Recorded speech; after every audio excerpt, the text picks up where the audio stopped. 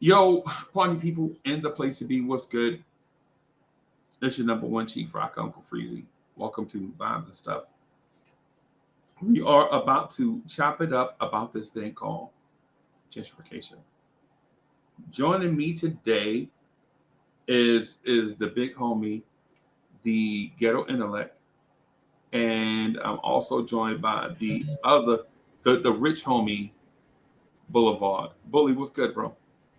What's up, homeboy? What's good, y'all? What's good, y'all? So I want to start the joint off by asking y'all. What's goody? What's goody? What's goody? Yeah, Yeah, yeah. Salute, salute. so what is gentrification? If Bully, if you want to go first, and then and Mm. then and then Gi, if you want to follow up, man. The question on the floor is, what is gentrification? All right. Salute, GR, man. Peace, peace, homeboy. And whatnot. Man, peace. Thanks Salute for to the having chat. me, fellas. I'm excited. I'm really excited.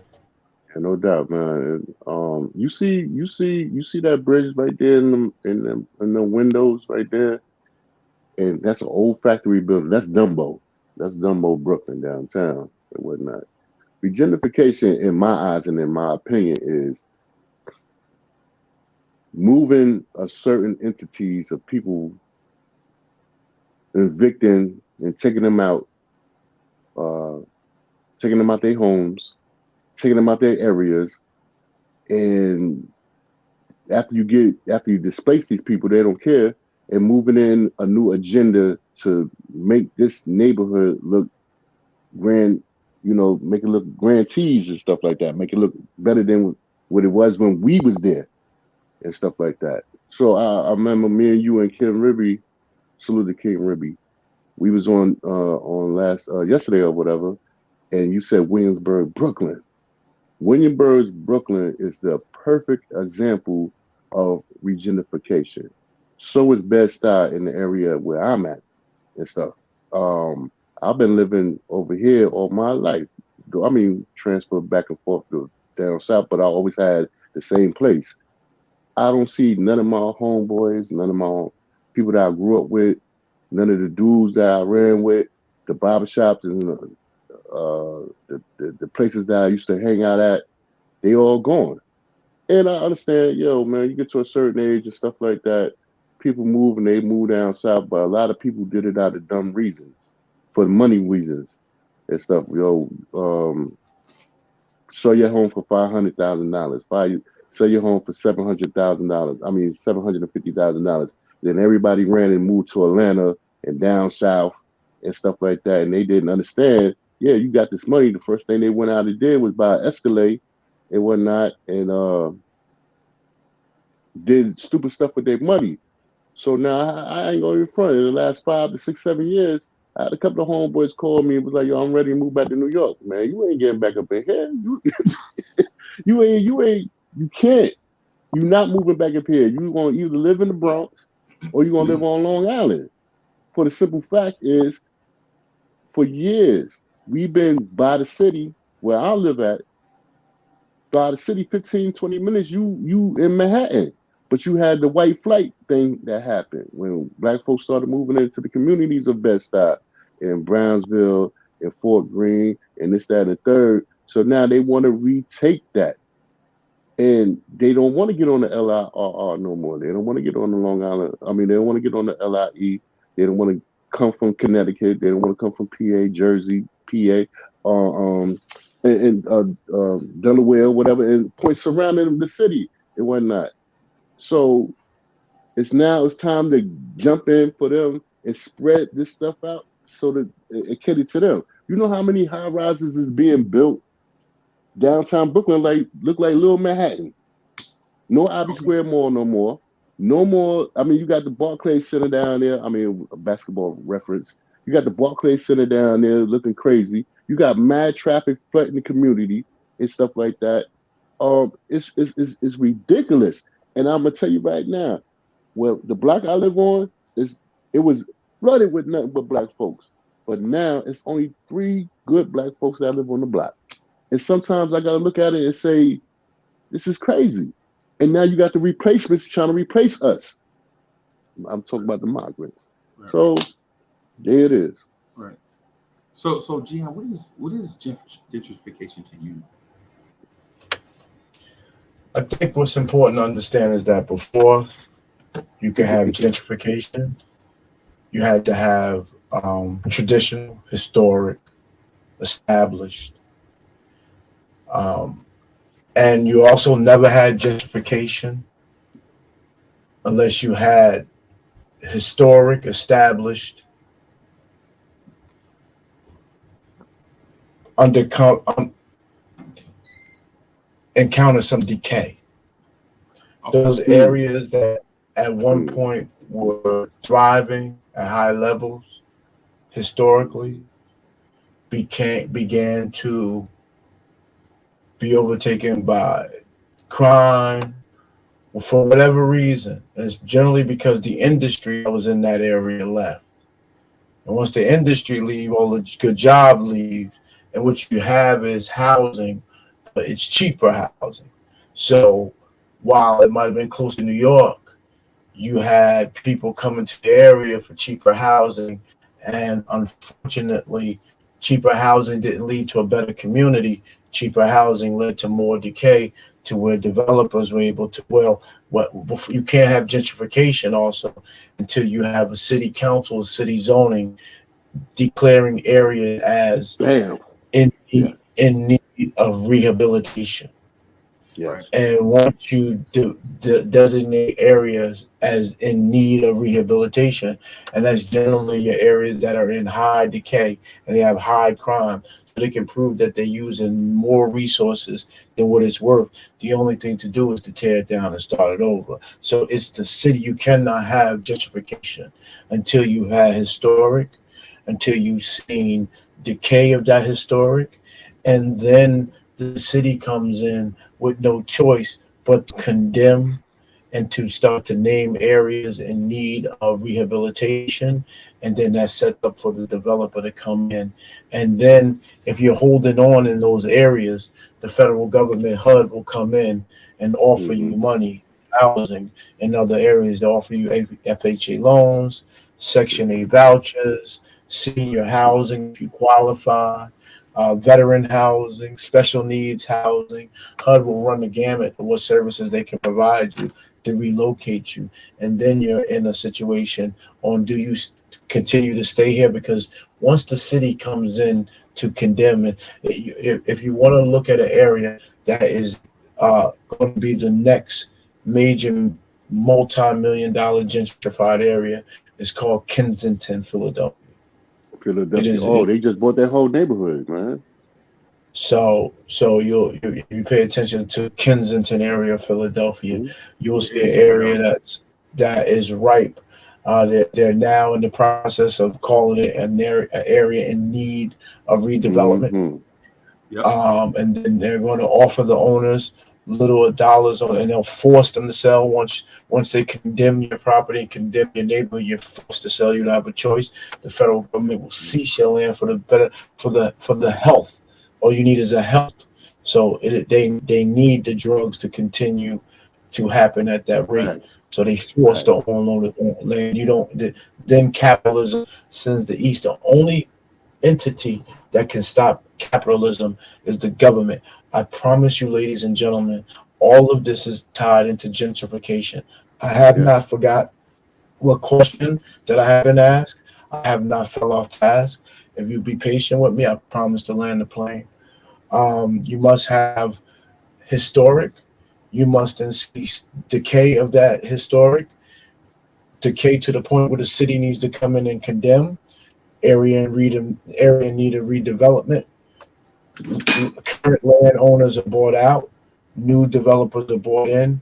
Once new developers are bought in, then you see what you call gentrification, because you see the new buildings and you see the new people walking their dogs and you see the new quality of life that was once in your neighborhood that you feel that was given to them above and beyond. But I'll wait my turn to pontificate. I'm just asked to tell what is gentrification, but that is what we see on the touching it. We see new communities thriving in areas that used to didn't thrive or areas that wasn't worth anything. And then we ask, how will those people be the ones who picked them to be the ones to be the next multi-billionaires because they had the opportunity to buy that property and come into this neighborhood for little or nothing. When we were here, we weren't given the same opportunities. And I think that is then what becomes the mindset of how we see gentrification. I land the plane. Yeah, right, man. That's excellent, man. I appreciate both of y'all sharing right there. You know what I'm saying? Because I think what we have to do is keep things in perspective, because there are perspectives on all sides of this. There are differing points of view on all sides of this, right? Because there are some that say gentrification is not what's occurring. They're reclaiming something that was once theirs. You know what I'm saying? It was something that was once theirs. They moved away, right? Because of certain things, say decline in their opinion, right? And then now they're at a point where they're ready to come back. And so what they want to do is reclaim areas that was once theirs, and not necessarily in terms um, of all ownership, but just a place where you stay, kind of like how I feel, like how I claim Jersey City. You know what I'm saying? I don't own Jersey City. I'm from there, but I feel like I'm a part of it. And so it's like one of these things where you kind of come back to the place where you're from, and you want to do certain things. And that's on a base level. I'm just talking basic level stuff, right? But what I want to get to, though, is what I want to ask you ask you gentlemen is this: what starts the precipitous decline in these areas wherein that these areas can't recover quickly enough to, say, keep a certain level of quality of life intact in these neighborhoods? All right. Well, for me, salute out Deron. I'm still fat. I'm still Nick Prince TV. What up, dude? Um,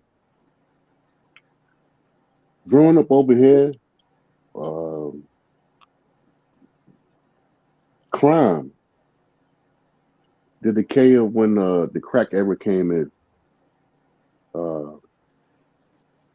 I was just talking to on my homeboy channel yesterday about the crack era. No fame for no fame TV. Excuse me. I hope I ain't coming down with that. Well, oh Lord. But anyway, um,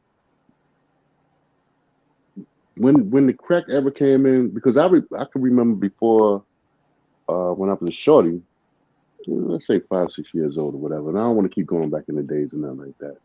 But I remember when everybody started getting hooked on that joint. My family, yeah, I had some crackheads in my family. I ain't gonna front. I spoke on it not too long ago and stuff like that. I remember before all that came in, everybody had good jobs. Everybody had money, cars, and everything. Everybody was living good. You know what I'm saying? Everything was cool. And then when that crack ever came in, it kind of tore the community up. It tore families up. It broke people away from family structures and stuff. Now your father not there, your mom's is not there. This, that, and the third is not there. So now you seem to decline into the family lifestyle. You know what I mean? I'm not going to blame it all everything on the drugs, but we had to be a stable people. We had to be stable and whatnot, be strong. So I think it kind of like broke into our communities where it separated a lot of people, and the money wasn't there.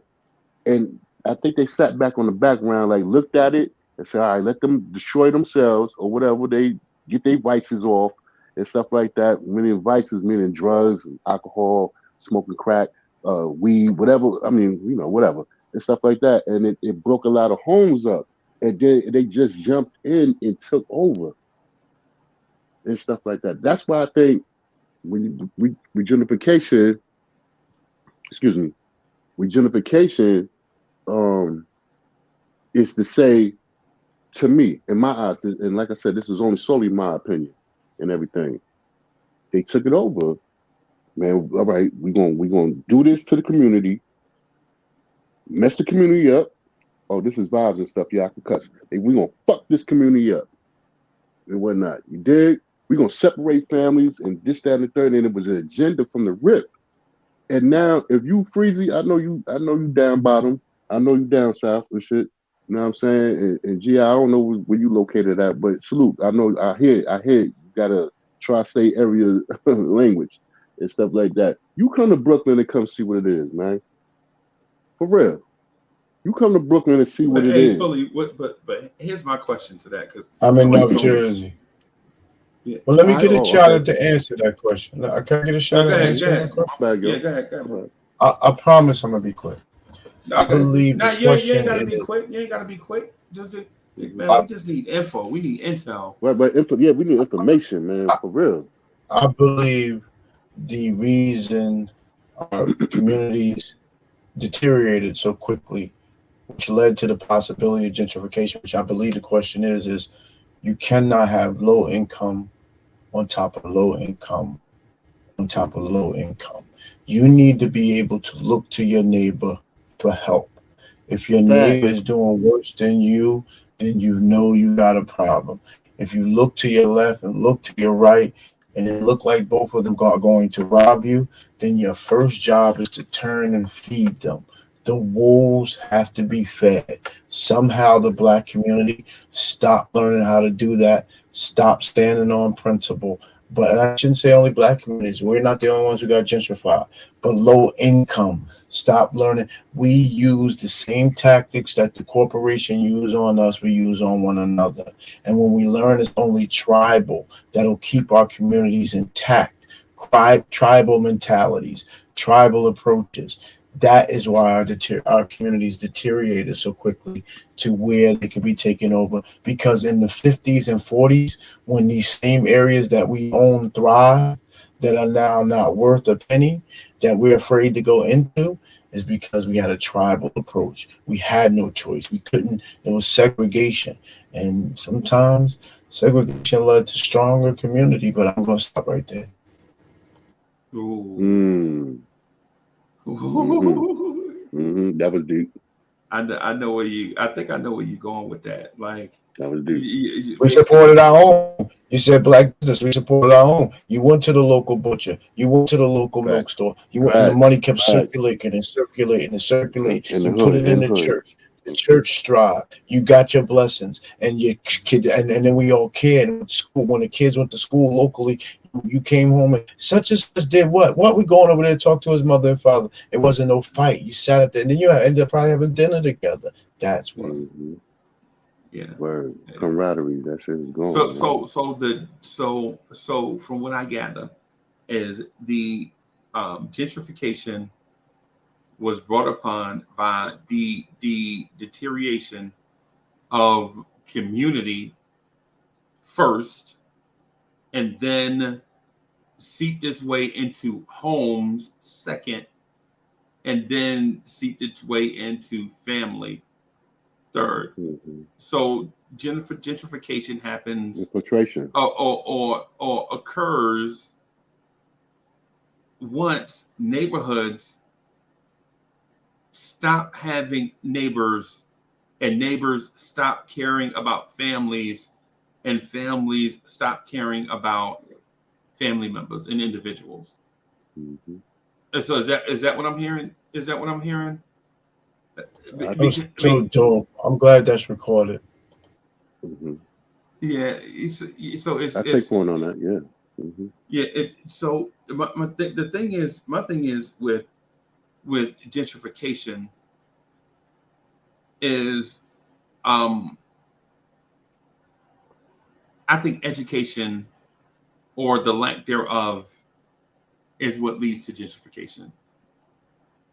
That's my opinion, right? Mm-hmm. The miseducation of communities is what leads to gentrification, right?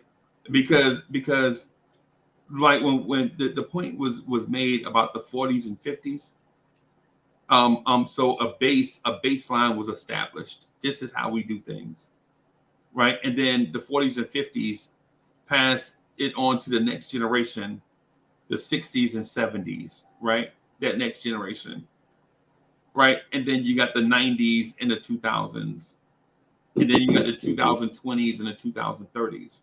What happens is when we pass the education on to the next generation and they don't embrace the actual education, if they get miseducated or they have a lack of education, and I don't mean formal education, brick and mortar. I don't mean that.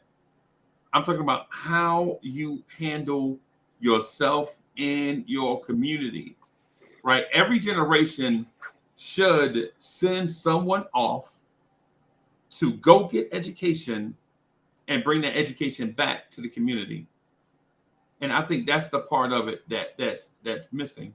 When we don't necessarily send our kids away to get education, and then they don't come back and bring education back to the tribe, right? Okay. So what happens is those leaders that were leading from the front, they get too old, and or they start dying off. And what happens is there's a gap. There's always a gap created, a vacuum created where the ones that go off to get educated are gone, and the ones that were once the leaders are passing away. You have that gap where there's a miseducation and a lack of education, and you start seeing things like survival kick in, like what Bully said, right? So now survival kicks in where somebody who was once, for instance, somebody who just lived with their grandma, right? Ain't never did nothing, but grandma passed away and left the property to them. They ain't never earned nothing, never worked, never contributed, but now they're the caretaker, the custodian of a property, right? And then what happens is somebody offers them some bread for that community, for that property. They like, yeah, I'm gonna take the money. I never bought this. You know, I didn't pay for it. It was left to me by somebody else. So I'm gonna take this money and move away. I'm glad you brought that up. And then they may mismanage those funds. See, because there's no harm in taking the money and running. People and companies do that all the time and are successful at it. It's called asset management, right? There's no harm in managing assets, right? You take a little bit here, you go somewhere else, you invest it, you build up something else, right?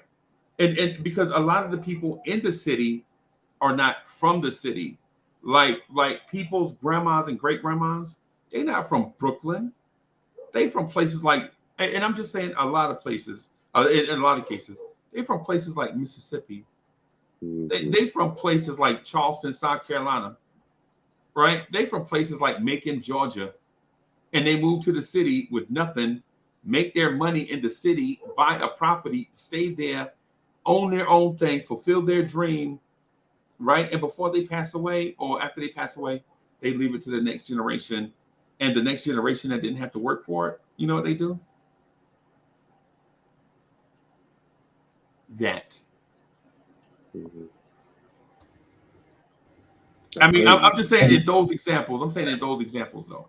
And that's the fear of why you don't have generational wealth. But there you go. I'm right there. personally not willing to take that risk. I'm going to just keep training my kids up to tell them, listen, this is for your grandkids. This is why I'm leaving it to you. I'm not leaving it to you to stop it. Your job is to keep it going. Right. That's why your whole life policies are being passed to you. They've already been in play.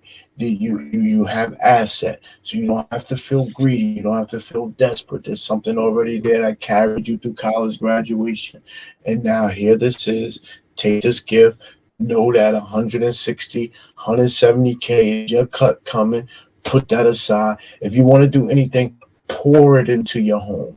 build Right. crazy equity in your house, and then pass that on to the kids. But if you take it in bubble gum and popcorn it or buy a car, I will come back and haunt you. No, no, no, I'm joking. But Right? you No, will no, I then will. I you will. will you will then at that point you will then at Right. that point you will have Mhm. stopped the generation of wealth. You will have Right. made this, and now remember this one, remember that one. Your generation, your generation isn't tied to your brothers and sisters. Once you get your cut of me, you now got to turn and look down your pipeline. You got to Right. think about how I set you up to set the next one up. And then if you ever need your brothers and sisters and y'all all playing the same game, y'all gonna look back like, oh, we are family. The Yeah. source of all of this success was the same place. Maybe we should put it all back in the same pot and then build again from there and become the Waltons and become the Walmart. You know what I mean? And Mhm. become Mhm. the, The the Brady's and Rockefeller. everybody, yeah. The Rockefellers and all that. For real. And Yo, so GI, man, perfect. I'm sorry, brother. Go ahead. I'm sorry. no, that's how it happened. Mm-hmm.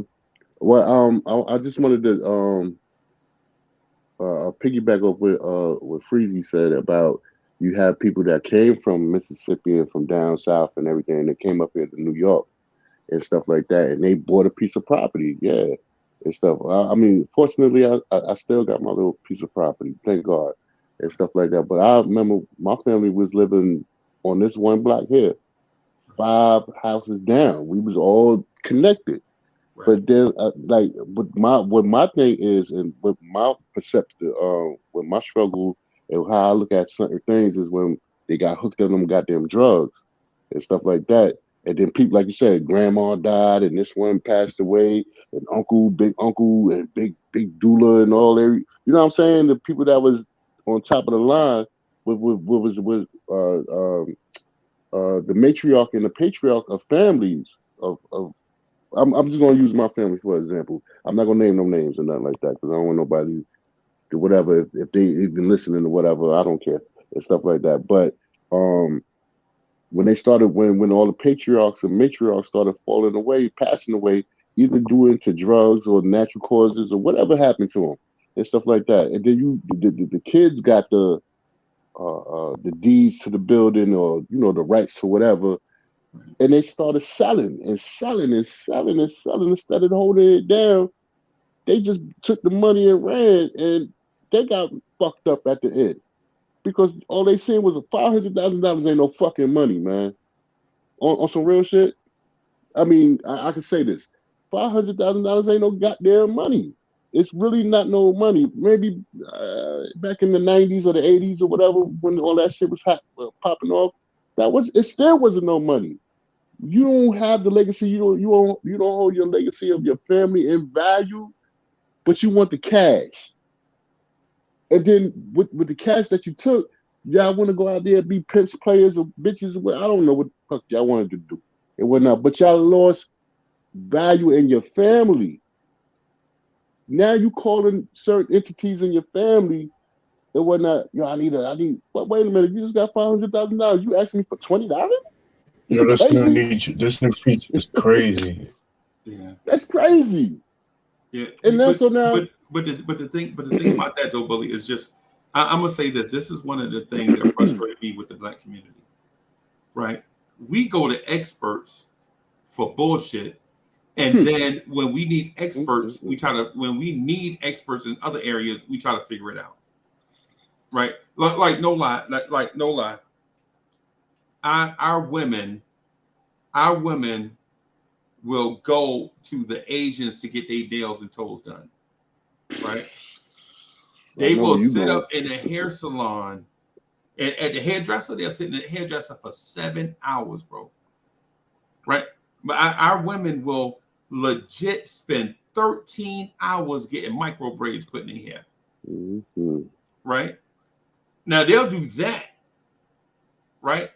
But if you mention to them like, "Hey, listen, I know this man. I'm not gonna say his whole name, but I'm just gonna say his initials, right? Mm-hmm. You know what I'm saying that can help you with some financial planning, right? So I know a guy. I'm just gonna say his name is GI, right? So I know a guy named GI. We can go to him and get financial help. He went to school and came back and imparts positive knowledge in our community. If he's asked to, he's got to be prompted because he doesn't know who needs it and who doesn't unless somebody says something to him. Right? Mm-hmm. Right? It's just a part of life. Nobody knows everything, right? You know what I'm saying? But the thing is instead of us saying, hey, Mr. GI, sir, I'm thinking about selling and I need some help with asset management if I do this thing. See, the first asset was that property, right? The property is an asset, right? The property is an asset that you have in your personal wealth portfolio. If you own it, have a deed to it, then that's an asset, right? Mm-hmm. And if you want to manage that asset, i.e., improving it, right, increasing the value of it, or selling it, for other assets, maybe you need you know what I'm saying, liquidity. Maybe maybe you just need the money, right? You still go to an expert and say, hey, listen, the property is probably worth about 1.7. They're offering me 800,000. Should I take it? And so a professional was like, wait a minute. So it's worth 1.7, and you're willing to take less than half of its worth for it. Why? Why? Like, what's your goal? Like, what are you looking to do? Right? And see, these are the things that we don't talk about. Like, we go to professionals. We go to it's crazy where we get advice from, bro. Right. This is our community. Like, we'll go to like our ladies will go to, for instance, give an example. The brothers in our community will go to the barbershop every Saturday morning. They are there at 8:45 to get a haircut, right? But then when you talk to them about, hey man, listen, you ever thought about speaking with a personal financial planner to help you with your finances? Man, I ain't paying nobody to tell me how to spend money. Oh, okay. That's just my little soapbox. I'm sorry if I got a little soapboxy right there. Right. I ain't gonna. I'm gonna call you behind the scenes, Freezy, because I'm gonna need one. G.I., did I go crazy there? Am I off right there, G.I.? I hope you upload this in shorts. Cut it in shorts and upload it. Some bangers on this. Yeah. But you see what I'm talking about? Yeah, I hear what you're saying, bro. I'm tell you, I'm gonna call you behind the scenes because I'm probably need your help in a little bit. But anyway, I'm planning on making a big move in a second and whatnot. And I never thought I was gonna think about this like that, but I think it's time, bro. I really, really think it's time. So I'm gonna need your help, bro. I'm asking for your help. Oh, no doubt. Hey man, we'll do what we can to help each other, bro. You know what I'm saying? But the thing is, but you made a great point. Yes, you made a great point. With our communities, and it's not just a up top thing. It's everywhere, bro. It's everywhere. Like, I got a homeboy right. Okay, I'm gonna just speak to GI about this, and I know GI knows nothing about golf, right? GI don't know nothing about golf. Let's just assume that, right? Oh, you sure? Stop playing with me. Stop playing with me. GI, I'm gonna assume you know nothing about golf, right? Just hear me out on this, right? And tell me if I need correction, right? I have a homeboy, right? That when we play golf, right? In December of every year, he buys a brand new set of golf clubs. Every December. I mean, every December he buys we go to the beach, we look around. I like outfits, right? I like to be fly when I play, right? You know what I'm saying? So I'm like buying outfits. I'll be out there, you know what I'm saying, with you know what I'm saying. I like Air Max golf shoes, right? That's just me. I love the way Air Max feel on the golf course, right? But I'm not buying a set of. I'm not He's about buying. to make me go my Air Max golf shoes, but I'm not going to do it. But check me out. Check me out on this though, Gi. Every December, he spends upwards of about $1,400 on irons. Every December, he buys the new driver that hits the market. Right. Once he finds the driver he likes, then he buys the woods that accompany. Right. And this is the same dude. Like we have golf carts, right? So I have a golf cart, and my golf cart is raggedy, right? The seat, the bench seat is like the leather on it is split.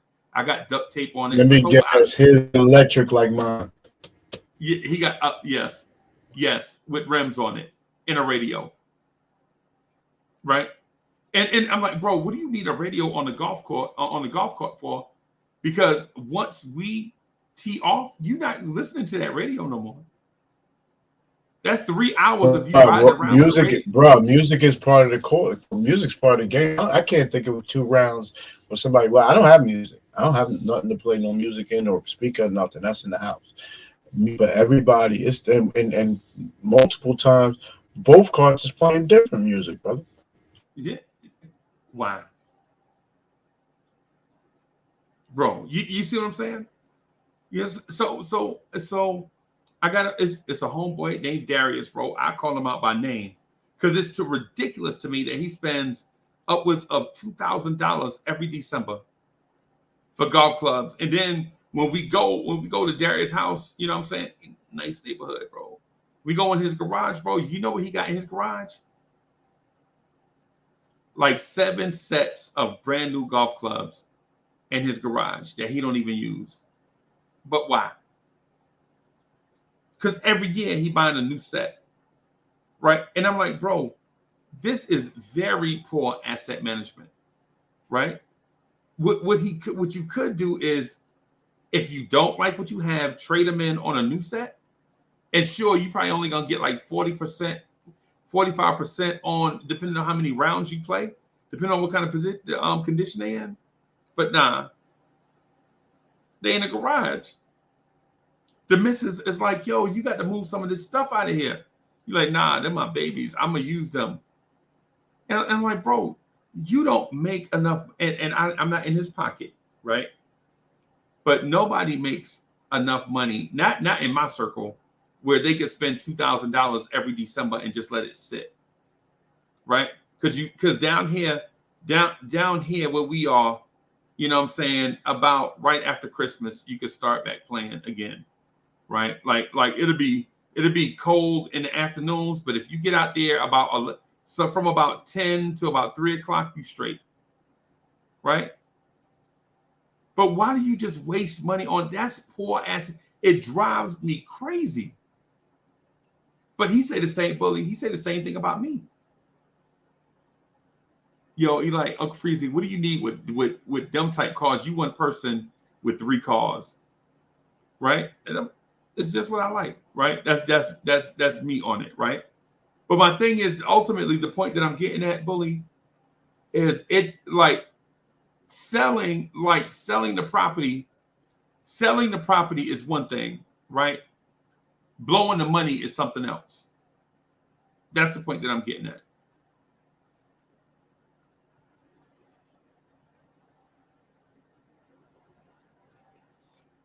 I love this. Oh, where'd he go?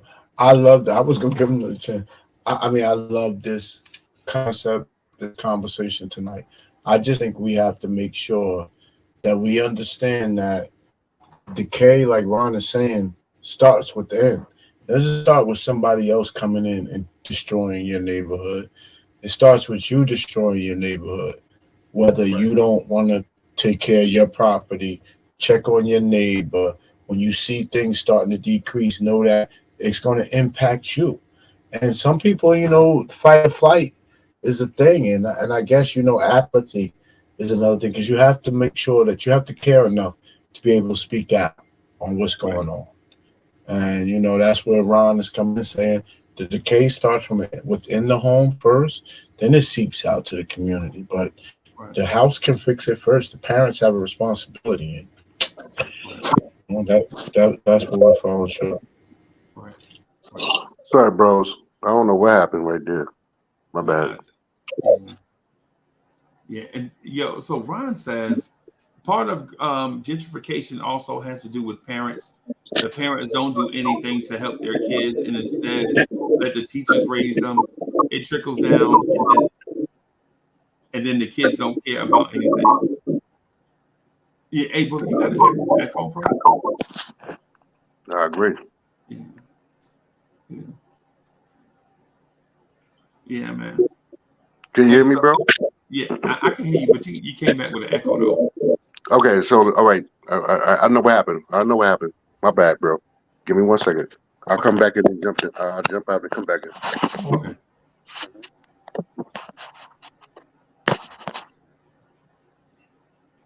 So one of the things though about gentrification, and to be honest, this was those brothers topics that they wanted to talk about with gentrification. I think the thing is with gentrification though that goes miscast and misunderstood is that once you get to a certain point with gentrification, um, some things may or may not be reversible. But the thing about gentrification is a lot of times, bro, cleaning up and getting right is necessary. Right? Cleaning up and getting right is necessary.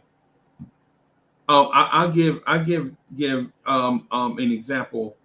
Um, if anybody remembers what the Bronx looked like in the 70s,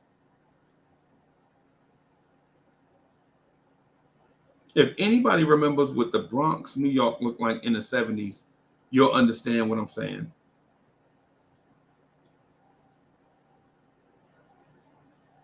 Okay, there it is. So Bully needed the link. So there it is. I'll put the link back out there.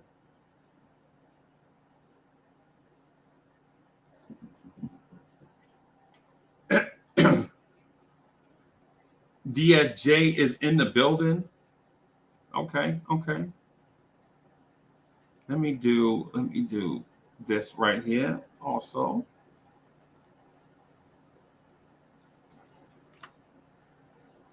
Bim. Okay. Okay.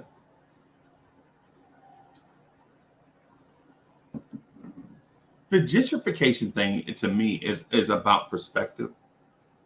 Um,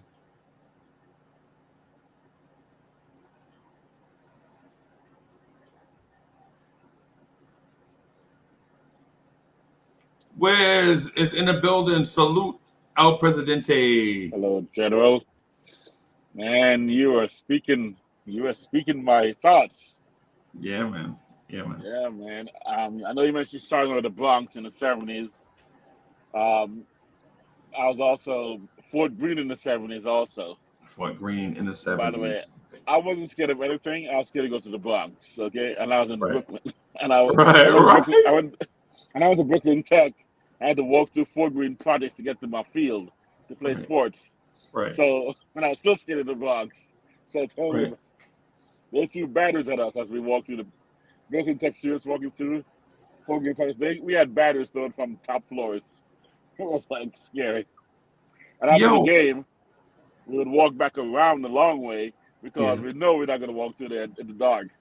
no, no, But but the financial part of it, man, I'm thinking about some of the psychological reasons why. It's not purely lack of education and ignorance. Some of it is the need to feel as if you have made your mark or elevated yourself. So right, living in the same neighborhood is not a sign that you've actually made it. right, Driving the same car is not a sign that you've actually made it. Wearing the same clothes.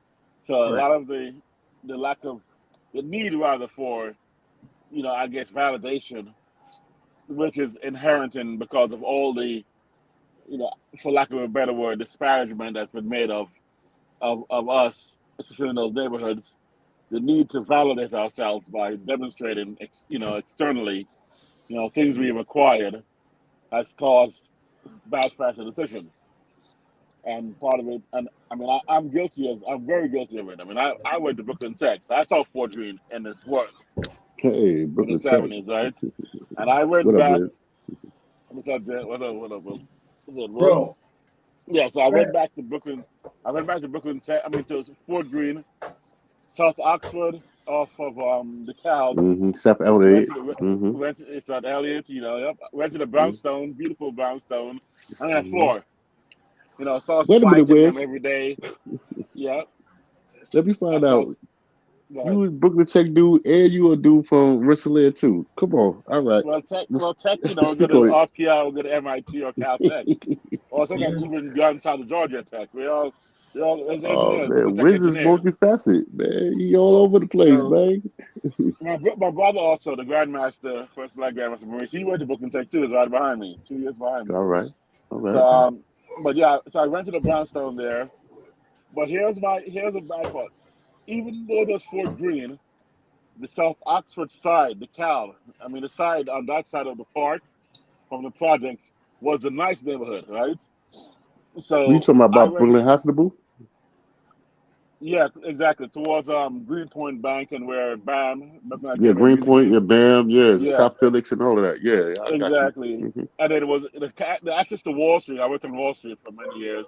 Was Hmm. literally 5 minutes. I tried to walk to work sometimes. Facts, Okay. Walk right across Brooklyn Bridge. So I went back to that facts. neighborhood because it was a nice neighborhood with a beautiful brownstone tree-lined streets. It Hmm. was, here's my mistake was, my dad had a place in Alphabet City, a one bedroom, but beautiful, big one bedroom, Alphabet City.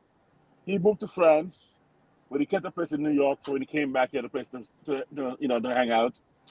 Um, Big one bedroom in on Avenue A and 13th Street, but it's Alphabet Mm. City on the border of Alphabet Hmm. City. So neighborhood wise, it wasn't the greatest. It didn't have any trees on that street, by the way.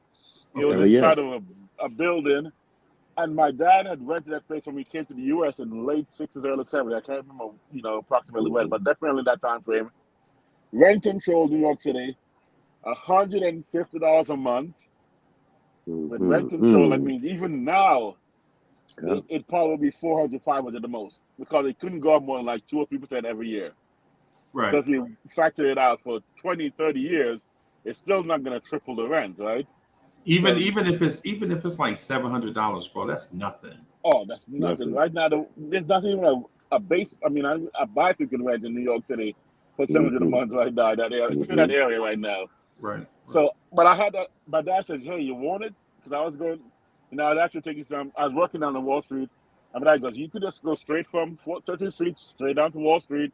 Hmm. 150 a month. You have it while I'm not here. I come back for 2 weeks of the year. We hang together." But I was like, man, I need to look the part. I'm working on Wall Street. I just started working at Saks Fifth Avenue first. So I bought my Armani suits. Right. Corneliani, my double breast. I got it all So fitted. do you still have do you have your security licenses? The 63, yeah. I mean, I have Okay. a couple, yeah. I haven't shared it in a while, but yeah. I mean, I'm as far as for somebody else. That's Okay. kind of, or for as well as company. I actually saw my company. Long story that is as well. So trying to Right. make my story really short was with all my suits and my, custom made shoes and everything, I was gold toe socks. I couldn't just buy regular socks. I had to go, No, I don't want to. Bergdorf and Sanctuary. I mean, so so I'm like living. I'm like, I can't take a girl to 13th Street and First, Avenue A. I said, man, at Brownstone there in Brooklyn, right there South Oxford, Hmm. 150 a month. They were charging 750. So basically, at the time, I would rather spend $600 more a month to make sure that I look the part. Wiz, how old were you? 7?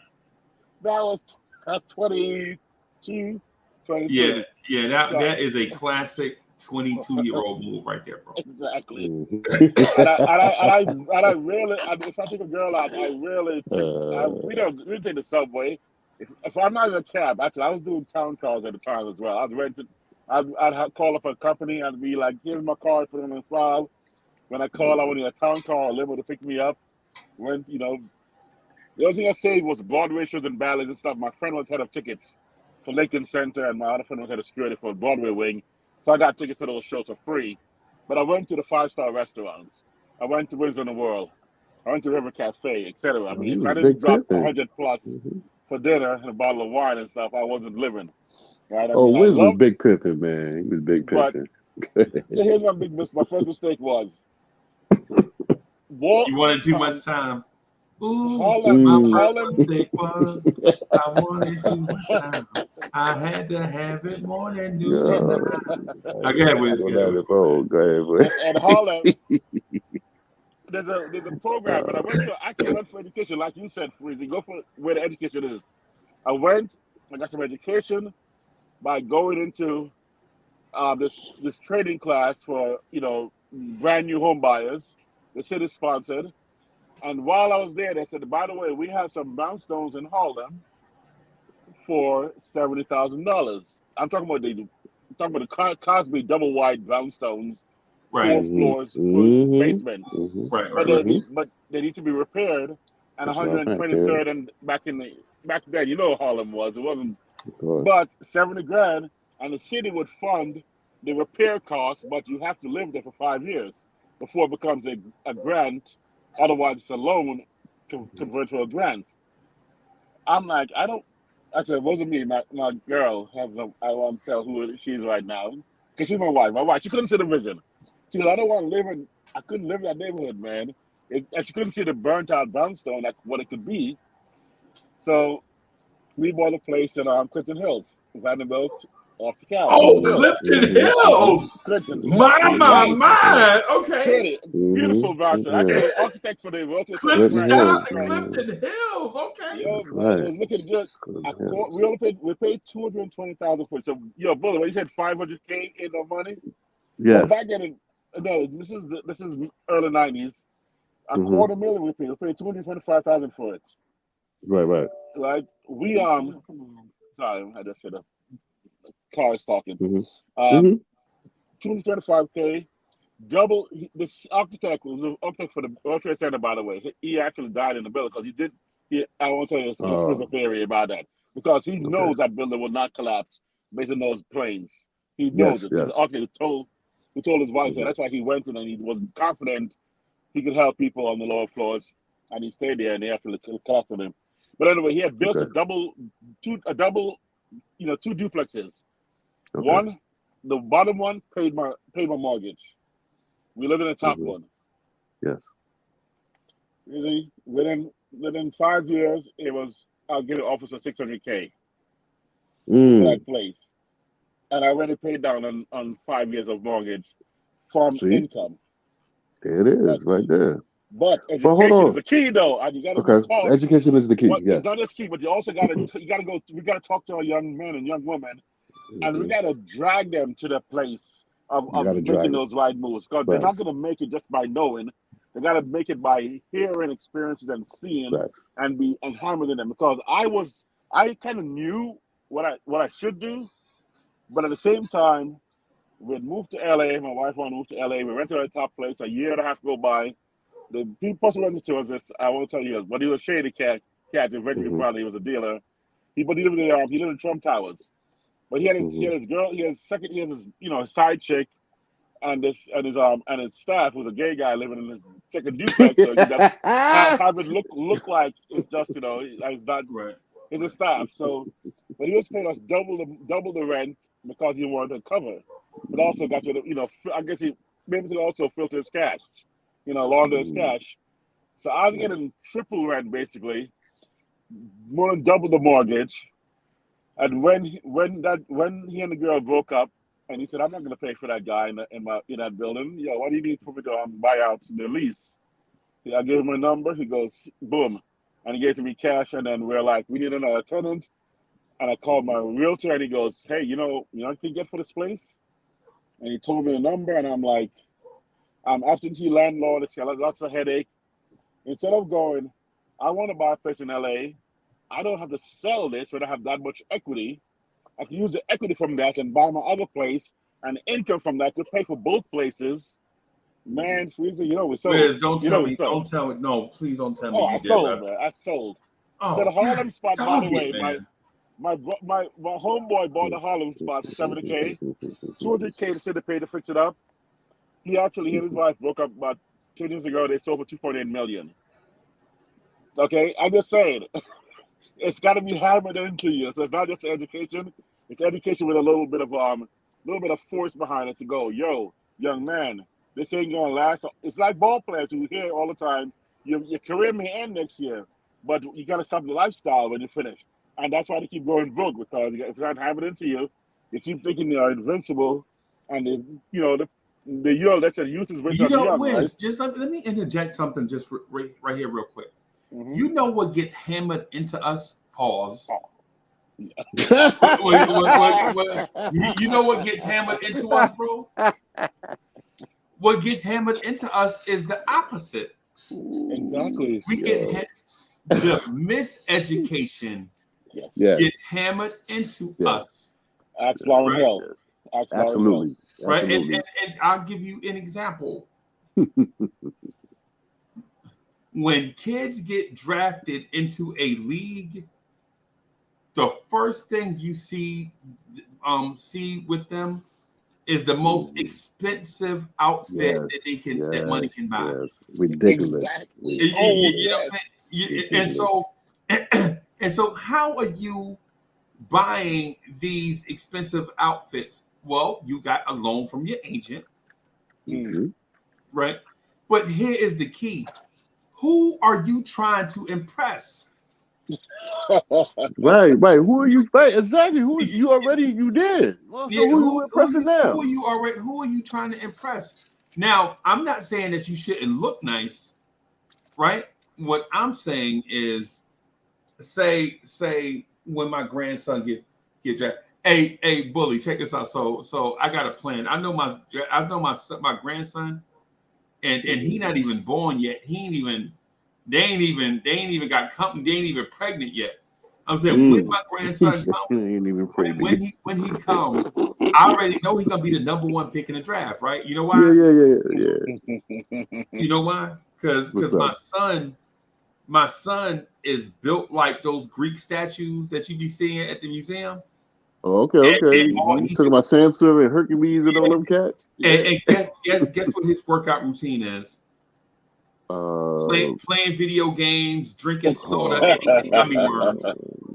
Wiz, you remember them days when you ain't have to work out or do nothing and you look like a god? Adonis. You remember that?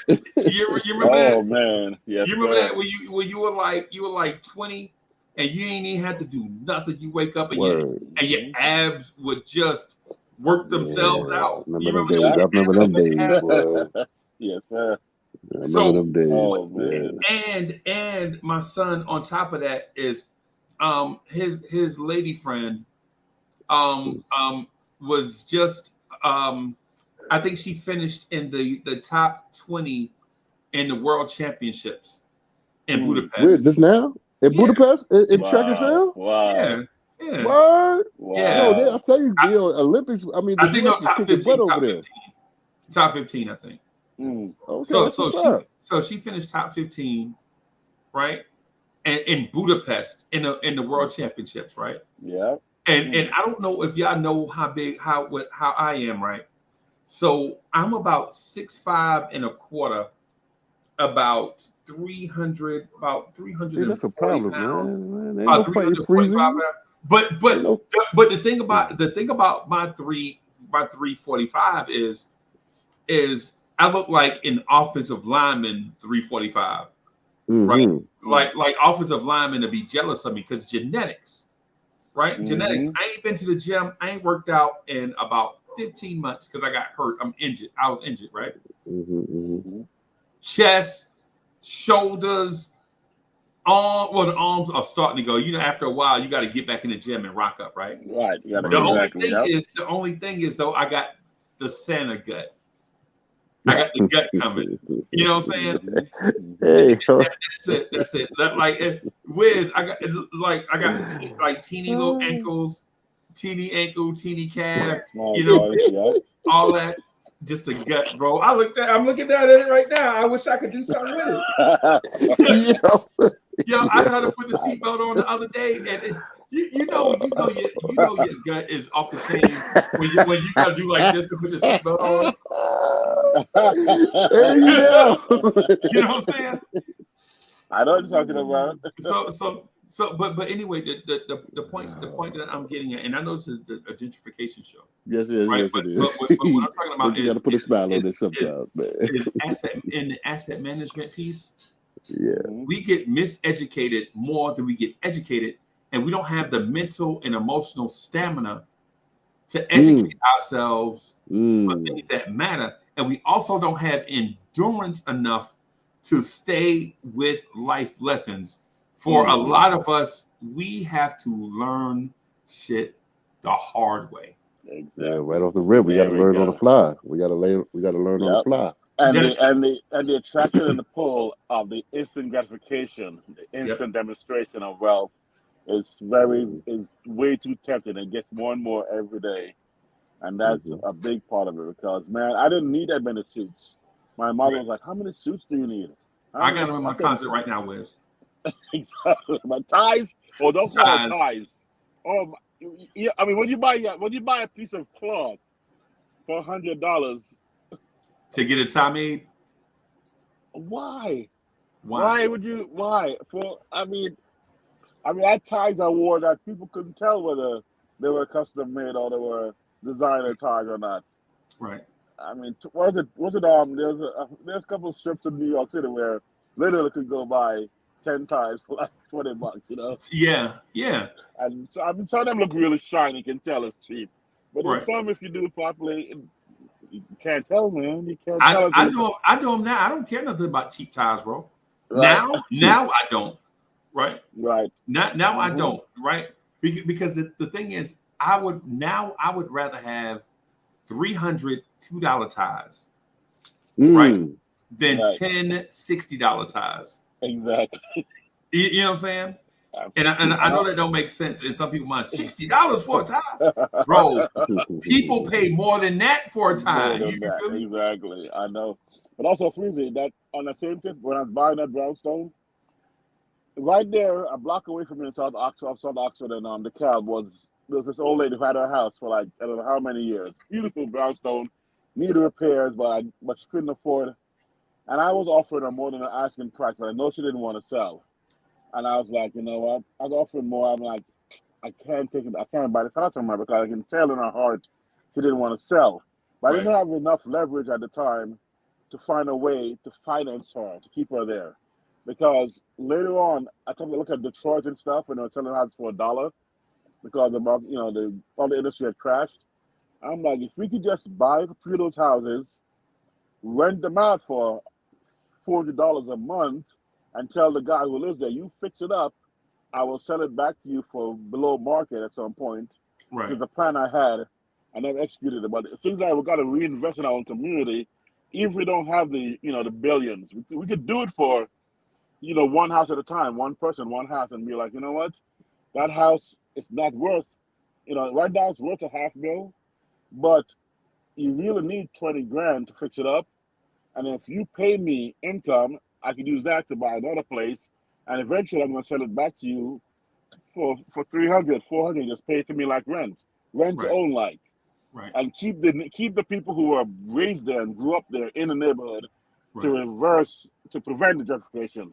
Because there's too many of them who just took the money because they needed it, or two that couldn't afford it, or property taxes went up, or sometimes it's just more money than they can fathom. That's why they like Wiz, if I offered you $7 million for your house right now, but you had to be out by Saturday, would you take it? Oh man, I'd have left yesterday. Right. Yeah, that's what I'm saying. I know. You said when somebody offers great point. more money than you can even imagine, $7 million. Bully, if I offered you $7 million for the property you at right now and you had to be out by Sunday, would you consider taking it? Pew. Pew. Right. Ain't You no know, So special to the pews. he need a different incentive though, because if that lady was selling her house for 250,000 at the time, and she didn't realize that with taxes and realtor fee, etc., she may walk away with what? Let's say generous. Let's say 180. right? Generous. Let's let's say to find a way to say we're gonna actually front you 100K right now, tax free. Find a way to do it. You can do it through trust funds or whatever. There are ways to get money to people without having the gift tax or etc. Involved. Have Sam out of your business, or we can give you access to it, and you just simply draw as you need. But giving you 100 grand right now without selling your house, but later on we basically attach basically a little lean to it, where at some point when the sale happens, if it does happen, we get back our money plus profit, right? Let's say Right. get back double. But they stay in the neighborhood, Mhm. and you keep them there to try to maintain or prevent the gentrification. And that would be my way of thinking. If I could go back in time, that would be my passage to try to prevent what ultimately became. I mean, my friend had a different thought. He bought a house in East New York, and his plan was every weekend we just have one good mugging, one good shooting, and we can prevent gentrification to, to move along. He kept on saying, "Yo, Shout out to East New York. Oh exactly." yeah, shout out, He goes, man. too many blonde girls with tank tops and flip flops walking around at midnight. We can't have that in the neighborhood. A couple of muggings, a couple of shootings. Don't nobody gets hurt. Oh Just Lord. get 5 to circle the block for 3 hours. It'll slow Mm-hmm. down the notification. That's all we needed. So Right. Yo, Wiz, that but was hold on. Let me. yep. I want to change the subject, but I just want to flip the script just a little bit. Okay. You know what they're doing now, right? In the projects, the projects, and stuff Hmm. like that. So if you had people when the projects was first built, in the city and stuff like that. The rent was what, $8, Yeah. Yeah. Hmm. $10, maybe 30, 20. $35 or something. Yeah. Right. So you got Hmm. grandfathered into whoever, when your people's pass, whoever signed on that lease or whatever, they signed they next to kin or I know siblings you're right. or kids and stuff like that. So now Hmm. what they're doing is if you get in any type of trouble, like you can't have no dogs, Oh pit bulls, yes. you Hmm. start doing crimes and they come back to your building, your storage, well, your storage, Hmm. excuse me, your apartment, your apartment number. Now they got reasons to kick you out because how is it that it's 40, 50 years later, you still paying $150 out? They want to get you out of there so they can move in. So now, of course, the project is owned by NICES. It wasn't a New York City Housing Authority and stuff like that. So they've been offering and selling certain buildings of project buildings, making them into condos. All they doing is just nicing it up for the next people to come in. Yep. But they trying to put it as $1,500 rent, $2,000 rent, and stuff like that. So if you get in any trouble, do rag, your hat backwards, or your dog going crazy, you got domestic violence in your house, you got drug activity, you got gun shooting Right. activity, they kicking you out automatically to put the new people in because for them, that's not making no money if you $8 in, you Hmm. $150 True. in, you $200 a month in. They want you up out of there because they want to get that bread. So they looking Yep. for any reason to kick your behind up out of there, yo. And that's all Exactly. around the board. Oh yeah, I know that. I know that. Yep, I know that's going on. Yep, in the projects.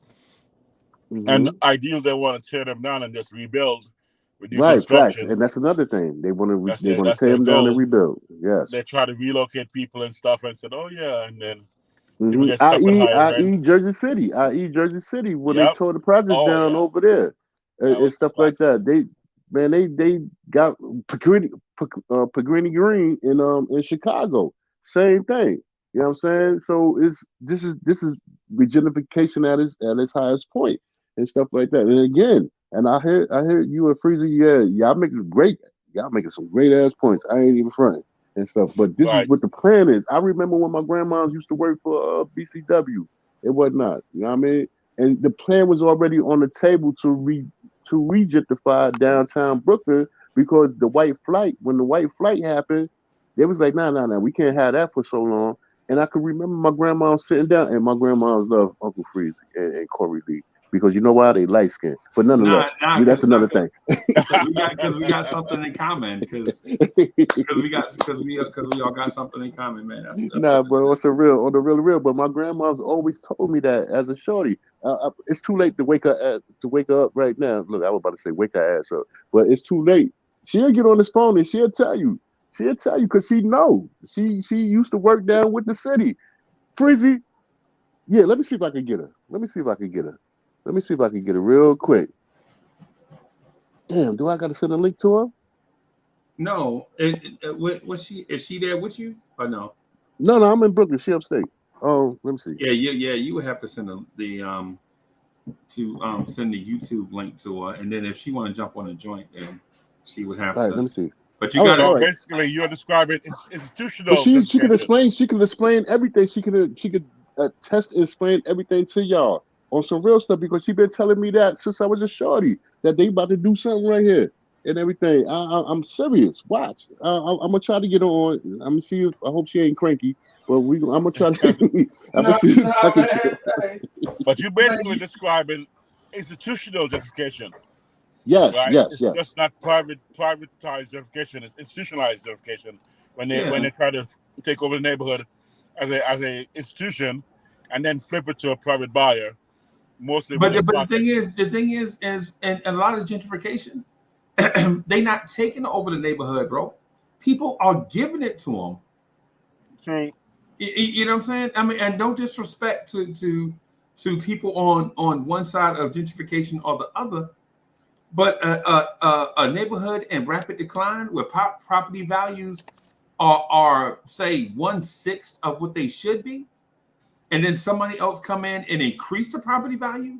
Can you be mad at them for increasing the property value, making an investment in increasing the property value? No. What you mentioned, though, Freezer, was he was talking about when projects were who are on rent control. They found reasons to kick people out of the projects by hitting on every single slight they may have, whether they have a dog in the house or they got a son who was arrested incarcerated. Or right. So they go, oh, you violated the rules, the guy, and all the fines was all print. They take over the apartment and then start to slowly find ways to diminish the residents' total because they're paying $20 a month or $50 a month, and then they go, okay, we got 2 out, we got 3 out, and slowly but surely, New York City Housing Authority has caused it, and then they cause things where like Jersey City or or green parts of Chicago, etc., to be able to be completely demolished and rebuilt on a private ownership. Yeah. But like I said, the primary one though is the giving away, is that we give away the properties because I sold my property in Brooklyn. I sold it to a sister who was a lawyer, but I didn't realize that she was simply going to flip it. Right. And she did. She managed her asset. Exactly. Right. She managed her asset, bro. That's all it was to it. Yep. So I want to read the comment. Sharina Kilpatrick, thank you for the contribution. So Sharina Kilpatrick says, it depends on my age, because that 7 million ain't gonna be nothing. Because in 10 years, that same property gonna be worth 10 to 20 million. And so what I'm saying to that, Sharina, is when I offered that to Wiz, I never said that's what the property was worth. I said that's what I'm offering Wiz. So if Wiz says, nah, Uncle Freezy, your money is not good here, I'm gonna wait for the next offer. He may not ever get that offer. Right. Because you're talking about if I'm sitting on a $1 million property or $2 million property, and he gave me 7, I'm like, I'm taking that, take off a couple million for taxes and realty, etc. Right. Leave me at 5 cash, and I'm buying 2 other properties, looking for you to come back again for that 7 million again. For that 7 million, yeah. That's the thing. That was the thing to it. I probably should have said it in more detail. Probably should have said it in more detail, but the thing is sometimes when you get like that once in a lifetime offer, you got to look at it as a once in a lifetime offer. Plus, like what Wiz said was he gets the $7 million from me. He's not going to wait for 20. He's not going to wait for 20 years for that $7 million to grow organically in a certificate of deposit or in a CD or some type of money market account where he's got his own aggressive investment guy that's looking for sells and puts and things like that, all the stockbroker language.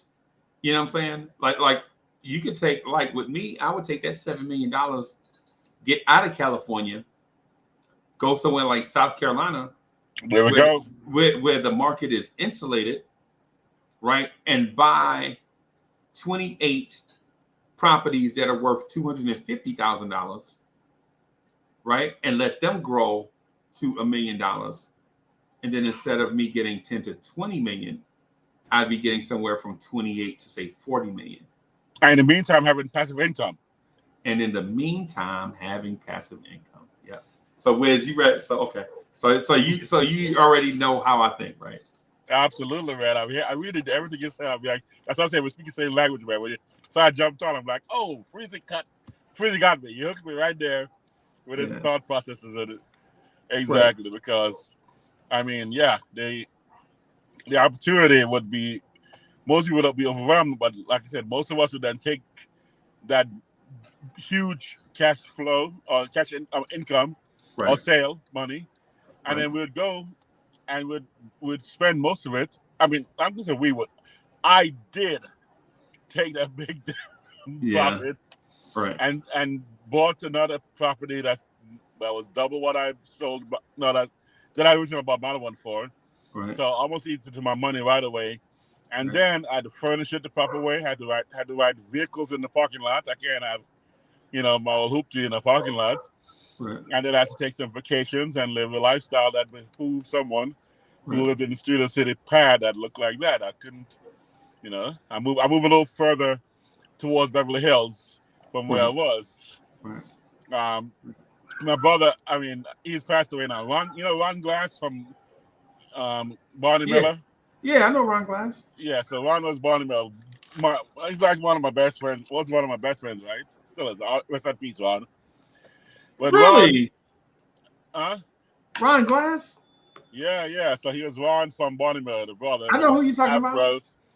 So Ron, first two jokes he made with me. One was when I bought my place in Studio City, which is further, it's called South, than the other one was that's close to the Beverly Hills.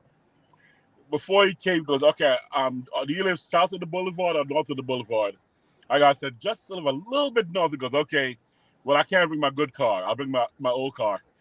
Based on where I live, which car is going to drive over to the house. Yeah. And then I said, yeah, man. But this mortgage, man, he goes, it's rough, man. He goes, I'm sorry, what's the mortgage?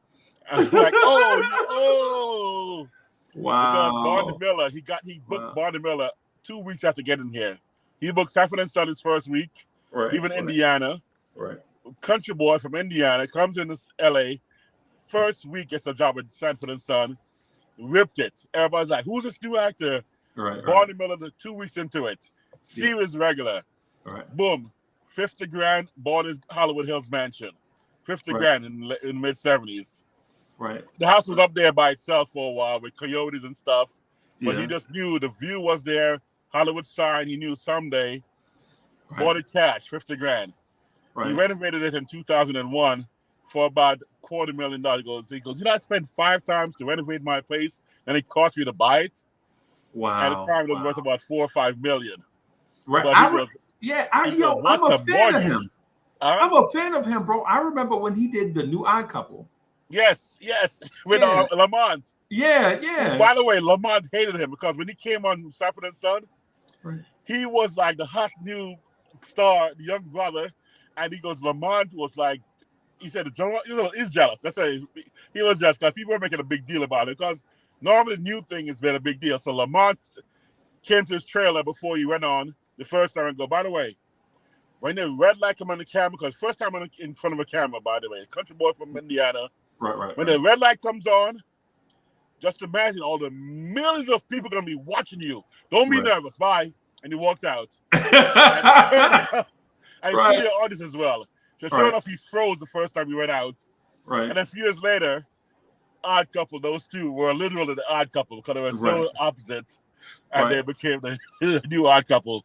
But that was, yeah. And then he did what's that space series. He was, geez, I forgot what the name title was, but and then he did just at a funeral, the black version, right? Right. So he was not happy doing that because all these rappers and kids are comedians and stuff. He was like, I'm a Shakespearean trained actor. He had a snob of the Ron from Barney Miller. He was literally like that. Ron was a snob, right? Right. Because he would say things that like, oh, Ron, you're still a snob, man. You're down to earth. He goes, yeah, well, sometimes. But he was like, saying, I'm acting with these guys, but he goes, but they paid me 10 times what I would ask for and what I ever made. And so he did the part. And he was like, don't go see it, man. It's not my best work. It's not the greatest thing. I would not, when you come see a Shakespearean play of mine or something. But then we went to lunch and everybody walked up to him, hey, aren't you the guy from Death at the Funeral? Forget about all the great work he did, right? All the great work. All they remembered was because the new generation, he had a new generation. I said, and he realized that this new part in the film, and even that, his appearance fees went up about 20 times as well. So he got flown first class to Australia because people were like, oh yeah, that's the guy from Firefly. He was on Firefly. Yeah. So he was getting appearances, Comic-Con, everything. And getting like crazy money just to show up. He goes, I show up, sign some autographs, first class, 5-star hotels, flown back home. He goes, man, I got no mortgage. He had no overhead, basically. Yeah, right. I was like, well, I said, that's a life, man. So the word struggling actor, he never heard that word. Struggling actor? Because he was struggle. I said, you just come to LA, get a part, buy a house, live your life. Yeah, like it's that easy, right? Exactly. Right. But yeah, the aspect of asset management and investing wisely, buy some Warren Buffett. If I bought 1990, by the way, I left Citicorp with a bonus that could have bought me 10 shares of Class A, Berkshire Hathaway Class A. Right. Okay, Berkshire Hathaway Class A right now is about $500,000 each share. Yeah. 20 shares would have been in. I probably would have sold earlier, at least half. But that's just 10 shares. That's $5 million. But they climbed so much. But they climbed so much over the years. You think about, do I sell them or do I right. Whatever. Or do I sell them? Do I hold on to them? Right. I just think I would have probably sold because Warren Buffett didn't believe in the tech industry in the early 2000s. Right. He did not believe in investing in tech. Right. Until like 2010. To like 2010. I saw his. Yeah, he had Coca-Cola. He had all, IBM. IBM was the only tech he had, but he didn't believe in like Microsoft and Apple and those guys until like 2010. I mean, that's just one of the few regrets he said he has, that I just didn't invest in the internet tech companies because I grew up blue chip, and I'm like, man, kind of like Magic. You heard Magic Johnson's story, right? Yeah. Magic was offered shares of Nike instead of money compared to Adidas. Right. And the shares that how much he was offered right now would be worth $5 billion. So Magic goes, yeah, don't remind me about that. Nike was brand new before Michael Jordan, so it was really, really brand new, and they couldn't afford the money Adidas had, and he was like, shares, man, give me that cash. I'm just getting out of school, and he took the cash, but I mean he's doing okay, but $5 billion as $5 billion. $5 billion is not like $5 billion is not like um, $5 billion is not like 4 billion plus. You got to think exponential. You know what I'm saying? You got to think exponential. I know, because Warren Buffett says, Buffett's giving away his money, right? His goal is to give away all his money by the time he's dead, right? Right. And ultimately, he's not going to give his kids much. He goes, his kids aren't going to get much money. They're going to get enough to survive, but not like $1 billion or so. And so he's going to probably a few million, just to live, but not. He's not going to spoil them, he said, and ruin their ambition. But he contacted almost most billionaires he could meet. He contacted all of them and said, "Hey, let's make a pledge to give away half our wealth, to the needy, to whatever cause you want, half your wealth." Which means if you're a billionaire, you give away 500,000, etc. Exponential, keep going. And he goes, most of them said, "No way, man." So he's gonna write a book, he said, called "How to Survive on Only $500 million." How to survive on only $500 million, because you can probably make it. If you already bought all your houses and your cars, right? Grandma, probably survive on, because Yeah. There she is. Hey, Wiz, hold on for a split second. Hey, Grandma. Hey, how are you?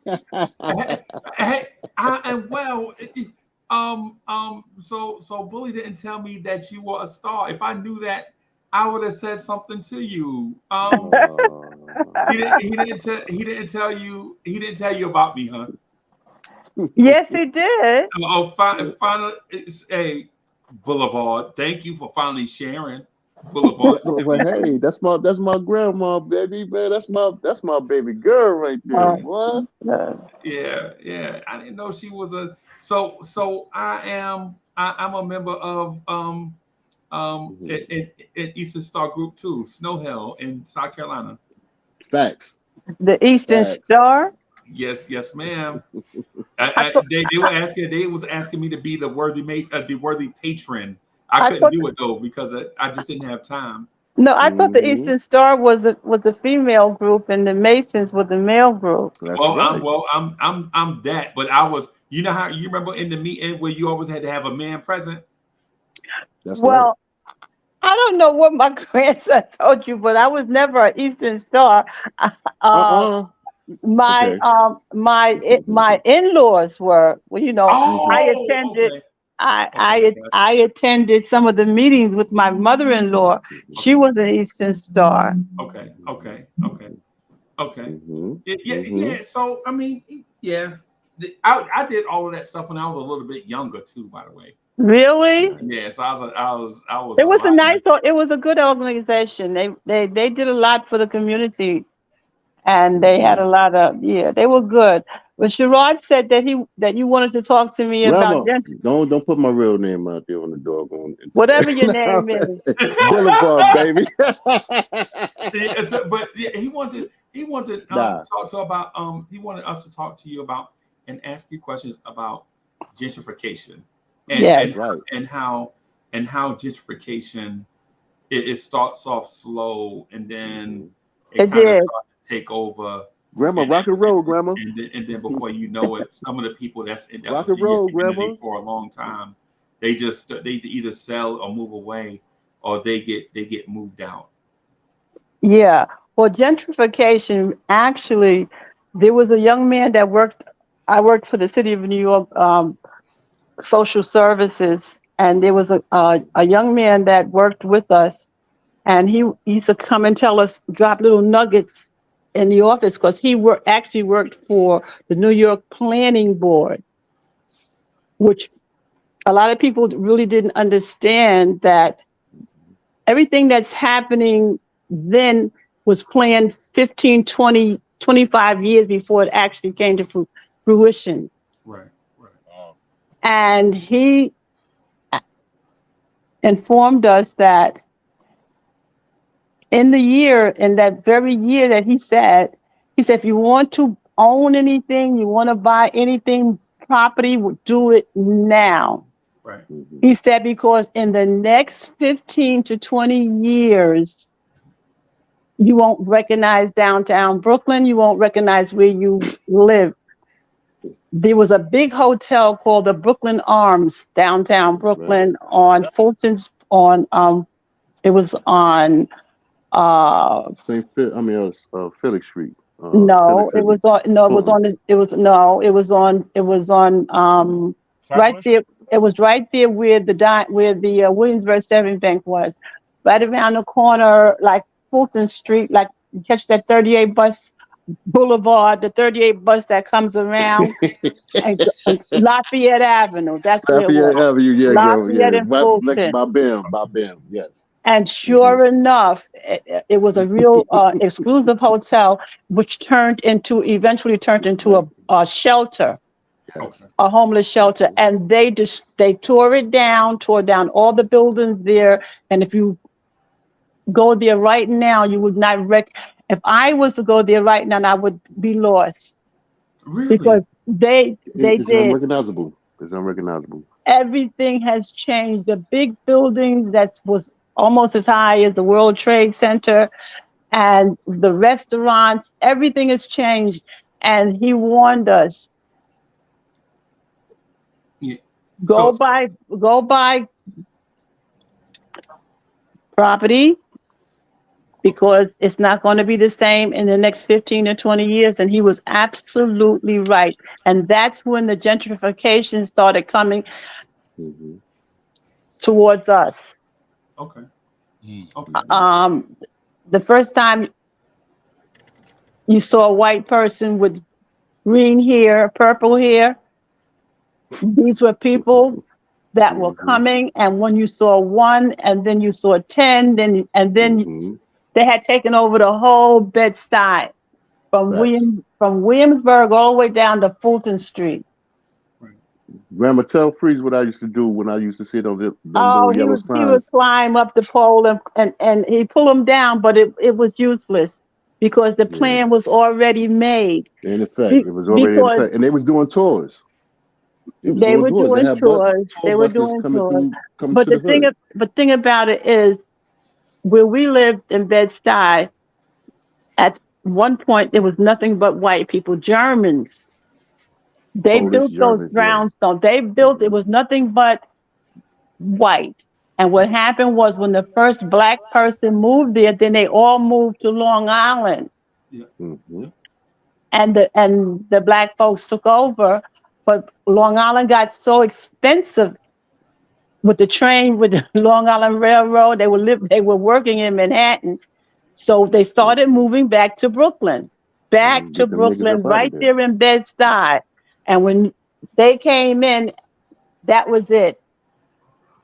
Wow. And then Wow. the greedy, and it's really sad because it's really sad because those brownstones that they bought for hardly nothing, because some of the black folks were so ignorant, they were selling brownstones that's going now for $3 and $4 million. They were There you selling go. it for $75,000, fifty That's what thousand I dollars. told y'all. I'm Talking telling about, you. oh, we're going to move down south. Yeah, move down Hmm. Southport into a what? A trailer. Right. Right. Hmm.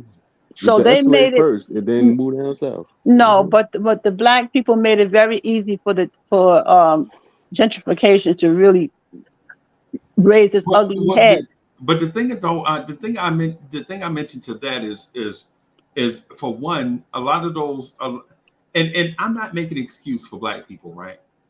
I don't grant I don't want to do that. What I want to say though is sometimes when people get offered money like they've never seen before, Exactly, they feel like they have to take the money.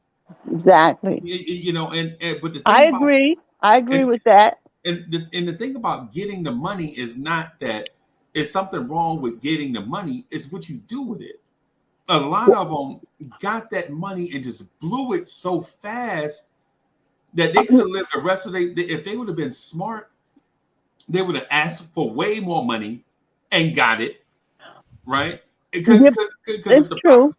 It's if the true. property at that time was say worth $800,000 and they got $600,000, they could have lived the rest of their life they didn't have to, they wouldn't have to work a day in their life in the 80s, 70s, 80s, 90s, right? If they would have bought, they probably moved down south, got a real property, right, and put the rest of the money in the bank and thought smartly about how to spend the rest of that money.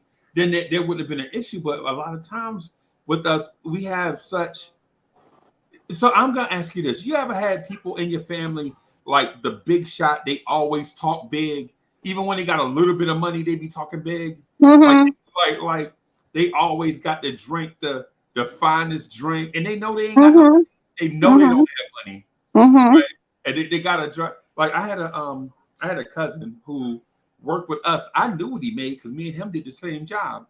So I had a little raggedy old Toyota with rust spots on it. He was driving a Cadillac, right? And when we went, the boss said I do a good job, and I know he's sitting there. I know he lying because I work with him, right? But he blew all his money, right? And now when he see us, right? I was like the little worker ant. Right, I'm the I go to work every day, put my money away. You know what I'm saying? My mother and grandmother told me certain stuff. They prepared me for stuff. They like, don't they would say stuff like don't let that money burn a hole in your pocket. Exactly. Or don't spend it all at one time. Put something away for a rainy day. Like little sayings that would teach me how to be responsible. Wisdom. Yes. But I had cousins though who, when they was talking, they like, man, they always be talking about, man, I ain't worried about them. I'm gonna go out and buy me a Cadillac and a big necklace. And they would be the ones with their whole life savings around their neck. Right. Can I chime in? Salute to the panel. What up, Bully? Good evening. Yo, what up? What up? What up, Wiz? What up, Freezy? That's Grandma Billy right there. Yeah. Hi. I was gonna say, like, financial literacy sometimes feels like a myth in the black community. It is, and also like a lot of these purchases, it feels like some sort of generational insecurity on top of it, where we're trying to overcompensate for the things that have happened to us personally or happened to us generations ago, whether it may be slavery or what have you. Now, I'll be absolutely honest, slavery did put us behind the 8 ball across the board. Yeah. And I feel like we've been compensating for that whole situation in order to get ourselves out of that hole and to look better than what we are or where we are, instead of taking the slower approach and building brick by brick and supporting each other. Like our family did. Our family actually did that. Right. Yeah. But Dre, let me do this real quick. So Miss Evelyn, are you originally from Brooklyn, or did you move to Brooklyn when you were little? No, my mother brought me here when I was 6 weeks old. Really? So that's all I know is Brooklyn. Okay. And I love Brooklyn. Right. Very much. Brooklyn is my home. Okay. But the Facts. let me say this. The black folks, my people, our people, the ones that sold their homes, they only paid maybe $6,000 for that brownstone, for that house. So when the Jews and the other people came in and offered them $50,000 or $75,000, maybe $100,000, that to them was $1 million. Right. Because back then in the days, I mean, the home we lived in was $26,000 for a brownstone. And that was back in 77, 76. Right. So they thought, well, this type of money, I can start over again. I can go down south and get a farm, get some pigs, some horses, or whatever they want to do. And they were what they really were trying to do was create generational wealth for their young ones. Right. But what happened is, what is that thing called? They was hoodwinked. Right. Bamboozled. Bamboo. Yep. Bamboozled. Ran them Right. up. Yeah, because they would come. Ransacked. Yes, they would come around and knock on your door. You I used want to to cuss sell? them You out. want to sell Cuss them your out. house? You want to sell your Cuss them house? out. And what they were offering them was more money I think they thought they'd ever see in their lives. Right.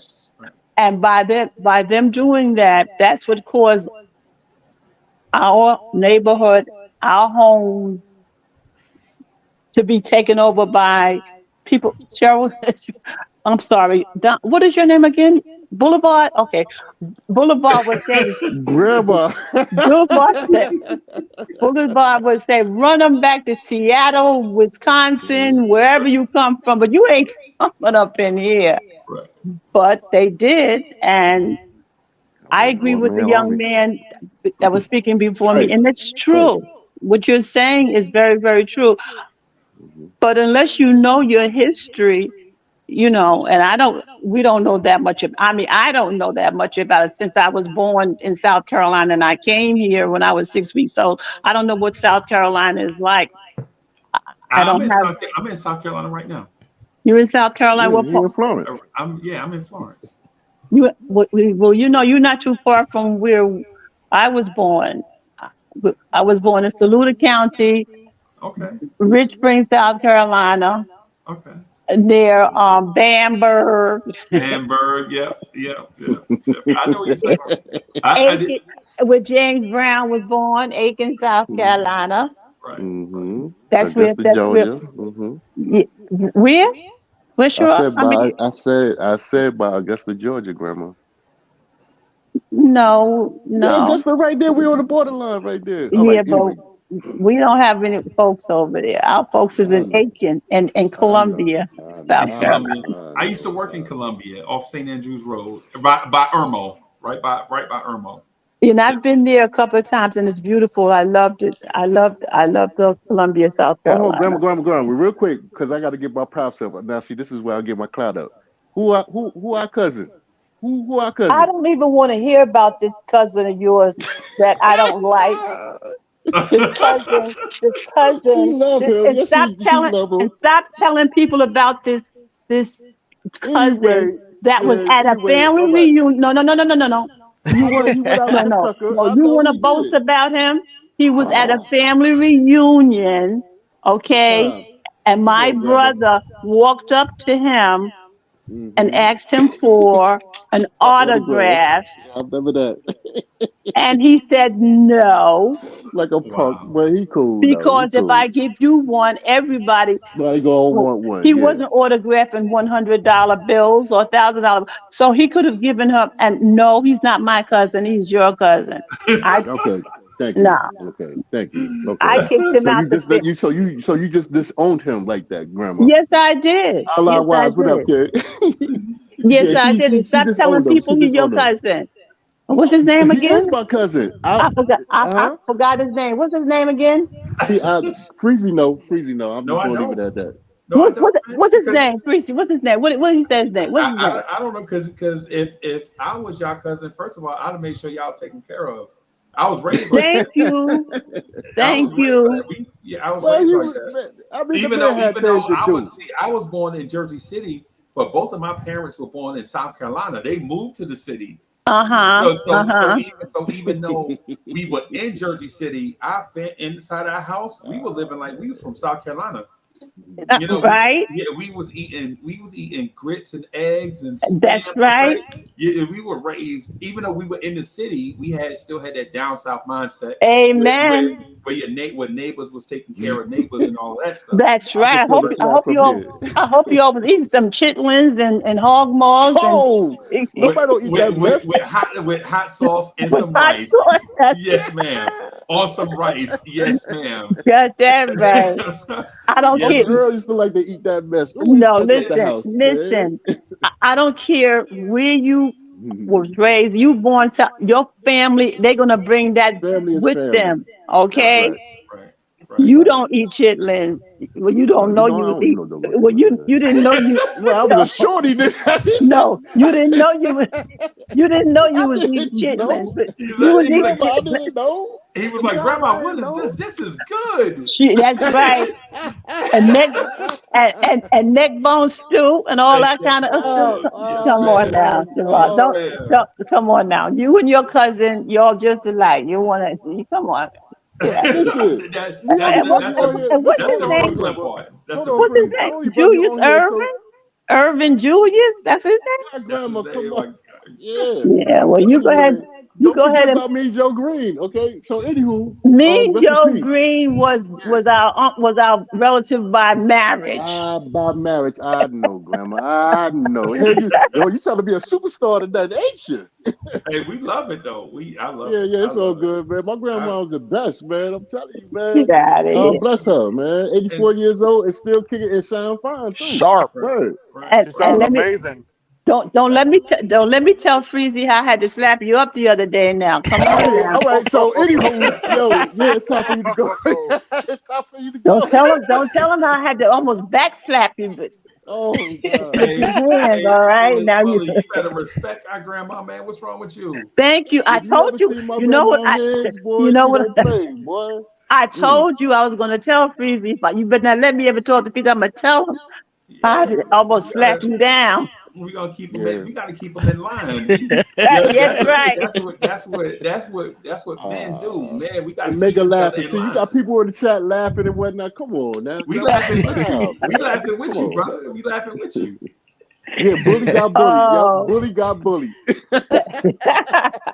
Well, anyway, Freezy and the other young gentleman, it was a pleasure talking to you. Thank you, thank you. And even though he made me get on and miss my Bob Barker. Oh no. Oh Oh, rest in peace, man, Bob Barker, man. Come You know on what? No, they down. were doing a special on him. From the because he time passed away. Because he just passed away he recently. 99 years old. And me and Sherrod watched him almost every day. So Every Sherrod, don't Man, day. start. every day. Don't start. Hold on, Grandma. What I used to eat while I was watching Bob Barker. I mean, when I was watching The Price is Right. What were you eating? Yeah, what was my favorite meal to eat when I was watching Um, Price is Right? you talking about macaroni and butter? Thanks. Yeah, macaroni and butter. Your macaroni? That's what he Macaroni. called. Hmm. That's what he called it. Macaroni. Macaroni. I Yeah, said, what? He Grandma, loved you it. said Bob Barker. Bob Barker. That at 99. Yeah, Yes, He 99. He didn't 99. go Hmm. 100, just like the game. He the did yeah, he what? price ma- the he price made wasn't sure he right. didn't go over the 100. That's too He true. didn't go over. I thought I thought he was gonna make it. He was like Betty White. Tomato. She Yeah. almost made it. I thought he was gonna make that 100, but he didn't. He didn't. Didn't But get that that was buck, right? But it's yeah, all right. that was our favorite show. Yeah. Yeah. But Stuart, I Yeah, didn't feed Grandma. you macaroni every night. That's what you wanted. That's what you want to eat. You said you wanted macaroni and butter, and that's what you got, macaroni. All right, Grandma. Okay. Right. Okay, And so Grandma, let us say this. Thank you for coming on and you're and, and, welcome. and, and imparting wisdom. We always like to listen and Hmm. take advice because it helps us Yeah, get better every day, and we take that wisdom and pass it on to the younger folks. So so yes. so that wisdom will never Ever. be forgotten. So thank Facts. you very much for coming on and You talking to us. you're quite welcome. You're welcome. And I don't know if I'll ever be on again if Sherrod don't bark. I mean, uh-oh. Oh, you gotta call him back Grandma, on. it's all good. My name is Uh, Sherrod Wiggins, okay? Look, I ain't scared. My name is Sherrod Wiggins. Right, All right, I'm out right. here, kid, but Okay. I'm the uh, alias of Boulevard Rod. You dig? Boulevard. That's your, but you know what? But that's okay because that was your guy. Y'all went to school together. Y'all, Yeah, did you tell him how you? yeah. Oh no, you didn't tell him that story. I'll tell him another time. Well, tell the story real quick. You on the phone? I mean, you out here right now. Go ahead, put it Uh, in there, kid. Y'all went to school together. I think it was the last day of school, and you got into a fight, and he helped you out, and you got knocked out. So Hmm. I did. I got knocked out. I did. Yo, listen, man. Ain't no good. Everybody take an yeah, L and every now he and then. Ain't was nobody that. super. They were really good. They were really good friends. Him and Yeah, me and Big. Yeah. Hmm. what was his real name now? I'm not gonna Wallace. put it. Yeah, Christopher Wallace. Yeah, Christopher Wallace. yeah, that was my dude. He loves himself some Christopher Wallace. Yeah. That was my Biggie. dude. Yeah. But anyway, Oh my guys, goodness. it's Nice almost meeting it's Well, almost I past. mean, how you gonna end the show by saying I got knocked out? It wait. You got knocked out by Biggie. Okay, all right. You macaroni. no, My you grandma. put up a good fight, but no, you didn't get. Yeah, It you was did. too Yeah, many. It was too many. It was too many. I couldn't handle yeah, everything. yeah, yeah. Man, come on now. Boulevard. Yes, Come on grandma. now. Now you know All you right. got knocked out. I had to come to Brooklyn I Hospital. said I got knocked out. Thank you, internet. I mean, God dog it. Grandma, it's time to go. Hold on. It's time for you to get on now. I had to go. I had to come to Brooklyn Hospital to get you. That's right. Oh Lord. They knocked my Oh, see, boy out. this is what she go. But you This is what she go. but you put up a good fight. You and Christopher Wallace. Yeah, Yeah. you put up a good. Yeah, that was the last day of school Oh too. my God. Look at the comments. You got people laughing at me right now, bro. Nah, but it's all good, man. I was a young man. I was Eighth what, grade. 17? Yeah, You yeah, it was eighth grade. It was the eighth yeah, grade. you So come last on, day of man. school. I bet you I get knocked out after that. You I remember what school guarantee it. that was? What Yeah, school was that? I know what school that was. Grandma. Junior I High love you. 113, Ronald Evans. Ronald Evans, Junior High 113, yo. That's right. On the corner of Lafayette Avenue. That's You like me on right. that? Grandma, get off the phone. I mean, get off the Oh, line. you want? Nice. Okay, Thank I'm you, off. Grandma. I love you. I All love you, right, I Grandma. love you all. Yeah, hey, we love Mhm. you, girl. Take care. Thank you too. Okay, Boulevard. Thank Take you, care. Boulevard Grandma. All All right, right. all right, all right. Press the Macaroni. look, What's press up, the leave macaroni? button. Press the leave button. Thank you. That, God okay. dog it. Macaroni. Yeah, That was great. man.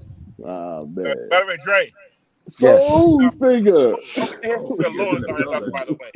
Knowing the history, but also understanding the pain that we have, Yeah. understanding what the underlying pain is from that history. Because Yeah. it's Thank knowing you, the history Chef. and not recognize that we're reacting to the pain that we suffer. We're reacting from the abuse and basically It's trauma. the A lot of Yeah. trauma. trauma. Yeah. Didn't resolve that. We're gonna repeat the same pattern of trying to live up to a standard that Trying to try overcompensate, like what Dre said, right? Yep. Word. yeah, Word. that's I'm kind of sorry. Dre's fault. Yeah, because Got my Dre, wise that's what we word. got to do, man. We got to get past that. We got to help our young men and women get Here he come. Yeah. Yeah, it's a Salute, man. rough Hector. road now. What's Hey, So good? we what's When up, bro? somebody saying here he come, I can leave if you want me to leave. Nah, Nah, son, okay. stay with me. Nah, you good. Yeah, What's Grandma up? so and uh, What's so. up, Soul Grandma Finger? so and What's up, so. DSJ? What's Chillin' happening, Dre fellas? was Salute good, everybody. Bully What's was good? good, Hey, Yeah, DSJ what was up, my man? good. What up? man, What my up? What up? What man, up? Heck. I hadn't seen Heck since I'll be right back. Moby Dick was a sardine. What's happening, brother? It was good. Well, you know, I had to Macaroni. come back from the oceans trying to get me another one. Soul Finger was good. Oh man, look, I can't complain. Everything's lovely out here on this nice San Diego day. Oh, well, Yeah, lucky you. I'm out in New York City and it's 60 degrees and I'm in shorts outside. What a bozo me I too, bro. Me too. My grandma gonna set Bully, me you up right for the there with put me, down. Bully. Yeah, I'm right here, bro. I'm right here with DSJ. What up, dude? What's going on, rap? Ah, Rap. Nah, I just want to say yo, peace and grandma blessing set to me up you. for the boom. Grandma set me up for the boom, yo. I just wanted to come on here and knowledge, and she put my ass through college. You know what I'm saying? And whatnot. Oh Lord. Nah, peace and blessings. Shout out to Dre. Shout out to Wiz and Mhm. Freezy. I was listening to y'all when I was driving back home, but appreciate y'all for having this conversation because it's much needed. Yes, yeah, indeed, Yeah, indeed. yeah, definitely. I was listening, as I was running around. It's a real deep conversation to have and something that's really needed. You can talk about everything else, but when do you really talk about real, life, things that affect life and how we need to progress as a people, as a whole? You're talking about spending.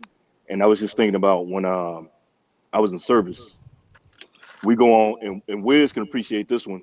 When you get deployed, cats come back with all kinds of money, man. Pockets so fat, they're like they got the mumps, you know. And the first thing cats do, they go blow it. Uh, I was up on the smoke deck. Well, if you don't know what it is on the ship, guys, this is where cats go smoke. You had a designated area to go smoke. Cats were talking about, yeah, when I get back, I'm gonna get screens put in my truck. The little young cat had a Suburban. You living on the ship, you got a Suburban, but you're gonna put screens in every headrest, get a drop down in both front and the back, and put all kinds of beat. No insurance, by the way. Oh, you had to have insurance to be on base. That's the one thing. Oh wait, Well, okay, so okay. yes, You a that's clown, Dre. however, comma, they get it to start, but then they let it go. You know what I'm saying? So you really Oh, that's Yeah, what a lot of young yeah. cats did because they didn't have the scratch to hold it up to Because maintain. you got to have the sticker, right? Don't you have to have the sticker on Well, your at the truck? time, we won't do stickers anymore. So that's Okay, how they okay, got it. That's how why a lot of them let it go. You don't have to okay. have a sticker anymore. Yeah, But I mean, you still have to do. Some commands would do checks, believe it or not. But they right. didn't. It got away. Anyway, I'm sitting there listening to the conversation, and I'm like, I was like, hey, young blood, check this out, man. I'm not ear hustling, or whatever. You talking all loud and everything, but it's all right to treat yourself. But let me ask you something. You got kids? He was like, no. I said, you live in an apartment? You got a house? No, which I knew because he was only an E3. Yeah, yeah. And I said, well, why would you come back with a pocket full of money like this and just blow it all on this stuff so you can go to the club, have your windows down, beating all over the place, so everybody can see your screams, and then Right, you go somewhere and then you either get jacked, right. they clean you out. I'm not saying you can't treat yourself, but be responsible. Put that money in a Roth, get an IRA, put some of that money away. Treat yourself, but put the majority of that little money you made. Because So like you, so first let's do this though. So first of all, why would you? So first of all, what is a Roth and why is it important? And why is it also to put it in the IRA? And for those that don't know, it's basically the same thing. There was a congressperson from, I think he was from Delaware, Senator Roth, who felt like your taxable income, I mean your retirement income should be pre-taxed. That way, when you take it mm-hmm, out, it won't be taxed after the fact. mm-hmm, Right. Like so for instance, if you put $100 in and it grows to 125, you taxed at the $100 amount and not at the the $125. 25, yeah, Yeah, yeah. So you tax before it goes in, before it grows, which saves you money, and the government still gets paid because the government is gonna get paid. they're gonna get Right. his. Uncle Yeah. Sugar gonna get Oh his. yeah, yeah, Yeah, for he gonna sure. get. But I just wanted to start. I just wanted to slow it down right there because sometimes, a lot of times, like I tell Drake all the time, like sometimes we spit so many gems, like we dispense gems, and sometimes it'd be too much for people to take in. So if you don't mind, just if you could like break down why you saying it, and like what Oh you're well, referring to, and then yeah, that way it could be helpful to people, helpful to others. yeah. Well, Freezy pretty much explained it right there. But there's a better way to save your money. Have your money make money for you, because a lot of times that money is invested in itself. It's growing. Have your, like, Right, basically, bottom line. The best way for me to put it, bottom bare metal, is have your money make money for you right, instead of right, it right, being pushed out, because the bank's going to use your money to make right, money for them, right. because and you get a higher return on your money going that way. And also other things, like I have a VUL, and I keep forgetting the name of it. Basically, it's like a life insurance, but it makes money. It's basically it grows on its own. So it's paying into a life insurance, but uh, uh, uh, it's like a Roth in a sense. It's a variable insurance Insurance, policy, and yeah.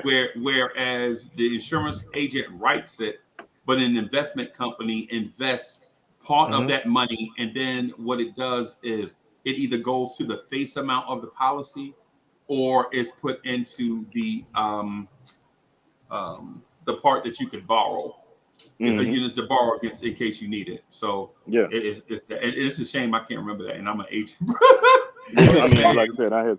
While you're on that Yeah, tip about money and taxes, people don't realize that your interest payments on your mortgage is tax deductible.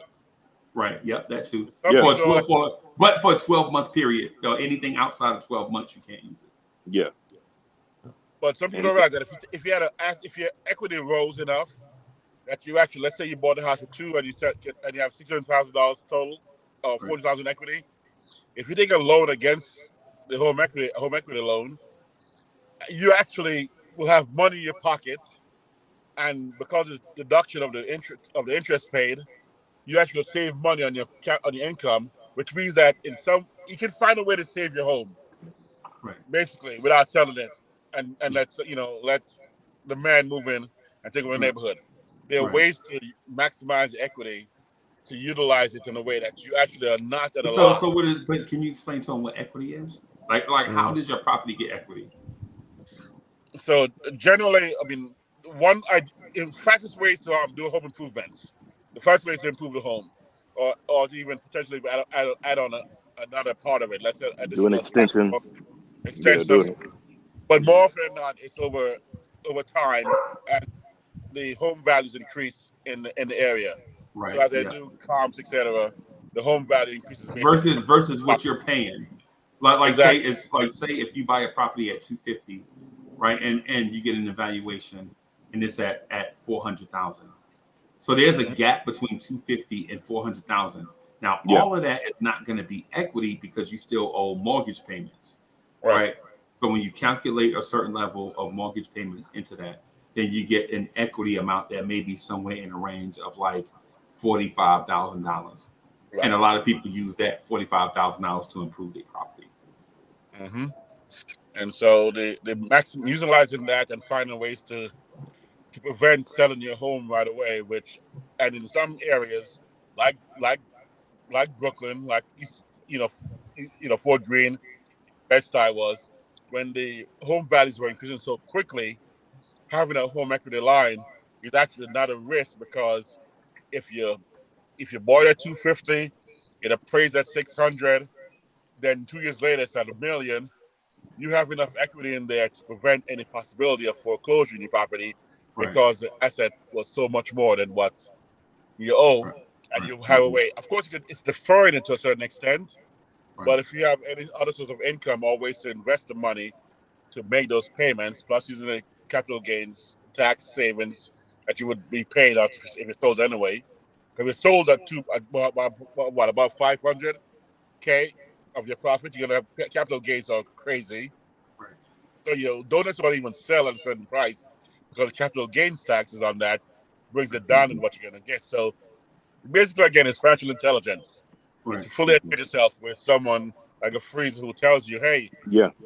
maybe you shouldn't sell this right now. Right. And even there's sometimes where you may even sell it slightly below a certain amount. Like in Right. California, there's a $1 billion tax. Above $1 million, they Right. tax at a higher rate. Home property taxes higher rate.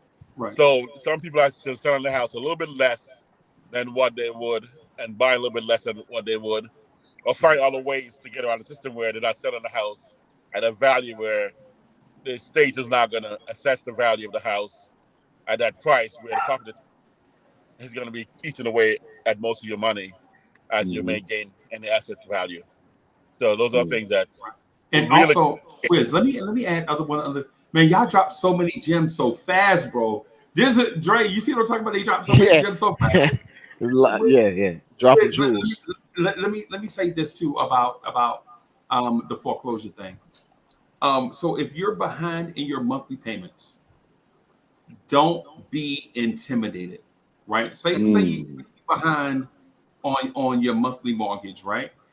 There's no harm in that because it happens to more people than what you think, right? Like when people are behind in their payments, they don't put a sign in their yard saying, "Hey, y'all, I'm behind in my payments," right? When you drive down your block, a lot of times people may or may not be behind. But here's the thing.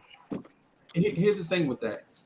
There's a thing called loss mitigation, right? And what loss mitigation is it's a device to protect the bank from the loss of the property. And with that, and when I say that, when I say that, hear me out on it. The bank never wants your house back, right? Like the house you in, the bank does not want that house back. It's a last resort. Trust me. That's the last resort, right? Because if they get the property back, they have to start the process all over again. Meaning when people are not making payments, the bank is not getting paid, right? So basically what it is if you think about all the legal steps that a bank has to do in order to recover a property, that's why they call you all the time. They're like, "Oh man, come on, man, yeah, he just such word." They call you all the time because they never want to go through that process of taking the thing back. They want you to pay, right? They want you to pay all your monthly on time every month for whatever long, however long the contract is. So what loss mitigation does is a third party arbitrator that comes in between both sides, right, to help both sides get this thing back on track, right? Now, some people think of like I don't know if y'all ever seen the loan modification commercials that used to come on TV all the time. Yo, you behind in your payments, do a loan modification.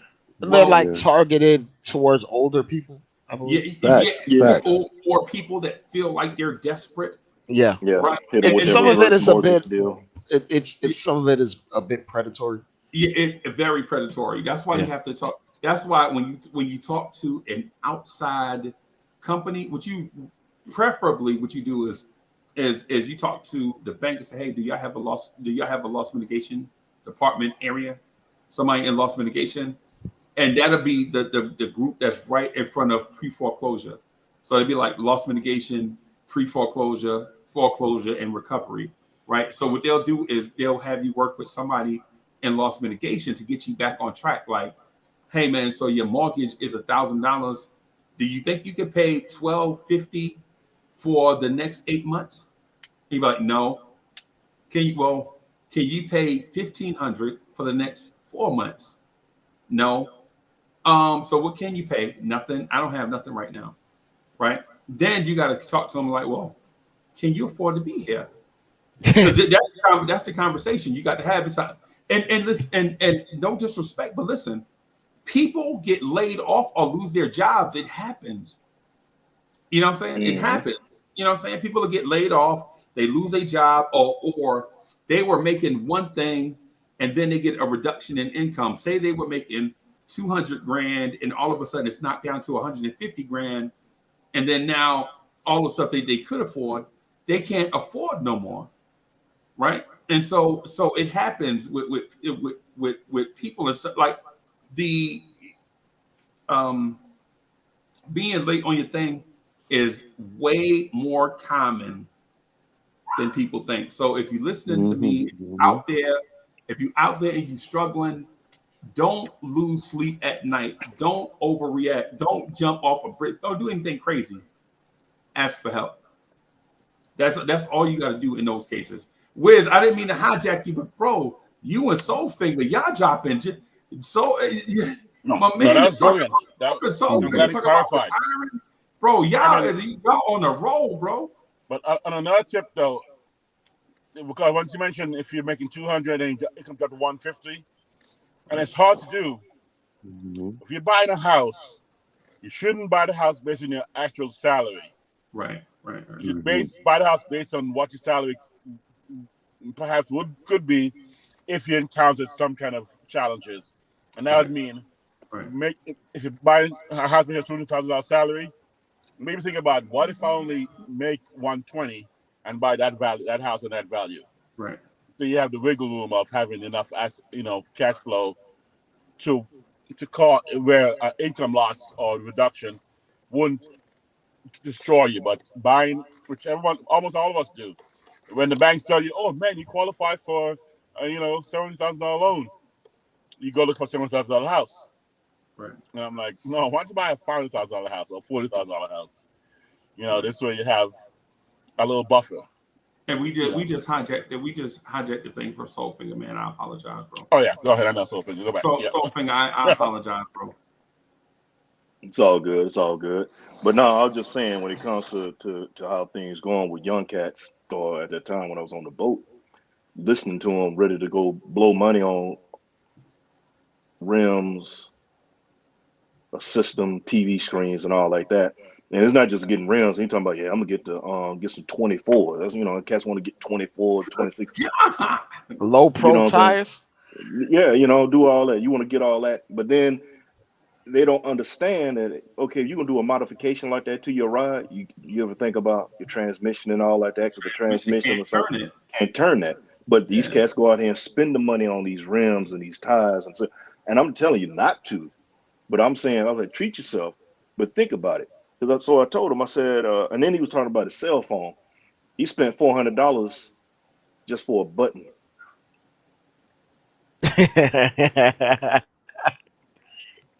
Because he can at the time like this, like I said, I was back then. He at the time he could hold his phone and push a button and it'll open up for him.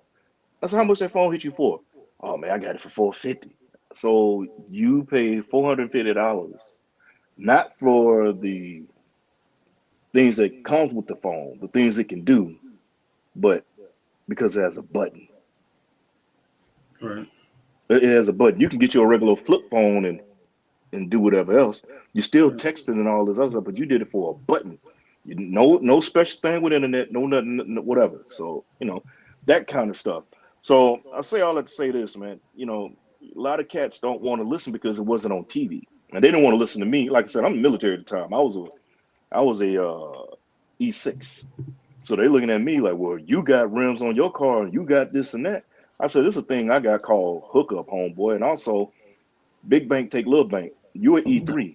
I'm an E6. Right. Yeah. I make way more than you. And it's exponential. It ain't just layers either. It's Yeah. exponential. So I've been around for a little bit. So yeah, I got rims on my ride, but like I said, I got homeboys that were in car clubs. So when I got stuff, like I said at the time, this was, I had a 96 Accord Fast and Furious. I had beat and all like that. So I had cats that I could go to that had a shop that I can go and get. So when cats were paying 10 to 12 to do things to their car, I did it for half because I got that hookup. You know what I'm saying? So you have to be, and then too is a thing called savings and putting things up to the side because I knew what I wanted. I just wasn't blowing my wad in one whole shot like these cats were doing. So a lot of times out here in Freezy, you know how it is, being in the military and everything. You got all these car spots outside the base. Cats run out there to go buy a car, and then they got this interest rate that's out of this world, and stereo shops. So guys just blowing money, but don't understand the concept of the dollar. Are you talking to me? Because I bought a 1980 Saab, black on black. They used to call her grape soda because she was black on black, right? But the tint was so bad that it had the purple bubbles in it. You know how your tint be old and it had like the purple bubbles in it? And so they used to call my car grape soda. Hey, Freezy, I saw in the comments, salute to you, Freezy. I saw in the comments you guys are talking about property tax. This is the best way to get around paying property tax, people. And listen up to this. Get yourself the plot of land, right? When you're going to put your home on that land, don't have it permanently fixed onto the land. Have it on wheels because it's just a mobile home and you can move it in and out. Once it's permanently locked onto the land, then it's considered extra for the property tax. But as long as it's on wheels and ready to be moved out, you just got to pay the original property tax for the land. Oh, wow. I didn't know that.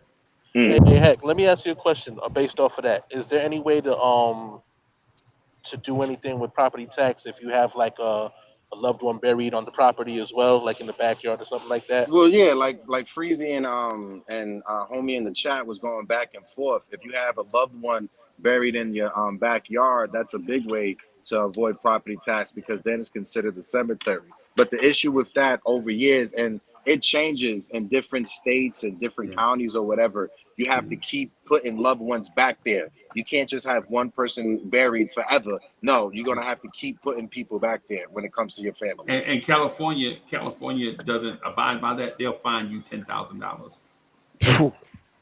I already told my kids when it's time for me to go, I'm gonna get cremated, and they all gonna wear me in. I'm gonna get cremated. I'm gonna get put in a locket, and they gotta wear me around their neck at all times. Because I'm around their neck all the time anyway. So right there you go. And then the rest of me, I'm gonna give back to my fellow man. Sprinkle me over weed. Yeah. Right. Hey, that's what I'm talking about. Headlights don't count, Uncle Freezy. So instead of getting the ivy, how they how high, you're gonna get the finger. Soul finger. There you go. I think Soul Finger was like getting back to like the point of like having instant gratification and not knowing the meaning of a dollar. Yeah. Right. And to be absolutely honest, not to make it a black versus white thing, but even just because we're black, the odds of like us making a impulsive decision can be more hurtful in our long term because we don't necessarily not have the buffer or have the parents that can help you in a bad spot. Right.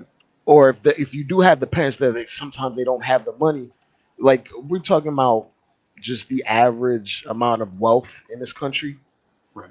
and to be absolutely honest, black people just don't have it. So when you make these mistakes, like for instance, uh Thomas from Oklahoma, he can screw up, right? Because his Mm-hmm. parents already have a means to help them get out of that situation. I've seen, like Frieza, you mentioned a time your son bought a vehicle he shouldn't have bought, Right. but you're in a place, granted it might be straining you or what have you, you're in a better place than a lot of other people, and you can actually help your son Right. with With, within with reason. his outrageous car insurance. Yeah. Yeah. Yeah. Within reason, you can help your son. A lot of black people aren't afforded those opportunities or have those chances to do that. And I'm appreciative through all my screw ups that I had a father that can help me out or give me impose some wisdom onto me. Right. And but to be absolutely honest, it's some of it is generational, and then some of it is just the lack of Mm-hmm. guidance, nearby guidance, or Right. someone Well, that you can respect. So it feels like we've been put in a hole, partially because of slavery, and then digging out of that hole, we have to do the requisite steps to dig ourselves out of that hole, and you have to play it by the book and be almost perfect. And then we're also having trouble finding people to guide each other in that process. And then the ones that do try to guide, a lot of times they just don't get listened to. So that's the part right there, Drake. Reason I because I was listening to you earlier when you were saying some things. So I was coming back to the crib. Dropping gems. He dropped like 9 gems. I be talking to Yeah, Dre That's about a that, fact. bro. yeah. Drake come Yeah. in with he come in with a full clip, but With then a when you full bring clip. and then this is the other thing though. You got Heck. You know, Heck come rolling up, reloading, and he got his own arsenal be hitting you over the And then it's head. the So OK Corral. yeah, All of a sudden. I'm just trying to follow up Dre because he was laying it down earlier perfectly, bro. I'm just yeah. trying to follow up with Dre. Hey, well, you a daisy if you do. Yeah. I'll be Nah, your but huckleberry. if I could piggyback on what Dre was talking about a little bit earlier, when it comes to stuff that happened in the past, when it comes to the transatlantic slavery, when it comes to Jim Crow, when it comes to redlining and stuff like that, when you look at the African American in America, they are literally 1 or 2 generations removed from up versus poverty. Literally just Mm-hmm. 1 or 2 generations removed, right? When you look at indigenous folks like my family from the Caribbean, we could trace back our lineage only by 2 or 3 generations. Like the farthest we could trace back our family bloodline is to the first christening at a Catholic church. Before that, all the records are thrown out of the way, right? Mhm. Right. So Right. when you look at the banking industry, when you look at insurance companies, anybody heard of the company Aetna? You guys know Yep. Aetna, right? The health. Yeah. Yeah, Do you know yeah. Aetna was one of the insurance companies that was used back during the transatlantic slavery to put insurance on what were human beings but were considered property back then? That was Right. Aetna. That's how I didn't Aetna know that. made its wealth. Right. Right. Yep. Chase Bank. That's how And Chase yeah. Banks made its wealth by being the insurance company that put insurance claims on human beings. After years, they changed up the names of the certain companies, but you could trace them back to back You can then. trace it back. So Yeah. when Yeah. you look at the banking It's all industry, blood money, man.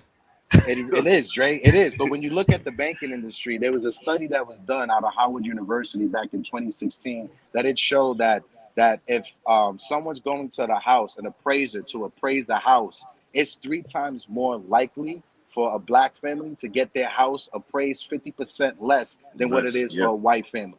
There Yeah. was a study. There Sure. was a study that was done. There was a couple in Florida that they were trying to sell their home. Their friend came in to like help them with the bank process. The person that came to appraise the house rated it literally under market value what they wanted for the house. The friend said, "Give me a second. Stay out the house. Let's do the process all over again." They removed all the pictures from the house from the family, and they just put Right. up the friend's pictures, who was a white guy. That Right. house sold for twice what the family wanted to sell it for originally. Yeah. Yeah, I remember seeing that. That I remember reading that about out here. That was on the That was news. I recent. think Yeah, that it was was on on the the news. news, right? Yeah, Yeah. and that was recently. It's not Yeah, like it's that recent. happened. Yeah, That didn't happen in 1950. Yeah. that's You look within. at We talking about just within a few months. I was you, gonna. you look at gentrification, right? Bed-Stuy, Brooklyn is a perfect example of it. When in the 90s and the early 2000s, when people were coming in to buy up the brownstones in those areas, they was buying them with cash. They would tell them, "Hey, come get cash for your house right now." They're giving you the cash up front, but it's Yeah, lesser than the housing market value. right, right. And But that's the but tho- trick. but but those people had never seen that much money before in their life, Yeah, Nope. right? And so it's one of those things. Heck, I'm not gonna lie to you, bro. What in real life, bro? We need coaches in real life. Like we legit need mentors to help us through things. But I'm gonna blame black men for this, and just bear with me, bro. And not even black men, but I'm just gonna say men in general, men in bro. general. Yeah, You can't tell a man nothing, bro. You can't tell you, bro. Like for instance, when it comes to finances, women will be more open to listen to advice and take advice on stuff. Right? It's just what it is, in my experience and what others tell me. But man, listen. Men got to take their lumps in Yeah, the process. like and I was telling Soulfinger this about 2 weeks ago. Soulfinger, you ever notice when a man buys, say, a computer desk from, say, Target or Walmart, right? yeah. You When he opened up that box, you know what the first thing he does? Throw them damn instructions across the room. Yeah. I don't need the instructions. I can When do I it need myself. instructions, yeah. And then he put the computer desk together. He's like, "What? Shit, well, they must have Oh gave me damn. extra parts." Oh man, I got extra. I got extra parts. And then Yeah. the desk be rocking. The computer desk be rocking. It's And my put break's together over, y'all. wrong. I'll chat. Yeah. It's one of them things where if we just as men and as people, if we listen to coaching, right? I think we get to these places that we aspire to be, but some of us, through a lifetime of failure, are afraid to ascend to these heights where we should be off of normal progress, right? Like for instance, you ever been with a coworker that's comfortable in a position they in, like the position above them is open and they Mm-hmm. qualify for it, and they're like, man, I ain't gonna apply for that, man. They ain't gonna pick me no way, man. I ain't gonna waste my time. Well, it's a job. You come here 40 hours a week anyway. And that job right there is gonna be 40 hours a week. And if 40 equals 40, what time are you wasting? Well, see, and a lot of that freeze is then you just like you said, you shooting yourself out. You shot yourself out the box because Right. is for some it's what's the word I'm looking Complacency for? is the enemy of progress. Yeah, that That too. that That. that, but more of the fear of failure. The fear of Mm. failure. Yeah. I would say more of the fear of failure. Like you scared or you don't want to be better than somebody else, or it's something new because my people didn't do this. We did Right. that. Right. Like I got homeboys today. I told him I was like, "Hey man, I got a homeboy." I told him he was doing these little odd and end jobs all the time. I was like, "Bruh, you getting up here in age, man. You can't be doing the same stuff you were doing when you were in your 20s and teens. Right. Right. You know, we were in our 30s at the time. Yeah. And mind you, I'm 2 years older than my So man. what was that 30 years ago? He said, pretty much. That's what Yeah, I'm just no. messing with Yeah. you. But he was doing things. I was like, hey man, why don't you go back?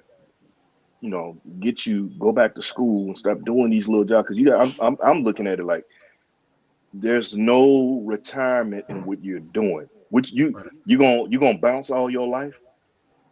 You gonna be a Yeah. bartender all your life like that, No. unless you No. with something. But you bouncing. I like, come on, man. Come on, bro. I mean, how many 80-year-old bouncers you see? 70. How many kids? Unless you bounce somebody with the stars or something like that, making big money. Not a Right. local spot right here. You go to this club here, you bouncing here. You go to that club. I can Right. understand you doing it for extra cash, but this is what you're doing. You can't Right. keep doing that, bro. So, Right. you know, you get up there long in the tooth, then what? But this is where the other issue comes in the problem. They're bouncing, right? But they're not taking care of that financial correctly, so Exactly. they don't have a buffer for when they actually have to go educate themselves and put themselves Yeah. in a position. Because a lot of times, in order to put yourself in a better position, you got to take a step backwards, at least financially, because Yeah. you're investing in yourself, you're investing time, you're investing money, and a lot of times these people they have these things that they're doing, and they're not being prudent with their money. Yeah. So when it's time to invest in themselves, they can't take the risk. They have the fear of failure because if they fail, they're going to be homeless because they Yeah. weren't taking care of their money to begin with. Yeah, Yeah. yeah, and a perfect example, and I'll just say this real quick. Back when the everything popped off with the lockdowns and the pandemic and the unemployment, I went back to school at that time. I went to Apex to go get my electrical certificate to be an electrician and to study Mhm. like electrical theory. I wouldn't have been able to do that if I had to work a full-time 40-hour a week job. I Hmm. just wouldn't have been able to do it because school was from it's Monday through Friday, right? It's literally from 8 o'clock in the morning to 4 o'clock in the afternoon. There's Right. not that many jobs out there that would pay me the same amount of money that I needed to pay my rent, to pay my bills, and go to school at the same time. So I had to like when that happened, fall back. Yes, the unemployment was at first good, but then it was halfway. But I had to suck that up while going to school. But it's because I had that little bit of money that was there coming to me. I was still able to pay my rent. I was still able to pay my lights and Hmm. go to school at the same time and have the time to focus on studying. Because it's Right. one thing if you go to school and work, but you also have to have time to actually study. And I Yeah. needed that time to study. And that was the only time I could say that I finished with like a 3.8 GPA in any educational level I was at. Right. So he's able to focus. And see, this is the thing. I'm not saying, and I'll let it be known anybody's listening or whatever. I'm not saying go to college because college is not for everybody. No, Mhm. it's Let's not. Mhm. make that a point. That would be here you go to college, go to college. But it's not for everybody else. But like you said, heck, you went and got your certificate, you know, and Mhm. for electrical theory, Mhm. so you can apply that. You know what I'm saying? Yeah. You got, and I used to tell cats all the time, especially those who was in the military with me. They just, I'm do my time and get out, and I'm gonna go to school. I'm like, bro, you're not going to school. I done heard that already. You hear this all the time. You get that money and then you blow it, especially post 9/11. Cats just take a old BS class and get the max, and then they just chilling. They take some BS class, but then the thing is, if you fail, you got to pay that back. Mhm. That's Mhm. what cats mess up at, or they blow it off. But I'm just saying, get something that you can use. I always told cats, I'm like, hey, even those that weren't going in the military or whatever, you know, the military used to be a means for a lot of us to go. Me, I didn't want to go to college, and I didn't want to, and I also didn't want to get a bullet. So that was my plan. I didn't have a plan B. I had a plan A, and it was just to make things happen. My 4 years turned into 22. I made it work for me. It's not for everybody. But I'll tell you this: if you can get to a vocational school and get you a trade and learn a trade, there's nothing wrong with man. I know cats that are carpenters, electricians, masons.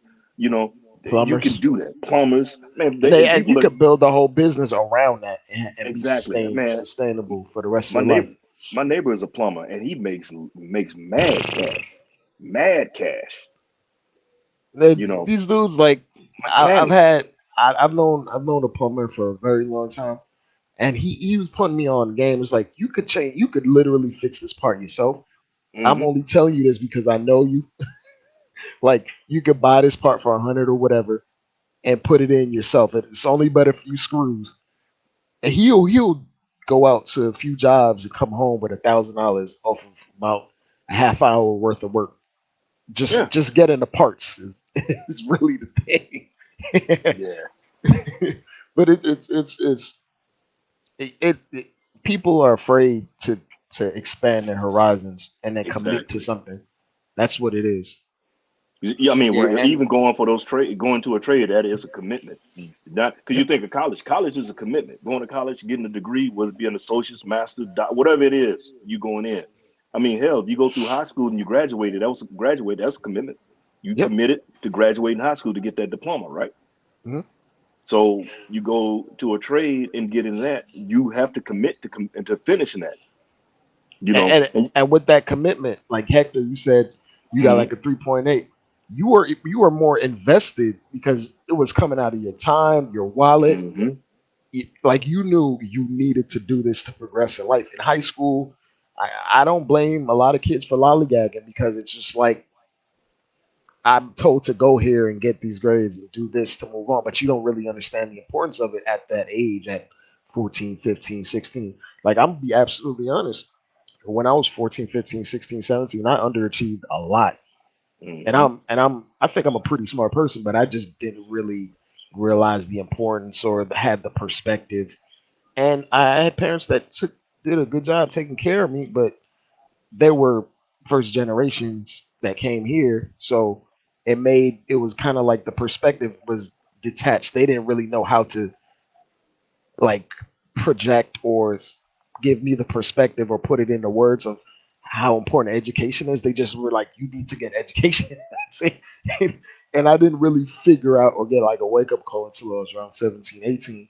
And I just got my overall GPA up just enough to get into like a community college. Then I went to a bigger 4-year institution, but I progressively got better, but I didn't really understand what these things meant until I got into until I got a wake up call and got closer to seeing what the real world is like. And you don't really get that.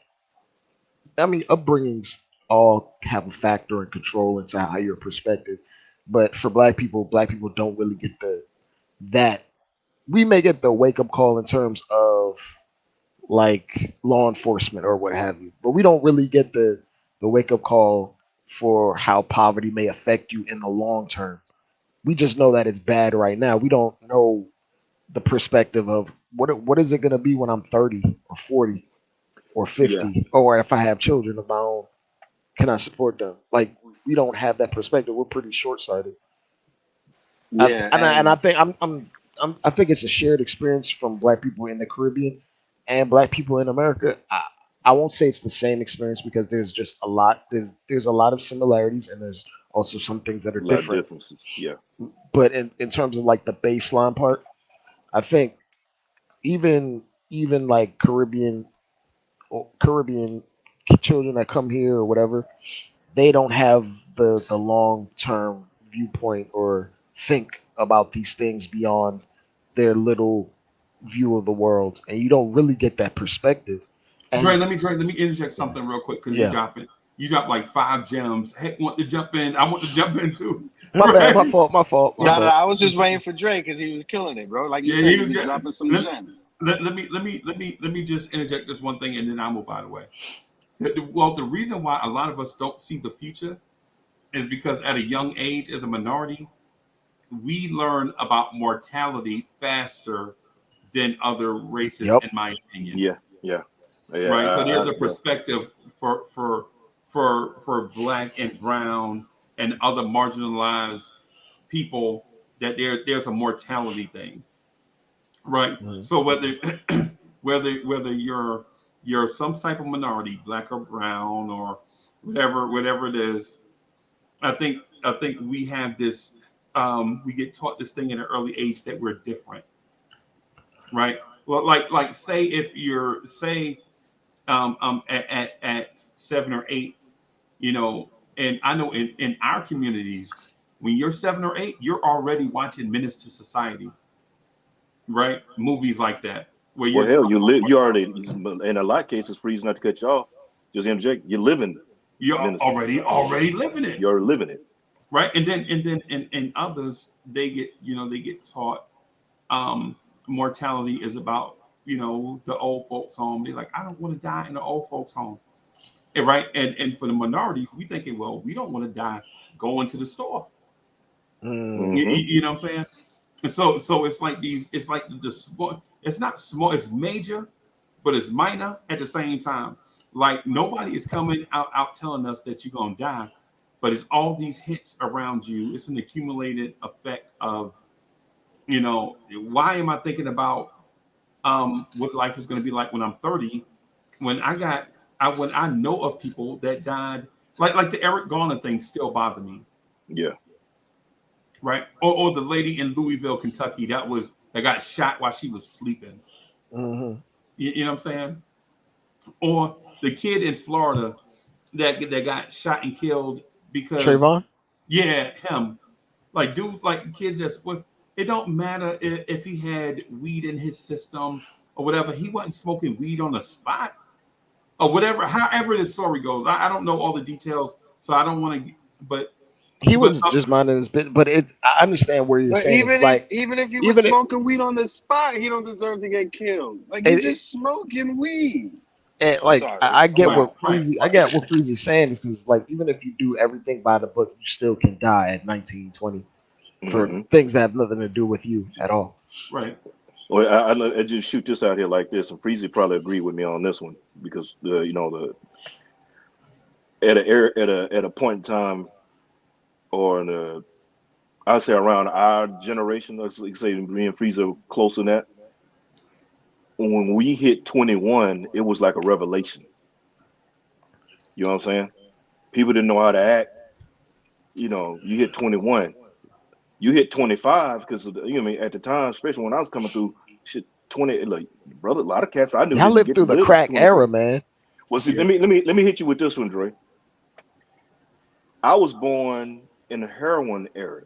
Oh, Grew up in the crack Blue era. magic. You ever heard the term blue magic? yep, yep. Yeah, Born in that era.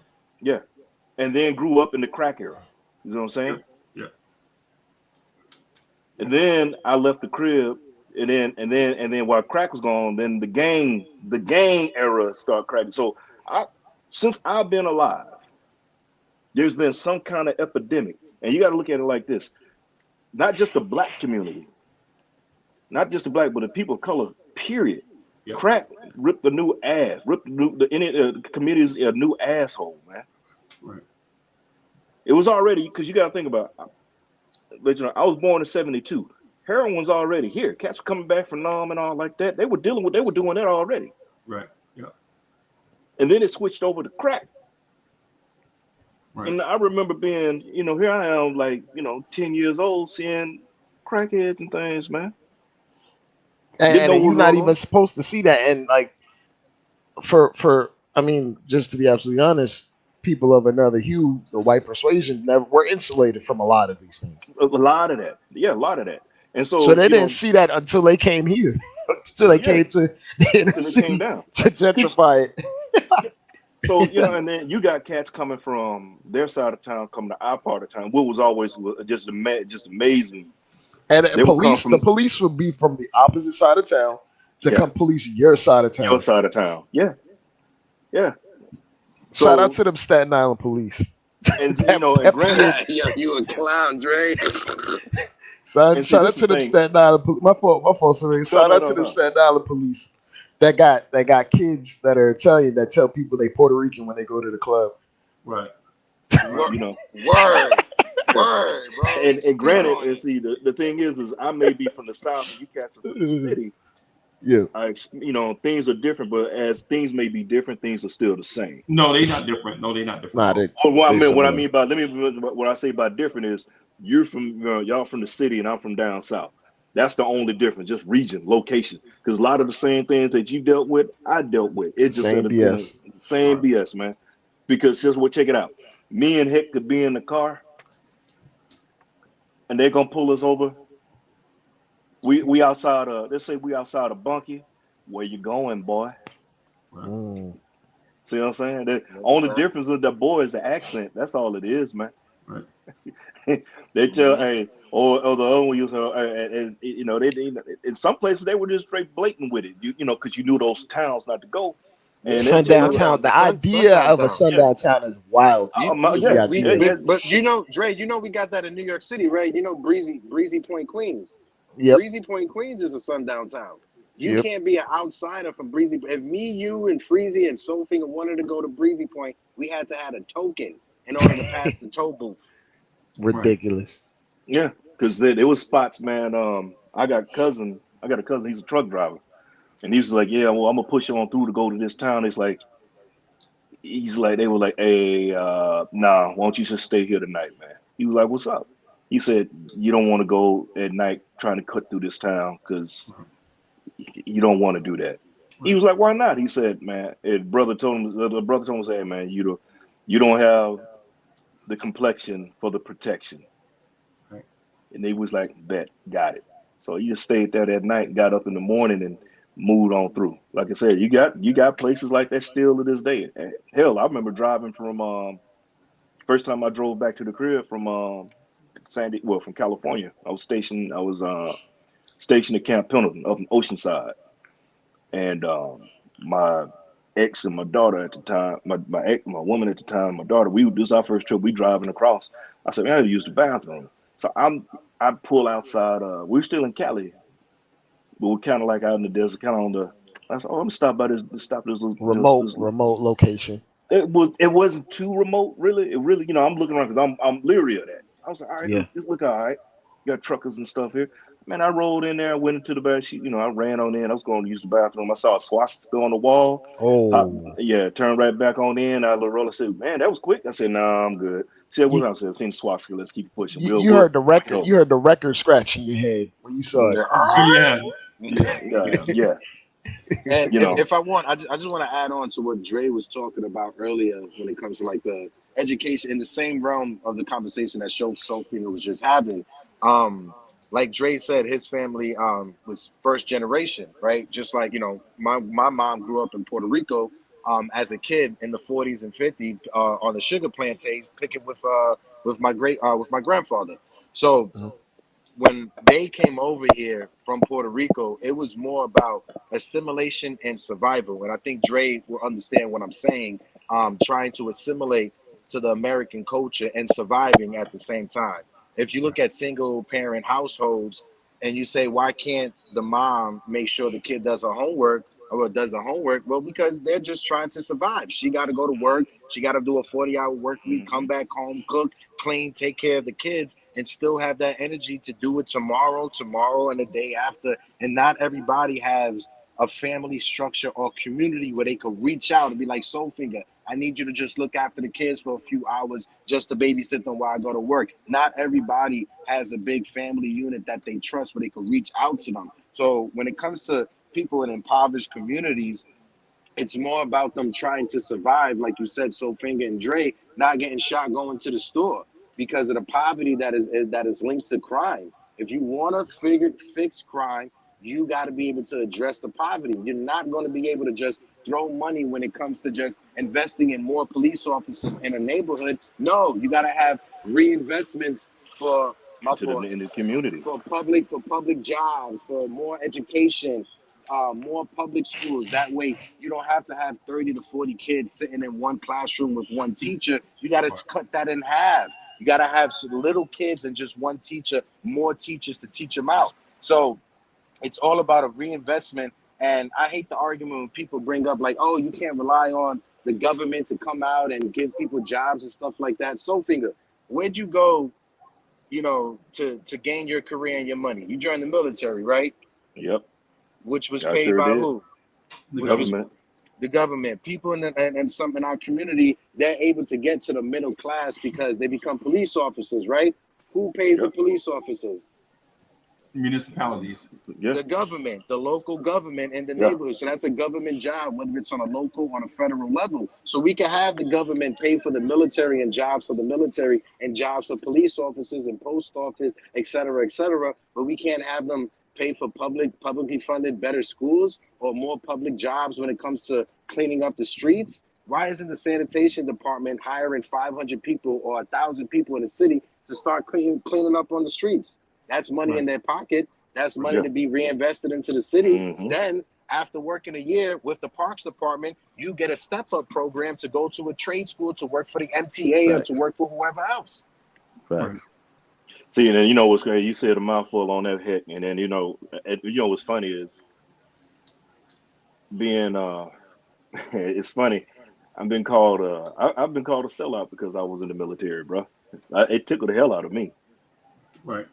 I actually had right hand, like as Freezy would say, right hand to the man. I was at a homeboy's house, and he wasn't in. His pop was retired, and his pop was retired. Now they had a little get together, having a queue at the house, And Cat was talking. He was he was electrician. He was talking about what he was doing and all that. And I'm like, all right, cool. So I'm just chilling. And we're just conversating. He asked, oh, and my man answered, so how long you gonna be up at Pendleton? I was like, well, I'm getting ready to transfer, come down in about a couple of months. I finally got, coming from Pendleton, I'll be going to school down. No, I was getting ready to go to the hospital. Right. And he looked at me, so, oh, you in the military? I said, yeah. He said, oh, I'm sorry. I said, oh, why is that? He said, because you in the military. I said, what's so bad about me being in the military? Oh, well, you got people telling you what to do and you can't do this, and man, you selling out like this. I said, okay, let me tell you something. I said, and I break it down to him like this. So that's your son right there, right? He said, yeah. I said, how much did it cost for you to have that, for your son to be born? Just rough estimate. And you're talking about total cost, not the cost what not what was left after his insurance paid. How much does it cost? How much does it cost? It's expensive. Expensive, yeah. And then he said, well, insurance. Like you said, I broke it down to him like that. Okay, so, and then how often you go to the doctor? Your medical expenses. How much do you pay? How much copay do you have to pay? Right. And then I said, okay. And then you saying you can't have nobody telling you what to do, but you're an electrician, right? He's like, yeah. I said, well, now follow me, right, as I was going. You know how much it cost me to have my daughter when she was born in the Naval Hospital up in 29 Palms? $5. Right. I said, you know why it cost me $5? Because I was in the cafeteria and I got me 2 chili dogs. Because I had to pay for them. And so I said, you talking about me and what I'm doing, and have somebody telling me what to do. You're an electrician, don't you have somebody telling you what light bulb to put in, what style light bulb to in, bro, everybody has a boss. Everybody has a boss, bro. Everybody's got a boss. I said, and then on top of it, you're working for retirement too, right? He's like, yeah. I said, how old do you got to be when you retire? He said, well, I got to be. So I said, check this out, dog. I don't think I can do 20 years and retire. You know how old I'd be if I do straight 20? I'd be 37 when I retire. You'll still be on this job. Yep. Mm-hmm. Only thing I got to do is come back and get me another gig if I want, or depends on where I want to live. I can live and not work because I'm gonna always have that retirement check, my disability if I get that, and for the rest of my on day. Time. And it's coming on time, and every now and then you'll get them little raises. Yeah, right? and I don't have to work for that raise. Right. So, exactly. Not even get into the networking that you made, all the people that you know. You could finagle and finesse your way into all types of different works. So my thing is, so when I start breaking it down, well, I didn't mean it quite like that. I said, besides, I said, dog, homeboy, I get paid to work out. I get paid to go on trips. Now, you know what? And so, finger, have you ever seen that movie Boys in the Hood? Yeah. You remember what movie? What's the name of the movie? Yeah, I think I've seen that movie. I think I've seen that movie. I think I've seen that movie before. You remember when Furious was like, "Yo, the army is no place for a black man." Remember that when he was on? Yeah. Oh, it's right behind you. Yeah. Bim. Yeah. Bim. And so the thing about that is we get taught all what kind of weird lessons. Like Furious Styles said a lot of dope stuff in that joint. Mm-hmm. Right? But there were a lot of things that he missed. Like there were a lot of talking points where he missed, and not to steal Soulfinger thunder, because Soulfinger is like Thor. He got plenty of thunder, bro. Right? My thing is when should we just call Soulfinger thunder from now on? Soul Thunder? Yeah, Soulfinger. Soulfinger has so much thunder, bro. Yeah, but that's his alter ego. That's his alter ego. That comes he out. got so much thunder. He just do it part time. Only on Sundays. Exactly. Yeah. But so the thing I was getting at, bro, is anytime, and I'm saying this in generic terms, but anytime black men talk about structure, they always be like, "I don't need no structure." Well, and you're right. Know what I'm saying? Because see, this is the thing, and I'm telling you this. I said it before. The military ain't for everybody. No. But if you know, and don't knock anybody for their hustle. You may not be able to do it, but don't try to knock them out. I laughed about it when I started breaking it down to them. They said, "Well, I didn't look at it like that." Obviously, you didn't. Now, I'm not saying it's for everybody because I know cats. Hell, I done told cats that were in. I say, hey man, do your time, get the hell up out of here. This ain't for you. Yeah. But use this opportunity. You raise your hand for a reason. Whether it was, back when I came in, I knew cats who was either jail or military. Yeah. Straight up jail or military. Some cats went on and did whatever, and the military helped some cats, but it was a stepping stone for some. They were like, well, I didn't know what I wanted to do, so I just came in, get this money for college so I can go to college, which some cats would do. Right. They would use that as a stepping stone. Others, I tell them, it's like, again, you got trades. There's all kinds of things you can do, but you have to be the one to go get it. You know what I'm saying? But you got to be willing to listen to somebody that's guiding you. If a young soul think I had a Hector around and Hector dropped the jewels on me about, hey man, what the hell you doing? Pull you to the side and I see Heck doing what he's doing. All right, cool. He's doing something on the positive. And this is the thing about us. We glorify the negative, excuse my French, but shit on the positive. Right. I'm gonna say that again. We glorify the negative, but shit on the positive. And what I mean by that, and I showed up, and excuse my French if your grandma listens. No. First of all, just real quick before I'm gonna let you rock. Grandma love all of y'all, dog. And y'all, Freezy, you made her day. Dre and all of y'all made her day. Thank y'all. Even though she told a story that I got knocked out for trying to protect Big. Yeah, I didn't But hear. I it's ain't hear all the story right about you though. getting duffed out, but it's all I good. don't know. I was in the 8th grade, man. Like it ain't like it happened yesterday. You know what I'm saying? It was back in the day. Everybody got an L. Yeah, back in the Everybody day, took the man. L back in the Well, day. go ahead, bro, man. But what I'm Thank saying y'all. is, because think about it, man. Think about it. If the neighborhood dope dealer was the man everybody was looking at, but you didn't look at the cat that was the valedictorian in the school because education was stupid for some. Oh, you're a nerd, and you this and that, and blah blah blah. You want to be a dentist? What's wrong with you? And you know what's funny? Right. You know what's funny? You know what's funny, Dre, that you said that? I went to school with a cat, right? Grew up in my neighborhood. His father owned his own dentist office, and everything. And he and his brother are now dentists, and they got their own practices. The family kind of spread the practices out. See what I'm saying? The family, they were all about that, man. And cats used to look at him, man, because he used to go to school with a briefcase, had a trench coat, all that, man. This is in junior high, but people laughed about him and everything. But then you look at the cats that was laughing at him. Now you out here broke, busted, and disgusted. This man over here is with no teeth. No, not a nan, With no not teeth. not nan tooth, not nan one tooth in his head. But I want to say this. This is. I won't even say this is just black culture. This might be American culture as well. No, yeah. We as humanity as a whole, especially in this country, we glorify the 1% or the 0.1. It's the reason. It's the reason why little kids want to be YouTubers before they want to even attempt a regular career. It's like people try to poo-poo being normal or having a common career or having something as a means to take care of your family.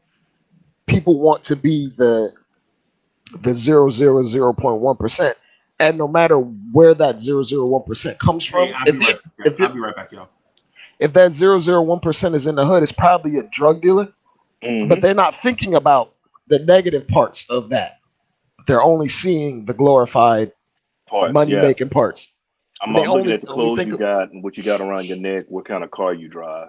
Right. That's because our society, we program everyone from a small age to be consumers. It's consumerism at its highest order. Dre talking about the 0.11%.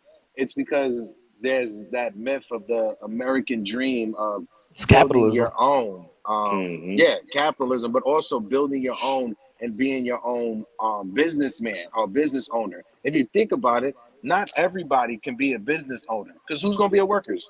I'm cool with not being an entrepreneur. But what I'm saying is, Jay, you understand what I'm saying with the fallacy of the American dream of being your own entrepreneur and having your own business? Because if everyone had their own business and was their own business, who's gonna be the workers?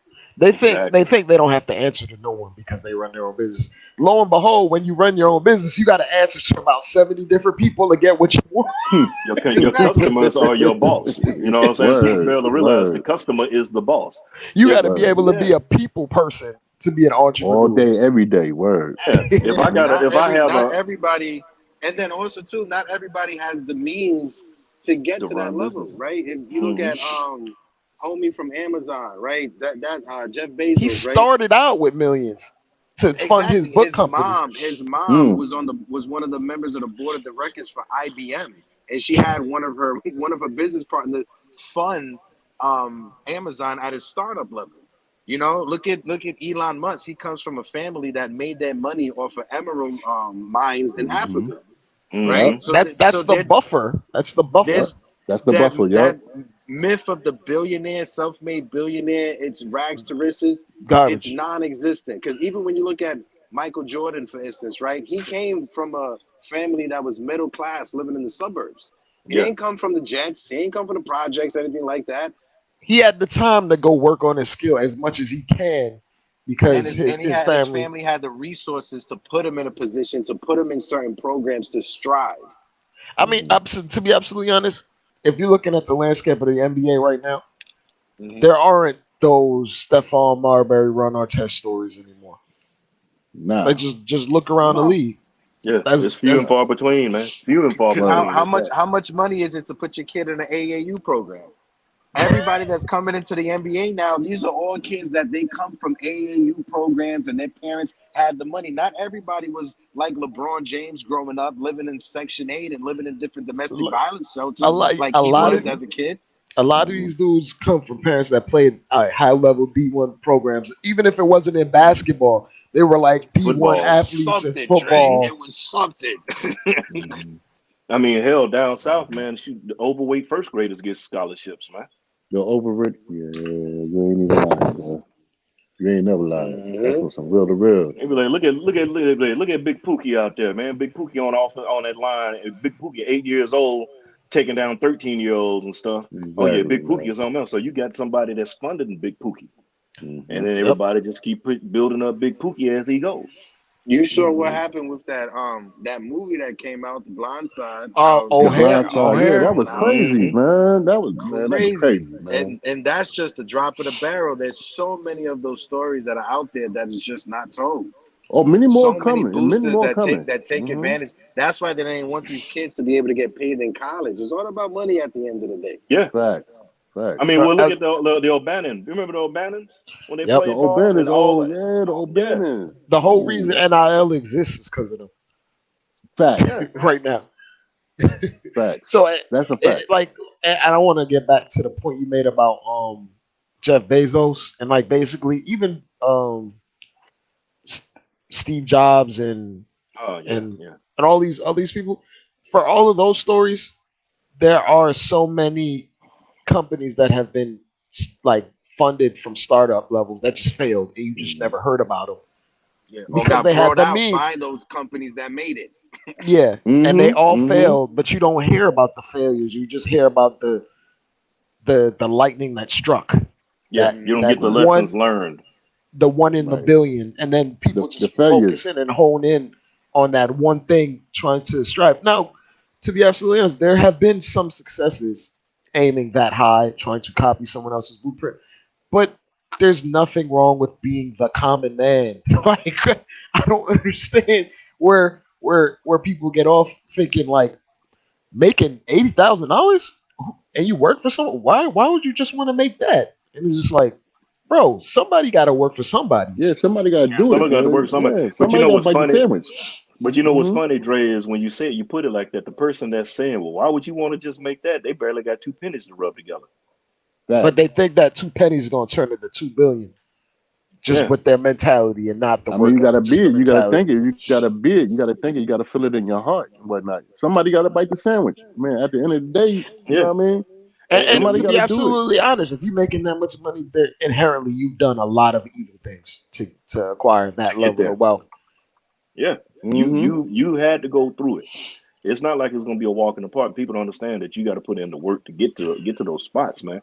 And and it's a certain mentality. And again, it goes back to what we were talking about earlier is you got to be dedicated. You know, got to have that dedication to stick to itness to get to that. Yeah, Yeah. it's a work like it's a work ethic thing, and it's also like you said, a mentality. Like some people do not want to stick to a Mm-hmm. process. Like just get into a process, even getting a trade or training for a particular job. Some people don't even want to train for a job, even if if the training is paid for. Mm-hmm. Like I don't know, you like Bully. I don't know if you train like I don't know what you do for a living, Mm-hmm. but I'm sure like if you had like training, I'm sure you've been I around. had to go to do the thing that I have to do Right, the thing that and I'm I'm doing. sure you've seen Training. people Mm-hmm. flunk out of it. Facts. It takes a certain Just give up. mentality to be where I work at. It takes a certain mentality to like actually hold it down and Right, whatnot and you because see people flunk out or just not stick to it for whatever well they reason. just leave. Yeah, but Yeah. I mean everything that with that job, I'm gonna just say this: everything that the job where I work at is it's not all good all the time. It Yep. will put you through some mental issues and whatnot if you can't handle it. You know what I mean?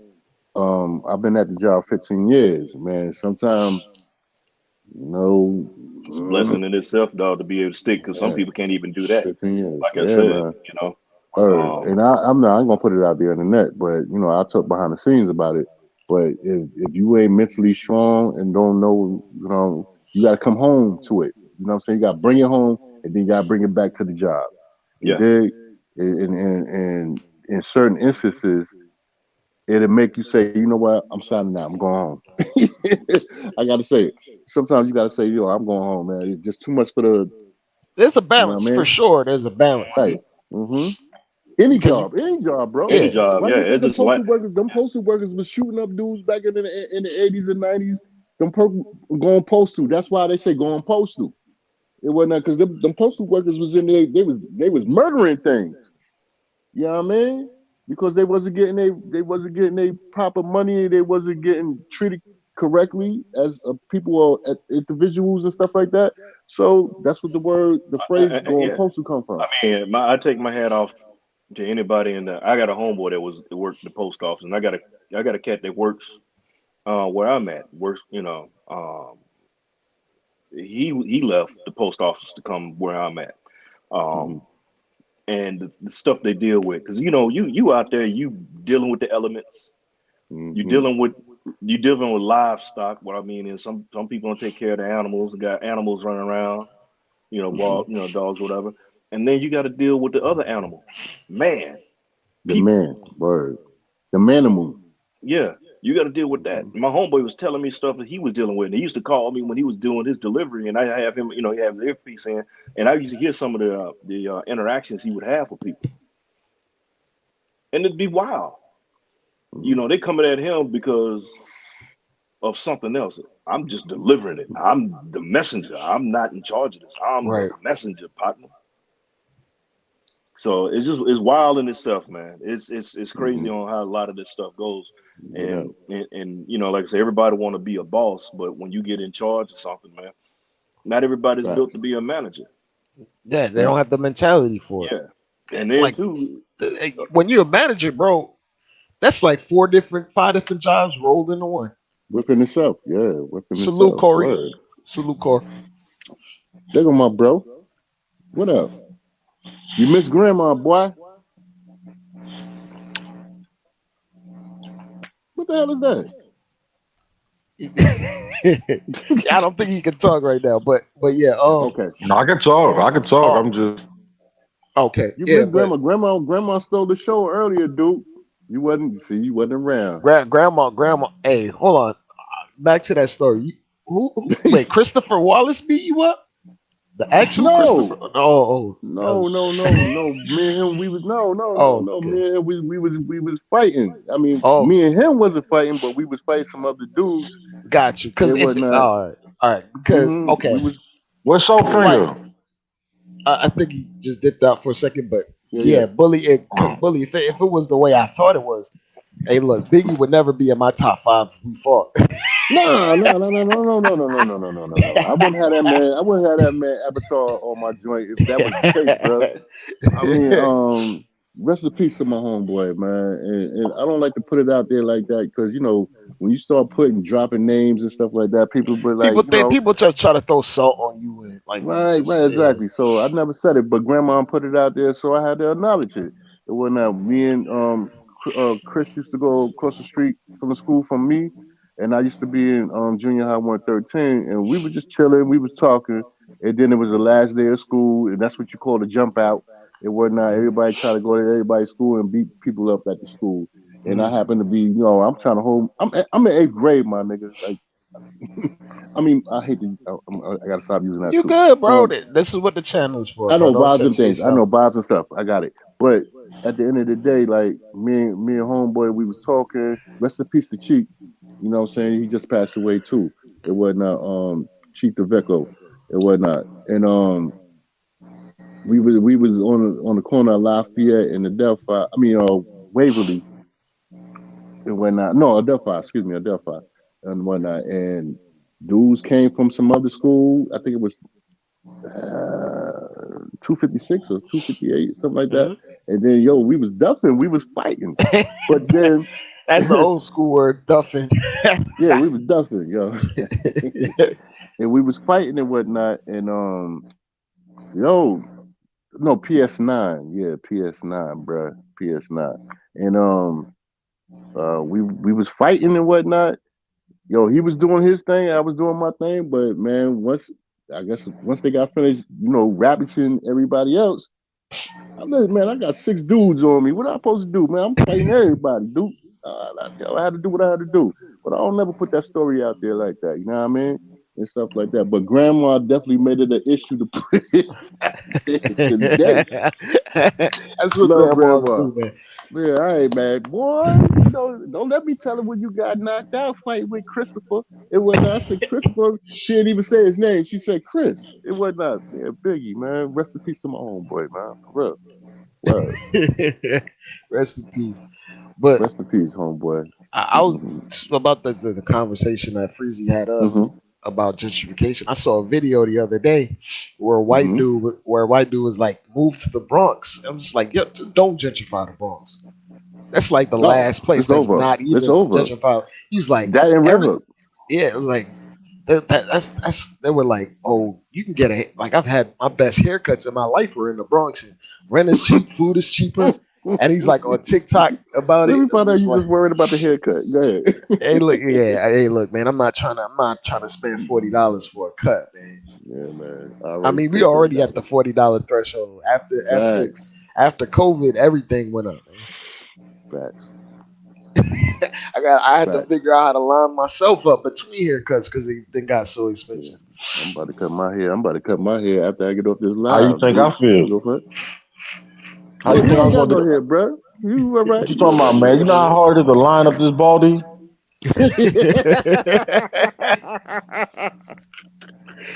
Hey, look, at least you keep it fresh, Corey. Keep it fresh. You know what I'm saying? Hold on a second. You know what I'm saying? Somebody who got a steady hand, somebody with a steady hand with a straight razor. Yeah. Man. You know what I'm saying? Yeah, you're gonna be all right, man. You're gonna be all right. Yeah. After I get all 75 stitches in my head. You're gonna be all right, dude. When you find a good barber, you hold on to. That's what you gotta do. I ain't even gonna front because the good barber that I did have, and see, this is a perfect example, bro. Gentrification is the barber that I used to mess with, my man Cleet. Yo, wherever you at in the world, Cleet, man, I love you to death, man. I miss you, man. For real, man. You was my dude and whatnot. They took over the property. You see, they took over the property. They sold the property. The landlord that he was renting from at that point in time, when he went, I think he was an African cat or something like that. He sold out, and then he sold out, and Cleet had to get the hell out. You know what I mean? You know what I'm saying? So he had to move his operations uptown. I'm not going uptown to get another goddamn haircut. So now, so now I've been cutting my own crib. I've been cutting my own hair and stuff like that. I mean, I did it before when I was living down south. When I was down south and whatnot, I was cutting other cats' hair in high school and all that. And once I left, it got knocked out, as grandma say, Oh and wow. whatnot and Wow, stuff. But wow. I moved in and I started cutting my own hair. I started cutting homeboys' hair around the way, down in FLA and stuff like that. So I've been cutting my hair for a long time, but I mean, you always want the professional to do the right thing and stuff Right. like that. So there it is with that. And see, Yeah, Freaky don't need no haircut. That's for damn sure. I know that. Him and Nah, Corey don't need no nah, damn I don't haircut. need that. I'm light skinned, bro. Yeah, I know. You live in Queens, and I love eating chicken and collard Collard greens. Nah. greens. Yeah, yeah, man. I was gonna Mhm, I got more of like a personal story in terms of gentrification, because mhm. my grandmother had passed last year, and Rest in she peace, left a man. home in Crown Heights, like a Man. 3-story home in Crown Heights. Hmm. It's worth a nice piece of change, right? So before she even before she passed, literally almost every other day, somebody would come by asking, "You want to sell? You want to sell? You want to sell? You want to sell? You want to sell?" um, unfortunately, or fortunately, depending on how you look at it, Hmm. they agreed with a buyer for the home earlier this year Hmm. for a mint of money, a lot of money. Right. Hmm. Uh, the buyer decided to back out of it, but it was a bunch of. I mean, to be absolutely honest, it was a Jewish Of conglomerate course, that wanted to of buy course, it, of course. but they And then you backed stay out of over in it. Crown Heights, you know how they be on Eastern Parkway, so you But already know what up. yeah, they were nickel and diamond over every little thing on the in Hmm. the apartment, or not the apartment, the building, because it's a whole building. It's like 3 stores. They were nickel and diamond. So I was like, because I'm a part of the process in trying to get it sold, and Hmm. it, it they were moving funny from the beginning, and I got a part of me doesn't want it to be sold, but it's a little bit above my head when it's my Hmm. father, my uncles, Hmm. two Hmm. aunts that want, because to be absolutely honest, these people that I'm talking about, they're all moving to Florida, they're all moving back down south. They just Hmm. rather have the Well, money, that's the I move guess. right now. Yeah. Yeah, so I'd rather we keep the home, but it's what they want. And in that whole process, you realize, when we talk about gentrification, nobody of color really wants to buy the building.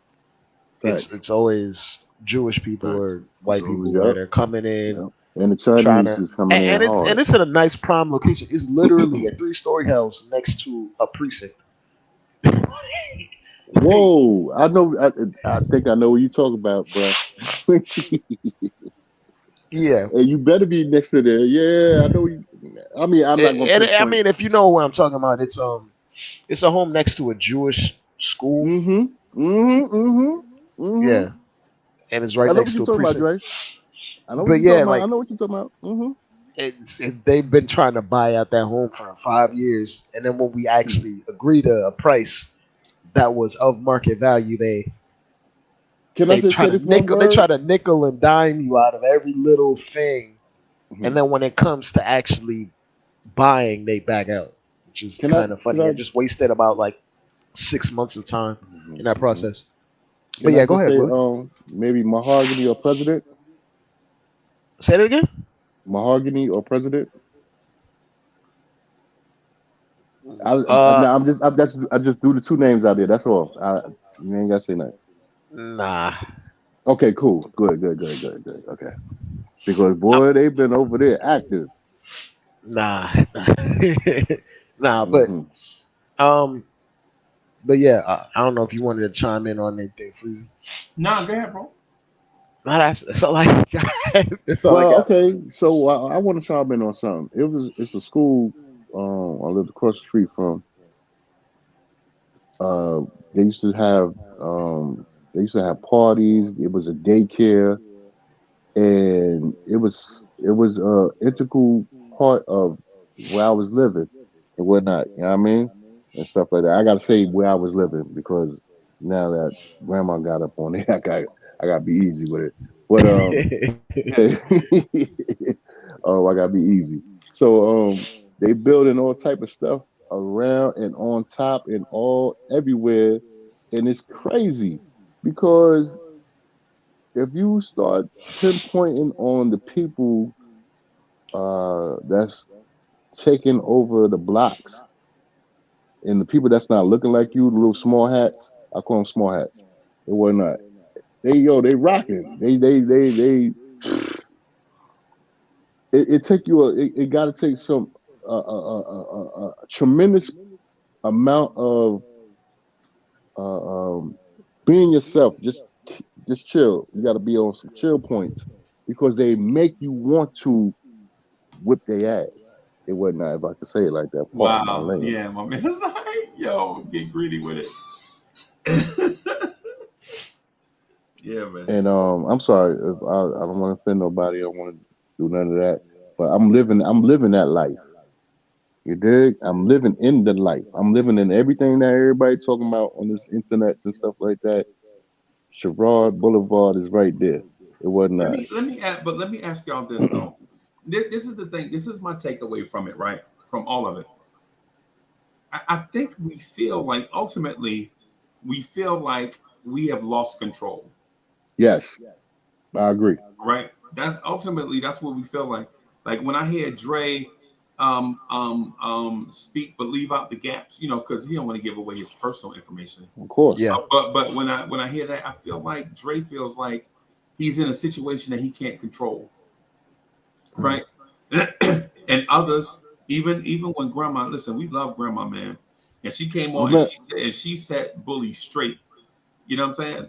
But even her, she was like at that time when they were first told, like 15 years in advance, even with that type of warning, you felt like you were out of control. Like there was nothing you can do. It was bound to happen. Preordained. And even when you had Preordained. a 15-year head start, Yeah.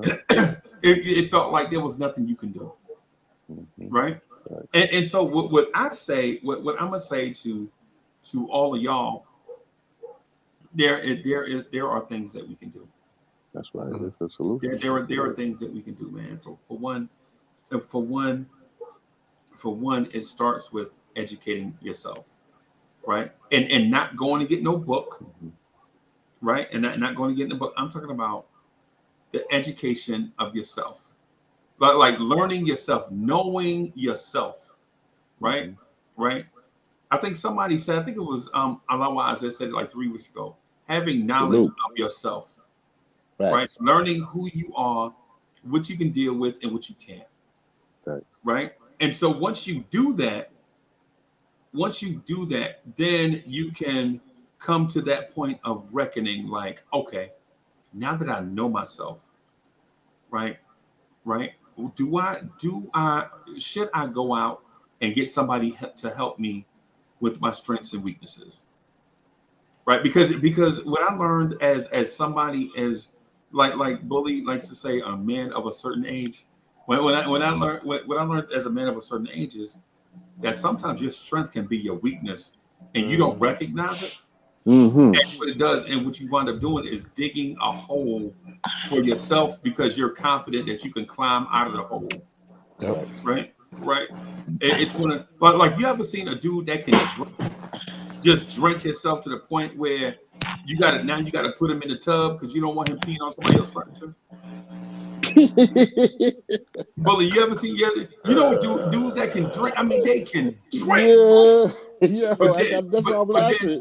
They drink so much, you got to put them in the bathtub. And my man Rico was like, yo, who put me in the bathtub? I put you in there. Yeah. Don't you ever put your hands up, bro? I know exactly If what you're talking about. you would have pissed on that lady sofa, bro, it's over. It's over. You would have been, for one, we'd have laughed at you forever. And two, you'd have had to pay $1,700 for that lady new sofa. Right. You know what I'm saying? So you better get your ass in that bathtub and sleep. You know what I'm saying? But anyway, I just use that for an example. That's comedy. That is so facts. But what I'm saying is Corey, don't you pee on my couch? I'm only playing. Yeah, man.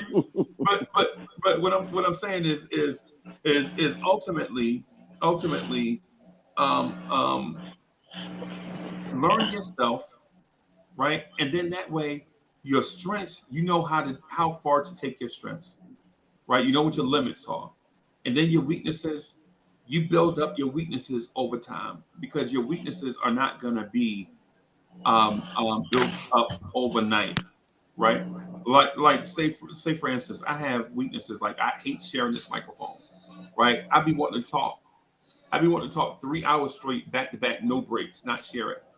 But what I'm learning is um in this arena that it's okay to pass the microphone to Dre and to Bully and to Hector and to Soulfinger and to some others. It's okay to pass the microphone to them and let them rock the mic. It's okay to do that. But that was my weakness. But I recognized it and I'm learning about that weakness because I'm not gonna know everything. I just don't. And I'm not gonna ever know everything. So it's good to be around people that can contribute to a positive conversation and push it along and along. And I think that's how we help the community. Like say for instance, Bully has a skill. Say for instance, Bully know how to cut hair, right? Just as an example, Bully know how to cut hair, right? But Bully, when he get off work, he be tired, bro. He don't want to cut the whole neighborhood hair, right? You know what Bully can do? All them little boys that's on the block leaning on my car, he could teach them little boys how to cut hair, right?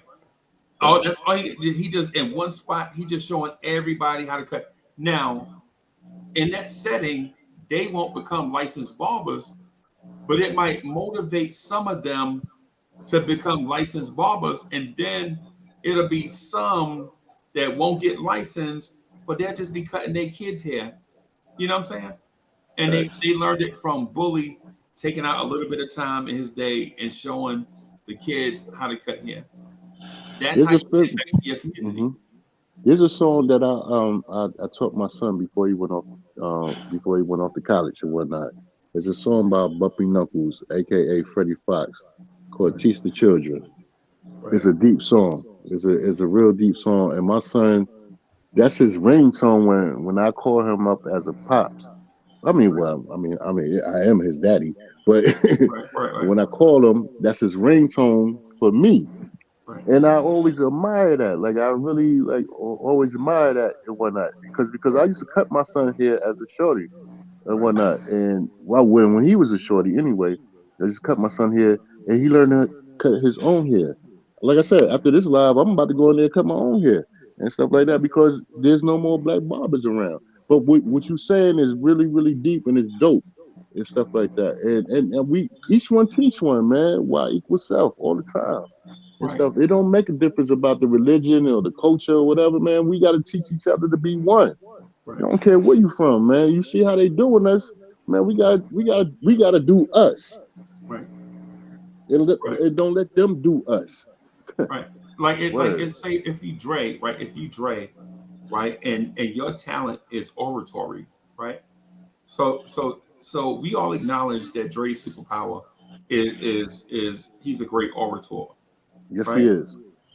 Dre Facts. can take that talent and them kids that be leaning on my car and when I get off, you know what I'm saying? I come outside, they're like 8 kids. Why I'm like, all these cars out here, y'all leaning on my car.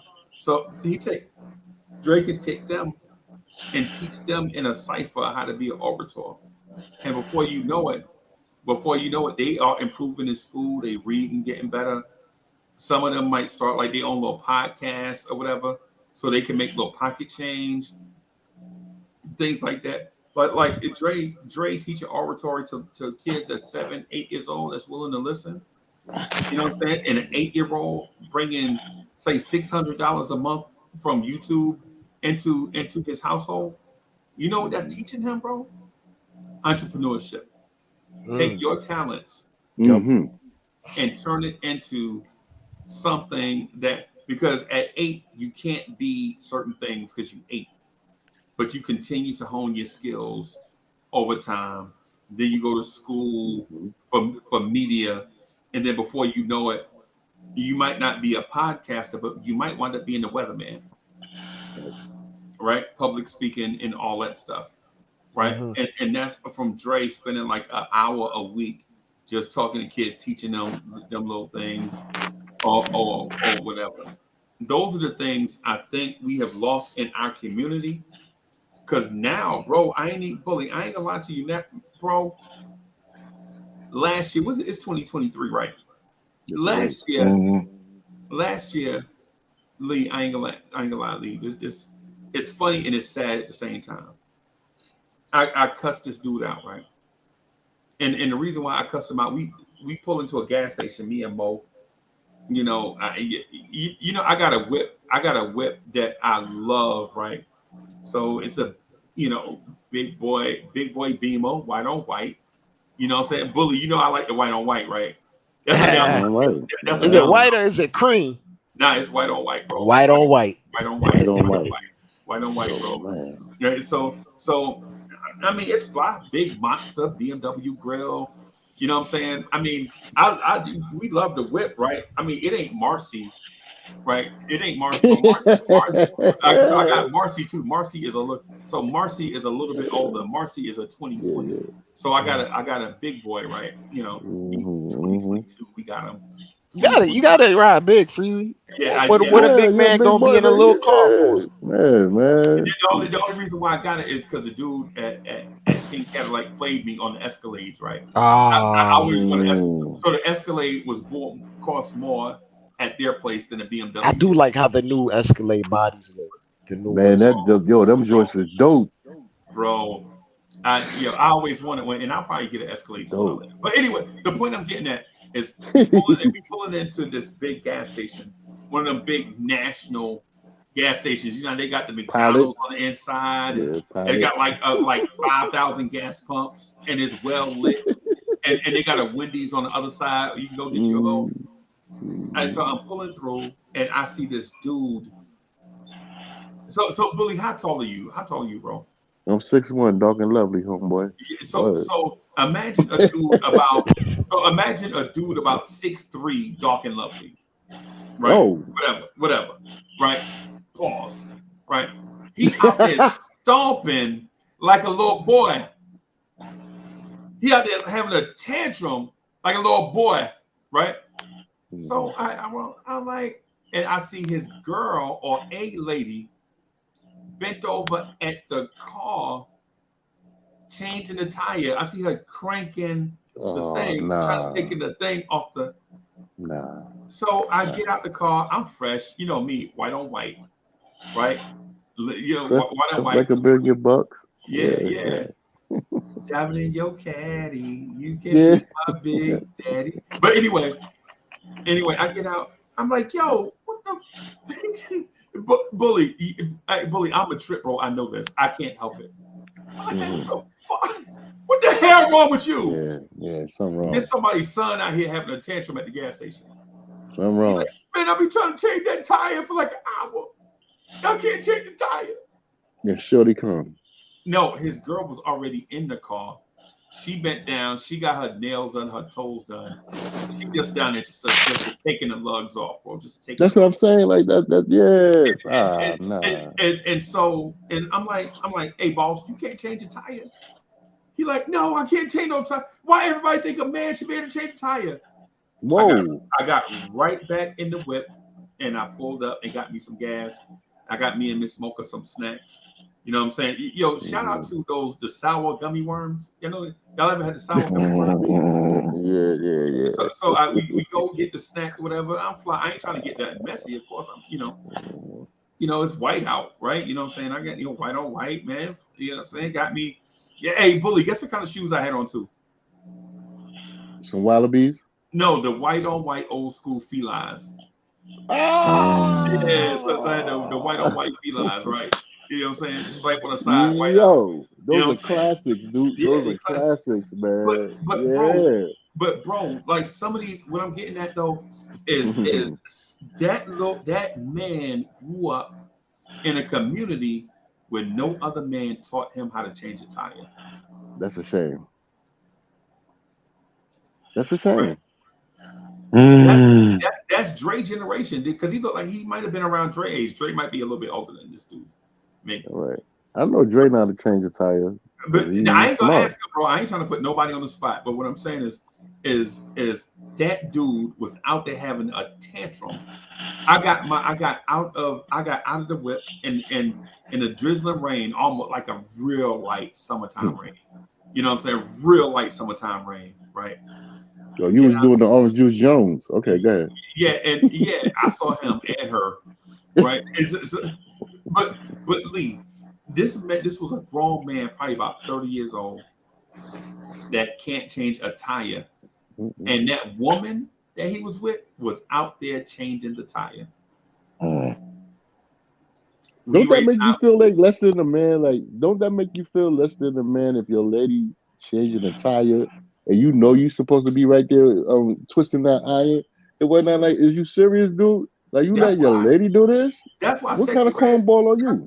That's why Sexy Red out here talking shit to everybody. Because of dudes like this. And Lee, Lee, you know who Sexy Red is? Okay. Explain, please, dude. Cornball rapper. Nobody, dusty chick, somebody that you don't want to have your son around with.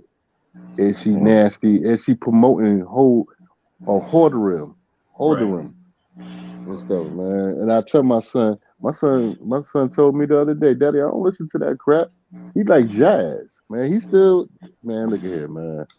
My son loves jazz. He loves old school hip hop and authentic rock and roll. My son would have found her and swore her up.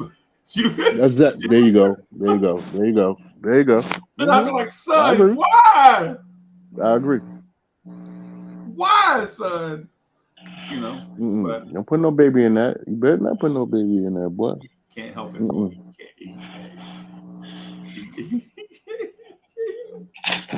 But nonetheless, what you were saying, Freezy, I absolutely agree about with the you. community, we don't share skills like we used to, bro. And part of it is the older generation can't trust these young generation. The young generation too volatile, bro. Word. Right. Like when I see young people now, like I ain't no scary dude, right? But I see young people now, and I be thinking to myself, which one of them got the blimmy on them? Got the biscuit, got the chili. Yeah, one of them got the Roscoe on them. The blicky? The Roscoe. The blicky? Yeah. You got the blicky. Yeah. That is true. That is true. And I ask them, bro, like I'll be at the grocery store and they'll be like, hey, because I used to coach, right? They'll be like, hey, Coach Uncle Freezy, how you doing, man? You know, we saw that. And I'll be like, relax, bro. Which one of y'all got the Roscoe on y'all? And they always laugh, right? They're like, man, we ain't got no. Why you always be asking us that? Hey, bro. I need to know. I heard y'all was shooting at the football game. Bro, the other day was shooting at the football game the other night. High school football, bro. They shooting at the high school football game, bro. Wow. They were shooting at the Jet game? At the Jets? Yeah. That's funny play. With the mosquito emblem on the helmet. Hey, yo, Corey, he changed it from the crop dusted to a big old mosquito. Yeah. If Lee is really in Georgia, like you're saying, he know what I'm talking about. Man, Lee, you sound like you're going to sleep, bro. No, I'm right here. I'm listening to y'all. What the hell? I'm waiting to jump in the conversation. I can't. All right, go ahead. Double dutch, dude. Go ahead. Nah, go ahead. I'm waiting for a point for me to jump in. Anyway. Yeah, man. I love my brother, man. I love my brothers, man. I swear to God, I do. Hey, I'm gonna ask Dre. Let me ask Dre this real quick. So Dre, are there unwritten rules to this generation like there were in the past? Nope. I'm talking about like an unwritten rule for us, right? An unwritten rule for men of my age is you never curse or disrespected the church crowd, right? Because they was trying to do the right thing, and just because you wasn't, if you were not, you didn't try to mess with them, right? You want to let them have their grind. You steer clear at least. Yeah, You just yeah, get out the yeah. way. I on a basic level, I would say because I'm really a millennial. I think I'm a little bit detached from like Gen Z. Gen Z is a little bit like people born after 96, 97. They just be wilding out. Yeah. Like they just be wilding out, to be absolutely honest. Because I was So you born in barely made it '92. to the Yeah, millennials. I was a 5 year cutoff. Okay. 'Cause I was born in '92, Okay. so I'm a millennial. So I mean, for my age bracket, there were things in terms of like we kept reverence and respect for even our parents. Like if you had your mom come in your car, you wasn't gonna play the same type of music you ride around Facts. to by yourself, Right. and you gonna play it at a same level. You gonna throw in the R&B because you're not gonna play something. You know what I'm saying, disrespectful, even if that's what I ride to normally. So you're Hey, not yo, gonna play. Dre. You're not gonna play Scarred. Nah, Nah, I'm we ain't not, doing that. I'm not gonna play. I'm not gonna play Mob Deep. You know what I'm saying? Nah, that's done. Yeah. Hey, yo, I Dre. Hey, Dre. might throw on some Donnie McClurkin because that's Hey, what yo, she Dre. You like. know what I played for my grandmas when I went my grandmoms and my moms? I played Mary, Mary. It's the God in me. Yo, y'all look it up. It's the Mary, God in Mary. me. It's It's the the God God in in me. me. It's the God in me. Yo, I'm telling you, and the beat is funky, and I heard it in Shout some out to clubs. Spotify, man, because you can pick the Spotify, yeah. song and then play the radio from that song. Yep. All day. That That's all and you need. Pandora. That and See, Pandora. what I normally do, I play instrumentals. I find me some Instrumentals Ooh, instrumental all and just day. let it roll. Cause that All way I ain't day. got to worry about it. I ain't And gotta I worry have it about down nothing low all I day. have it down low anyway. But Yes. well, when I'm driving, but when I go to the crib, I don't turn, I don't change my mom's, when it's her car, I keep it on because she keeps it on the gospel channel, and that's what we roll to around the city. Yeah. Hey, yo, I soul. keep it respectful. If it's my pops, I'm gonna just throw in that old sky or reggae. That's what he Uh-oh. like. Okay. Yo, so Keep it you know pushing. what instrumental I keep rocking over and over when I got my parents in the car. What's I that? play Which Way Is West instrumentals all day. Yeah. Premiere. I play the Premiere on Jay Dilla, and I play Yeah, DJ. Huh? Who? He said Huh? Jay Dilla's just alright. Hey, yo, recipes to Jay Dilla. Is you out your crazy? Yo, hold on. Freezy was putting rocks in people's shoes by the time he was Yeah, 3, 4 He years put old, rocks in man. my shoes right now. Yeah, he put rocks in my shoes right No, he now. went. Hey, no, he went. He was putting them those those little thorn joints. Them little, you walk through the grass. I'm not gonna say what we called them back when we were growing. Them Yeah, the joints. little He was putting spike them. things. Yeah, the little spike Yeah. we round used to thing. call them sticker Yeah. brides. You talking about sticker Sticker brides? bro, Sticker yeah. drives. Well, Yeah, that's it. see, a lot of country folk down there used to call them cuckabugs. Don't ask me what it Cookabug, was. yeah, Man, them yeah, too. cook a Yeah. bug, cook a bug. Yeah, Yeah, word. cuckabug. Yo, Jay Dilla on Far Side. And not to change the subject. I know what we're talking about, but Jay Dilla on Far Side Californication. What? Yeah, that You was can't alright. laugh him. But see, the Yeah. thing is, we already gone there. Bully, you hadn't been around for a lot of that. Ugh, yeah. I know I missed it. I'm Dre been sorry. right there with me. So I mean, no, you All missed right. it. Yeah, we went through that. Don't We Freezy, we had to Why we had to put Freezy always Freezy gotta we be had out to the put box? Freezy in his place Yeah, with why Freezy always gotta be out the box, man? What's going on, Freezy? look, I even just yo, can we And just then look I'm at, behind. do all of I'm us have sorry. to be exactly the same, bro? No, you don't have to be the same. And him. and look, I hate to even say this. I hate to even say this There's because when I only got off the one number line, one chief rocker. That's what he one right number there. one chief rocker. But when I fell off and I went behind the lines, my grandma's called me.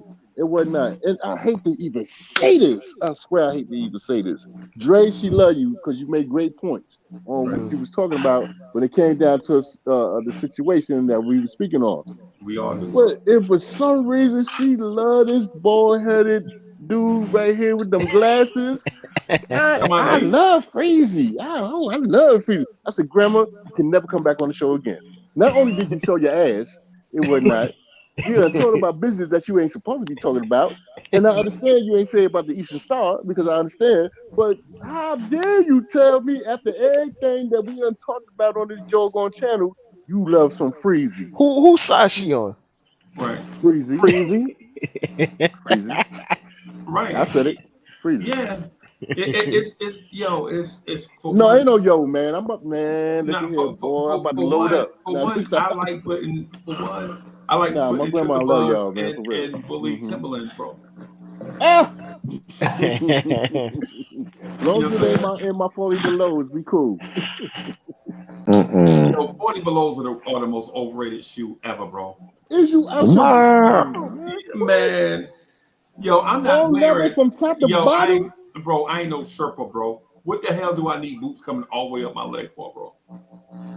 Bro, they don't even come all the way up your leg. They come like 3/4 to the calf.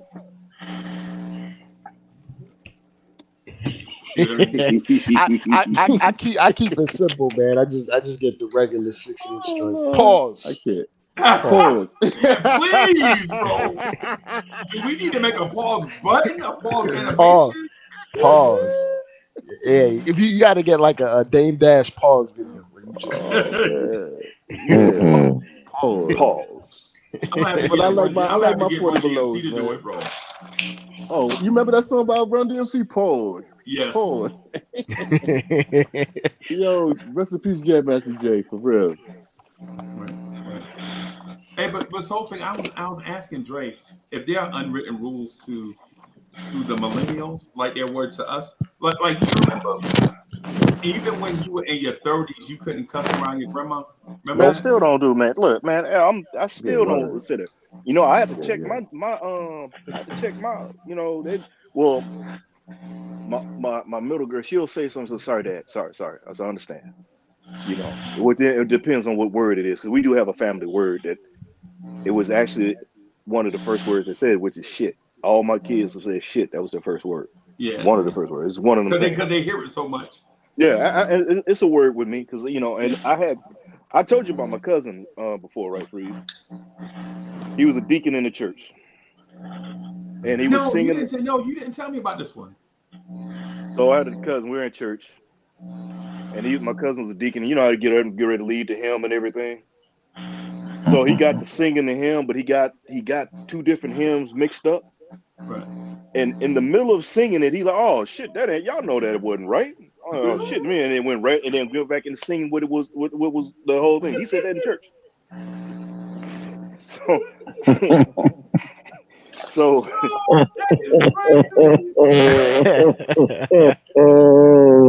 And you know what the funny part is when he said it, I bet you half the church didn't even recognize he cussed. no, I really didn't. You know, Only so the sanctified saints of the church knew he cussed. well, they didn't go like, oh my God. People started, some folks were laughing. You know, look, you're a kid. You know, I was in there crying. It was funny, little kid. But he says it all the time. Oh shit.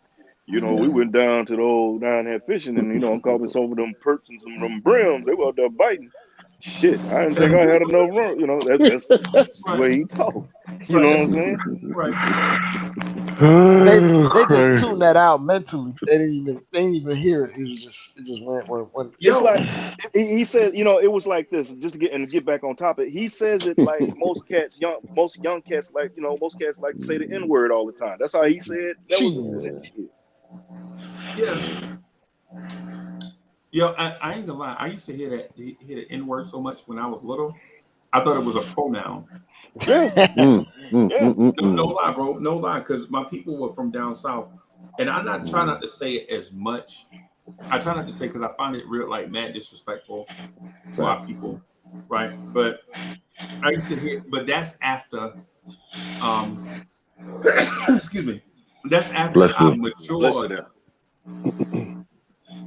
Excuse me, that's after I matured and learned Oh, myself, snap. like learn myself and my people, right? Once you learn society, you learn certain ignorant stuff that people do is they don't know another way because they were like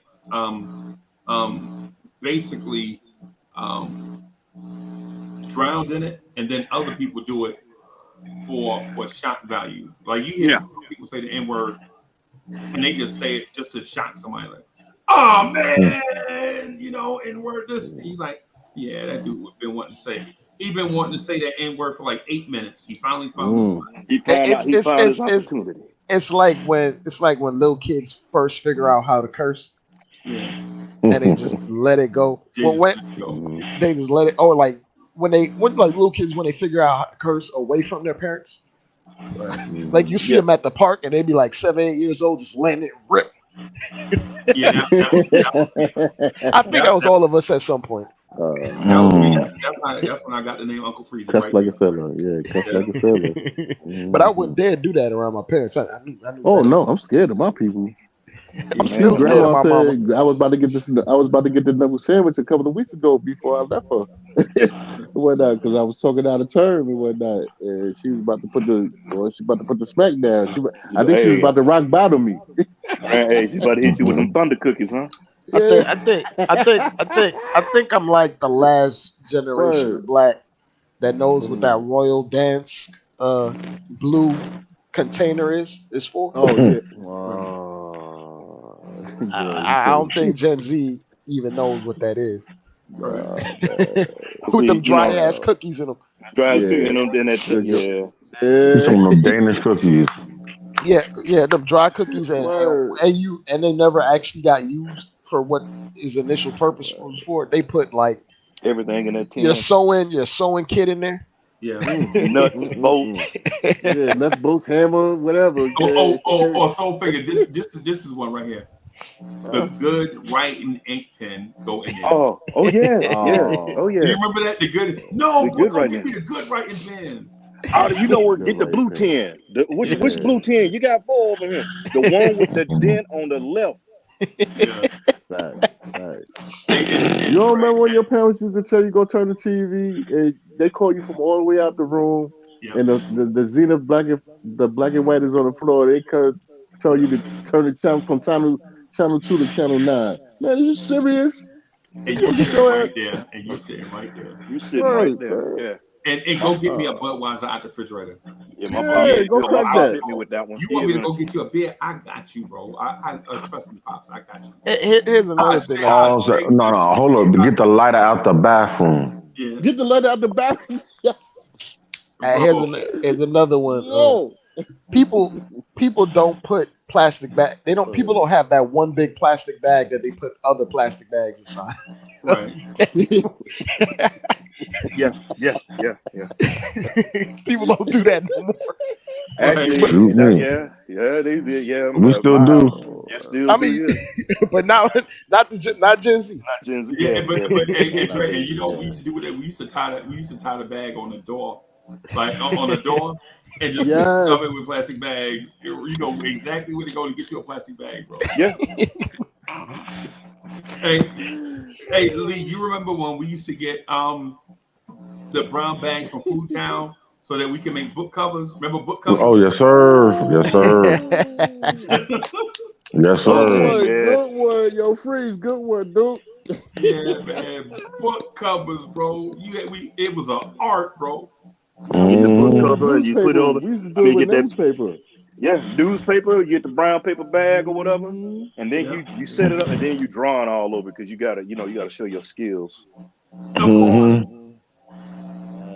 Oh man, these kids don't know that, man. Yeah, especially if you got the certain color markers. Mm-hmm. Oh my God, bro! It was on. Word. Shit, I don't even have textbooks no more. Nah, everything's computerized now, man. Man, this new generation so lucky they could chat GPT their whole assignment. Meanwhile, I had to go to the library because I had no internet. Right. Yo, you don't remember Cliff Notes? You remember Cliff Notes? Yeah. You mean Smart Notes? Cliff Notes, dude. No, you talking about Cliff Notes? Cliff Notes. Oh, I'm a little bit after that. So they had like a thing called Spark Notes, which is basically, I guess, it's the same thing as Cliff Notes, except they just put it on the internet. Right.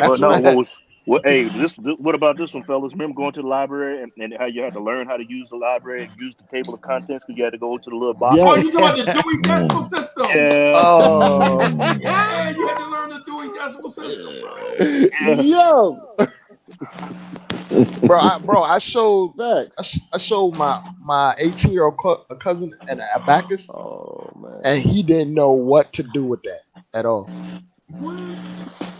that's a Are you doggone serious? shame. The abacus, yeah. Yeah, he didn't know what to do with it. He was like, It looked like a toy to him, right? it's like what is all these colors for? What is it supposed to signify? Oh What? my God, bro. You had to go. Yeah, you had to go do that. Yeah, for real, for real. Yeah, man. Oh man. All the Yeah, stuff that man. they used to do back in the day. I mean, that we grew up. Man, like I remember when I showed my kids a payphone. Oh, you talking about the rotary? The rotary? Yeah, yeah. I just No. You talking about with the phone booth? yeah, an old Actual school phone payphone. booth. Oh, Yeah, actually yeah. payphone. Okay. Payphone with the whole Mm. phone booth and all that. They looked at that. I said, yeah, I know it's Jurassic to you, but Yeah. this right here, hey, that pager used to go off. Hey, that was go make that Yeah. call so you can get that certain code. He's like, oh, That's right.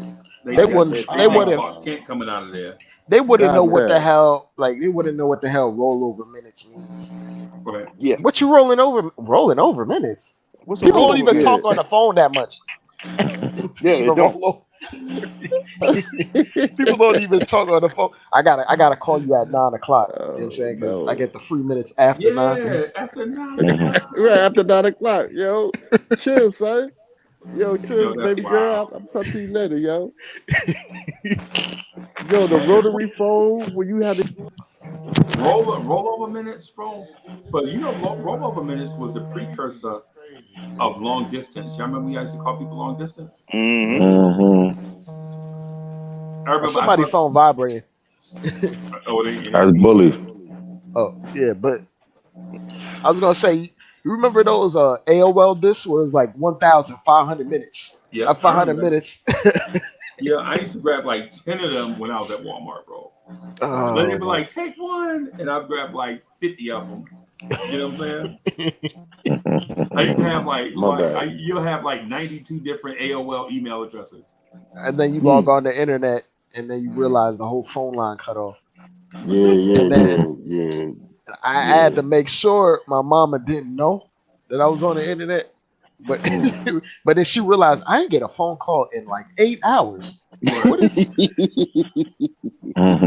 Then she come barging Could you and set see the me on line that. up? Then she barging and see me on that gateway computer. Oh, the gateway. Man, that was the most terrible computer ever, Or man. Dell. Oh my Yeah, God. Adele. Yeah, the Dell and the gateway was terrible, man.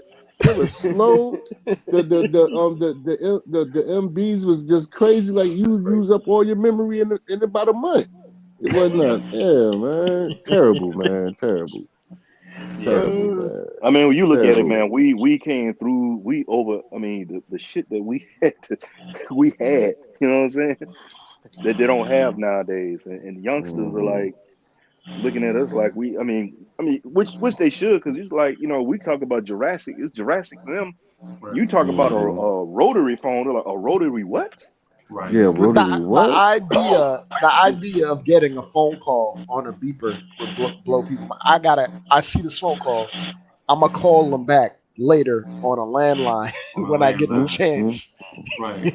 Because I can't answer the phone call right now. Bananas, right? Real. But now people not even answering the phone call. So That's real.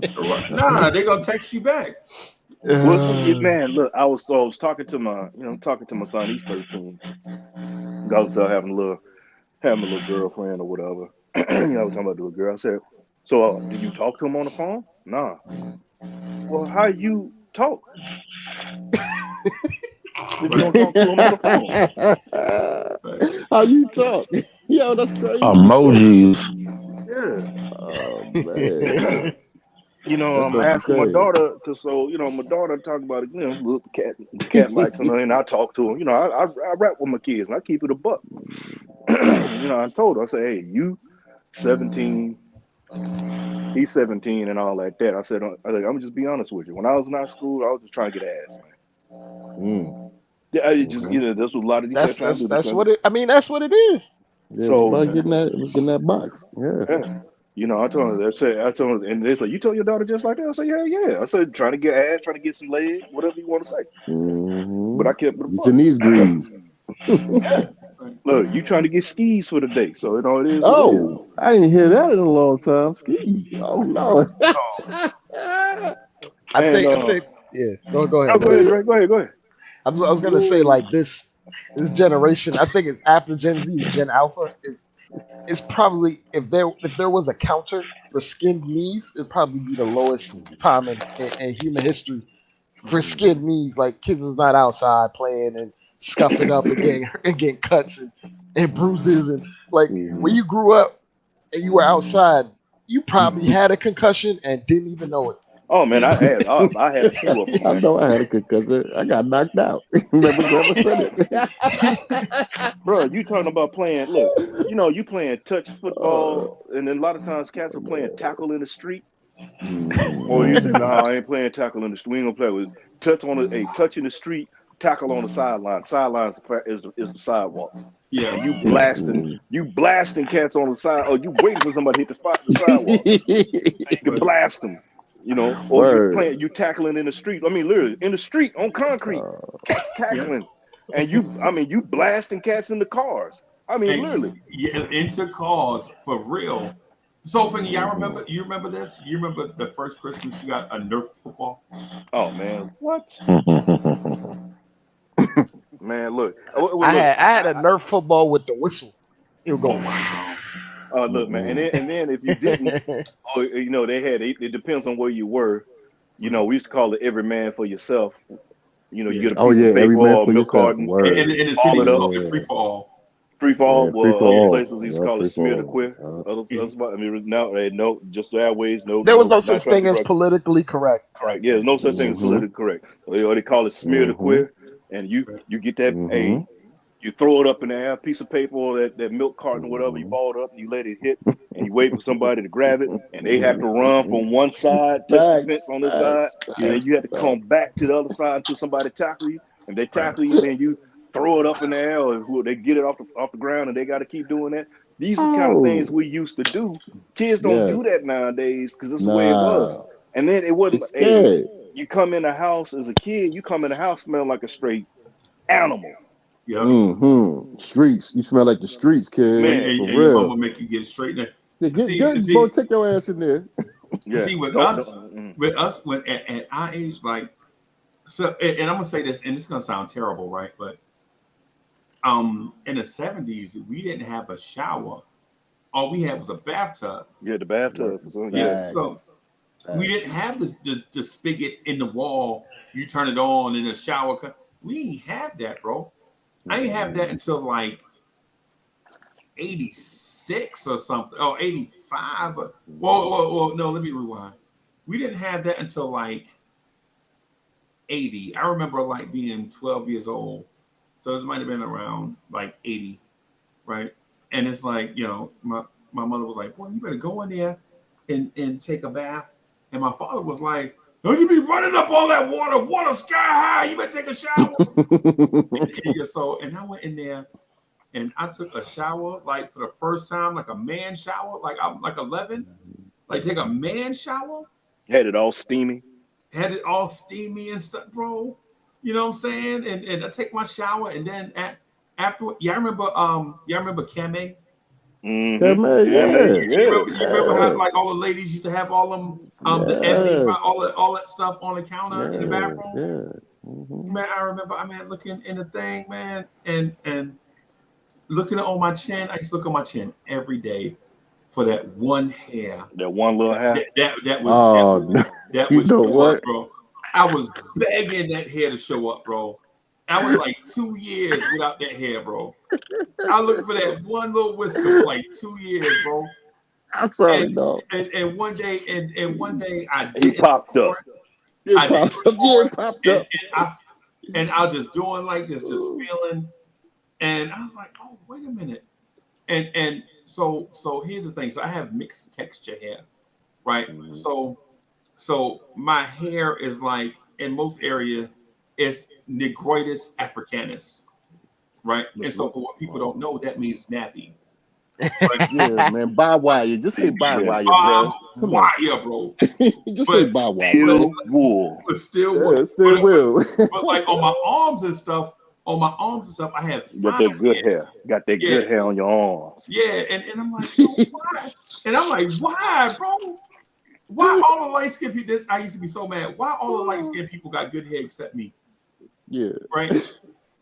I ain't gonna lie. We used to laugh at brothers like you. We used to laugh like, hey man, how are you gonna be light skinned? So like someone said, how you gonna be light skinned and have bad hair? And Like bad hair. like Sinbad. Yeah. Like oh, Dre, you wrong for that. But go ahead, bro. Yeah, Because Sinbad got some bad hair, man. I ain't gonna front. But you know what though? But I found, listen, man, when that hair came on my chin, Mm-hmm. when I got that, It changed the world for you, bro. I started walking with my chest out, great and shit. Great posture. Yo, he was mid condition. He was mid condition out here. I started trying to wear my Playboys. Y'all remember Playboy shoes? Yeah, of course. I still got. Hey, Breezy. All right, go ahead. I started trying to wear my Playboys everywhere. You know what I'm saying? Uh-huh.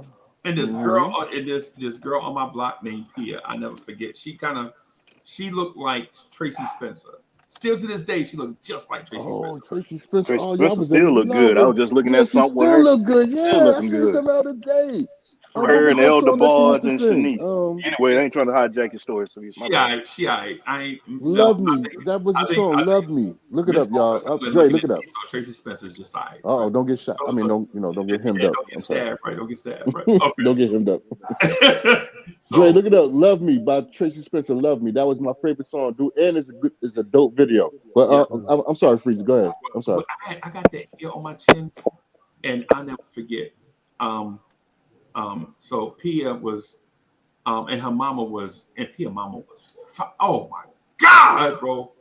Pia mom looked like the lady from Purple Rain, on the back of that Lake Minnetonka. Who, Abalonia? Yeah, Abalonia. That's what her mom looked like, and Pia looked like an 11-year-old version of that, right? So me and my pops is outside. And she waved to my pops, hey Jimmy. And, you know what I'm saying? And my pops is like, man, I wish these women would just stop harassing me, man. Because my pops looked like Howard Hewitt. Y'all remember Howard Hewitt? Yeah, man. My pops looked just like Howard Hewitt, bro. Dressed just like him, everything, right? Except my pops was a drunk and had spoke bad English. But anyway, you know what? You crazy. So we look and so Pia moms is like, Jimmy, tell Uncle Freeze to come over here and help us with these bags. He over here looking at us. And man, and so back in the day, and I know it's gonna sound so childish, but back in the day, your street used to have two sides of the street. It was like your side and then it's across the street, right? So even if your homeboy was from across the street, like my best friend, his name was Keith. So y'all know what we called him, right? Keith from across the street. That was his name. Keith from across the street. Yeah, that was his name. It's the city, right? It's, you know what I'm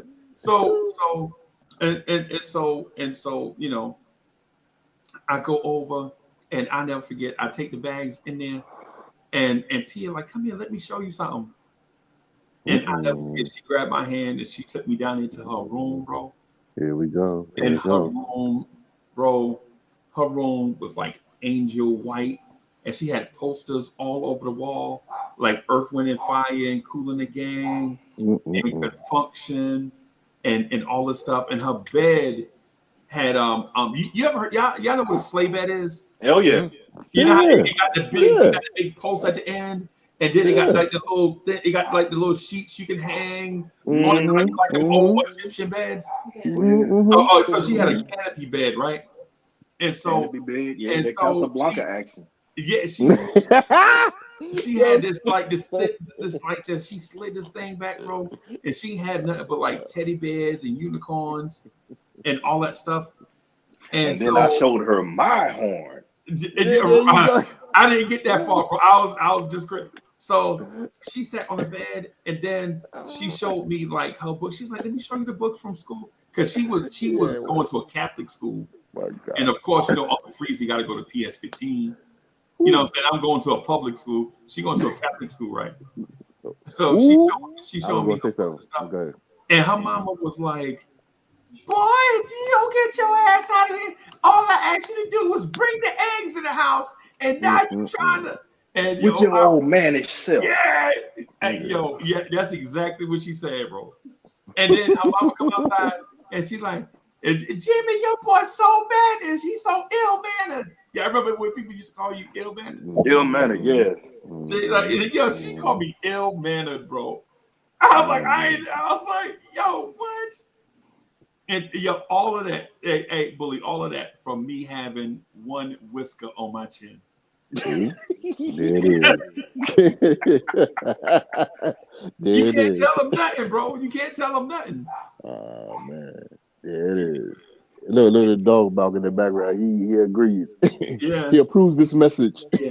He let me know. He let y'all know that there's a dog in the house. That's what he let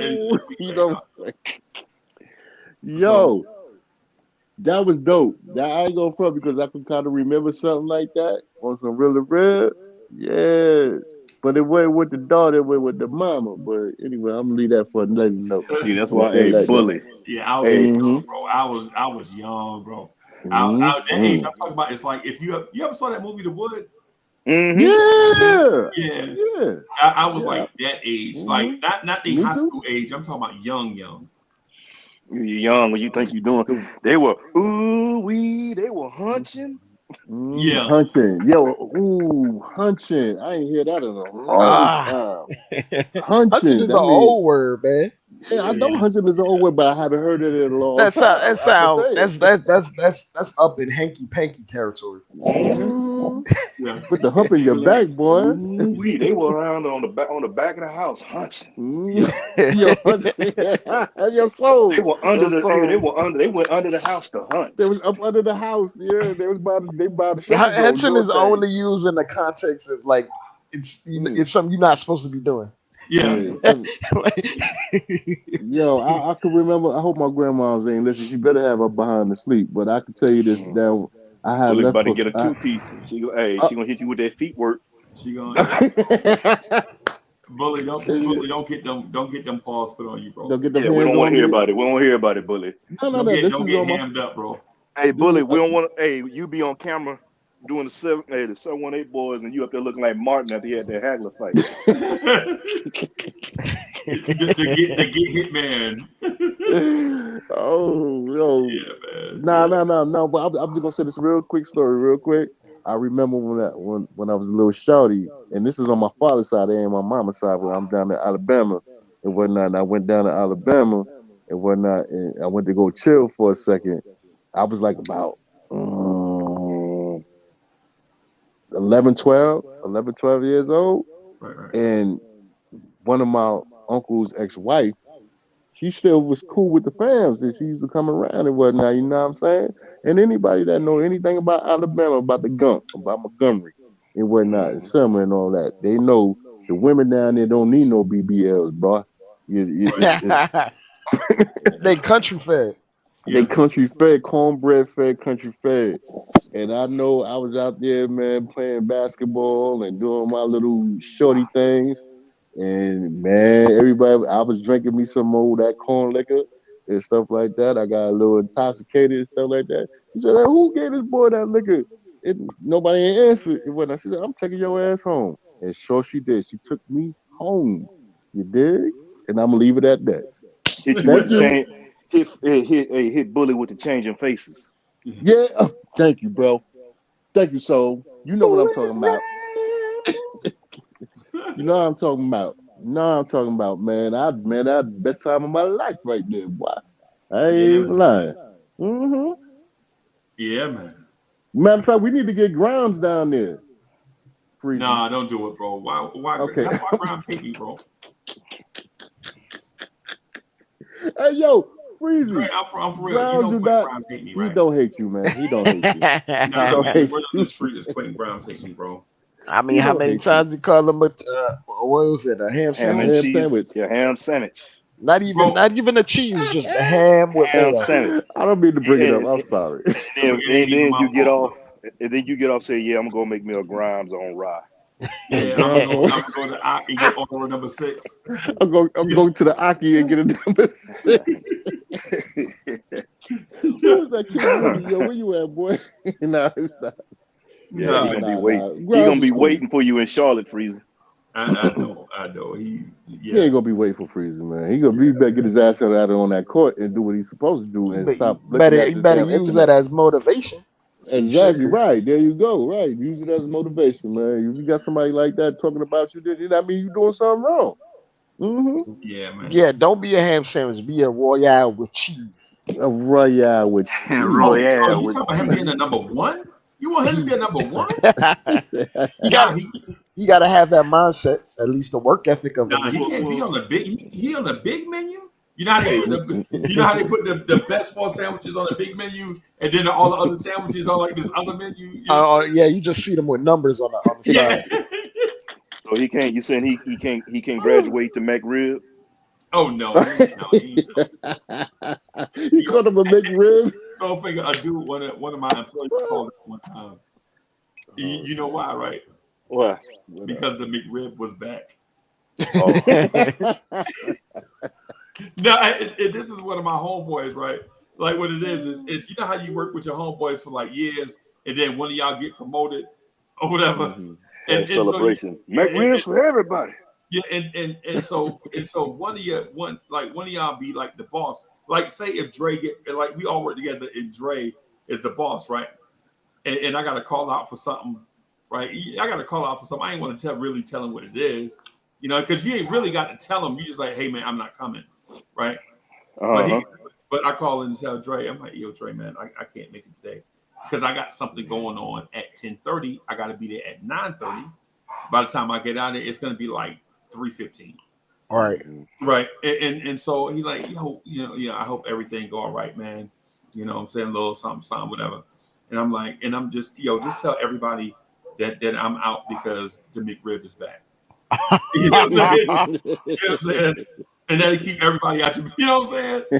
Keep everybody out your business. And Dre will be like, they'll be like, yo, where Uncle Freezy at, man? I thought he was coming. Nah, man, he out, man. He talking about something stupid like he hurt. He out. He might be out a week. Talk about the McRib is back. And that's what everybody be laughing about in all, you know what I'm saying? Yeah, man. Yeah, man. So Grimes can't even be a baconator. Baconator. No, he's still off the menu. He's farther off the menu than that. Wow. He's just a regular hamburger, just hamburger with nothing on it. Yeah, maybe some onions or something. No pickles and mustard. No pickles. Oh, no. And then you call him Optimus Grimes, man. You called the man Optimus Grimes. I mean, I was joking, man. I say that, man. I joke about everybody about once a month, but y'all bring it up every day. Y'all got this dude looking for me, bro. It's like manhunt.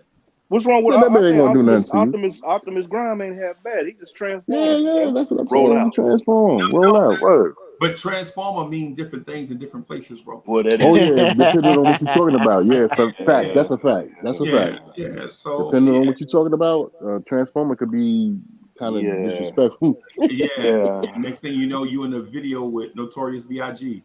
You know what I'm saying? And no disrespect to nobody, man. I ain't disrespecting the, Man, Freezy, you gonna be on that people, bro. Yo, he ain't know that man was he didn't know that was a man. Right, he ain't know that was a man. I mean, LL said she blow tissues. Stevie, delicious. Couscous. Yeah, give me couscous, let me good. Damn. That's the Hollywood. Is he good? Oh my God, he played that. Yo, we gonna get in trouble, man. Y'all gotta stop this mess. Flavor like pre-lean, sick daddy, yummy. Oh my God, bro. Papa loves it when he does it. Hey, yo. Papa love it when he does it. Oh, hey, yo. And Jay Dilla is all right, man. Them Giants is trash. Oh, I'm sorry. Here we go, man. Yo, rest in peace to the Skeevy. Well, rest in peace, because you know that Skeevy got killed. It wasn't because he skeeved around too much and somebody found out. Somebody found out it wasn't that delicious. It was delicious, huh? Right. It was delicious. Wow. Yo, you know y'all know we've been at it for This like don't taste like no damn praline. yeah, yeah. We've been at it for like 4 hours, bro. I'm gonna get out of here. I ain't gonna do no joint tonight, man. I was thinking next night, but it's the last night of the month. I don't know. Y'all got energy for the next night podcast? I ain't got no energy, bro. I see tomorrow. I actually got to be up at 7. So. I'll be on the road. I'll be on the road. I'm heading to Vegas. Oh wow. Yeah, man. Hey, be safe out there on the road, bro. Get money, bro. Yeah, man. You ain't that far from Vegas, man. About what, 4 hours? Yeah, about 5. It'll be about a 5 hour. Well, I'm headed to Vegas first. It'll be about a 5 hours. I'm going to Vegas, then I got to drive back to Henderson. All right, man. So. Hey, I'm gonna give out my prayers to you, man. Make sure you get your playlist right or your podcast right. Oh man, look, between my Sirius XM and my all the music, I'm good. There's some albums I want to check out anyway. I've been trying to let me do a deep dive on this. So get that Nas Magic too. So man, before we get out of here, I want to say something to Soulfinger real quick because I don't know if I'm gonna rock tomorrow. I we'll see, right? But how come people sleep on the Dome Patrol? I had a dude tell me that the '86 Giants defense was better than the Dome Patrol.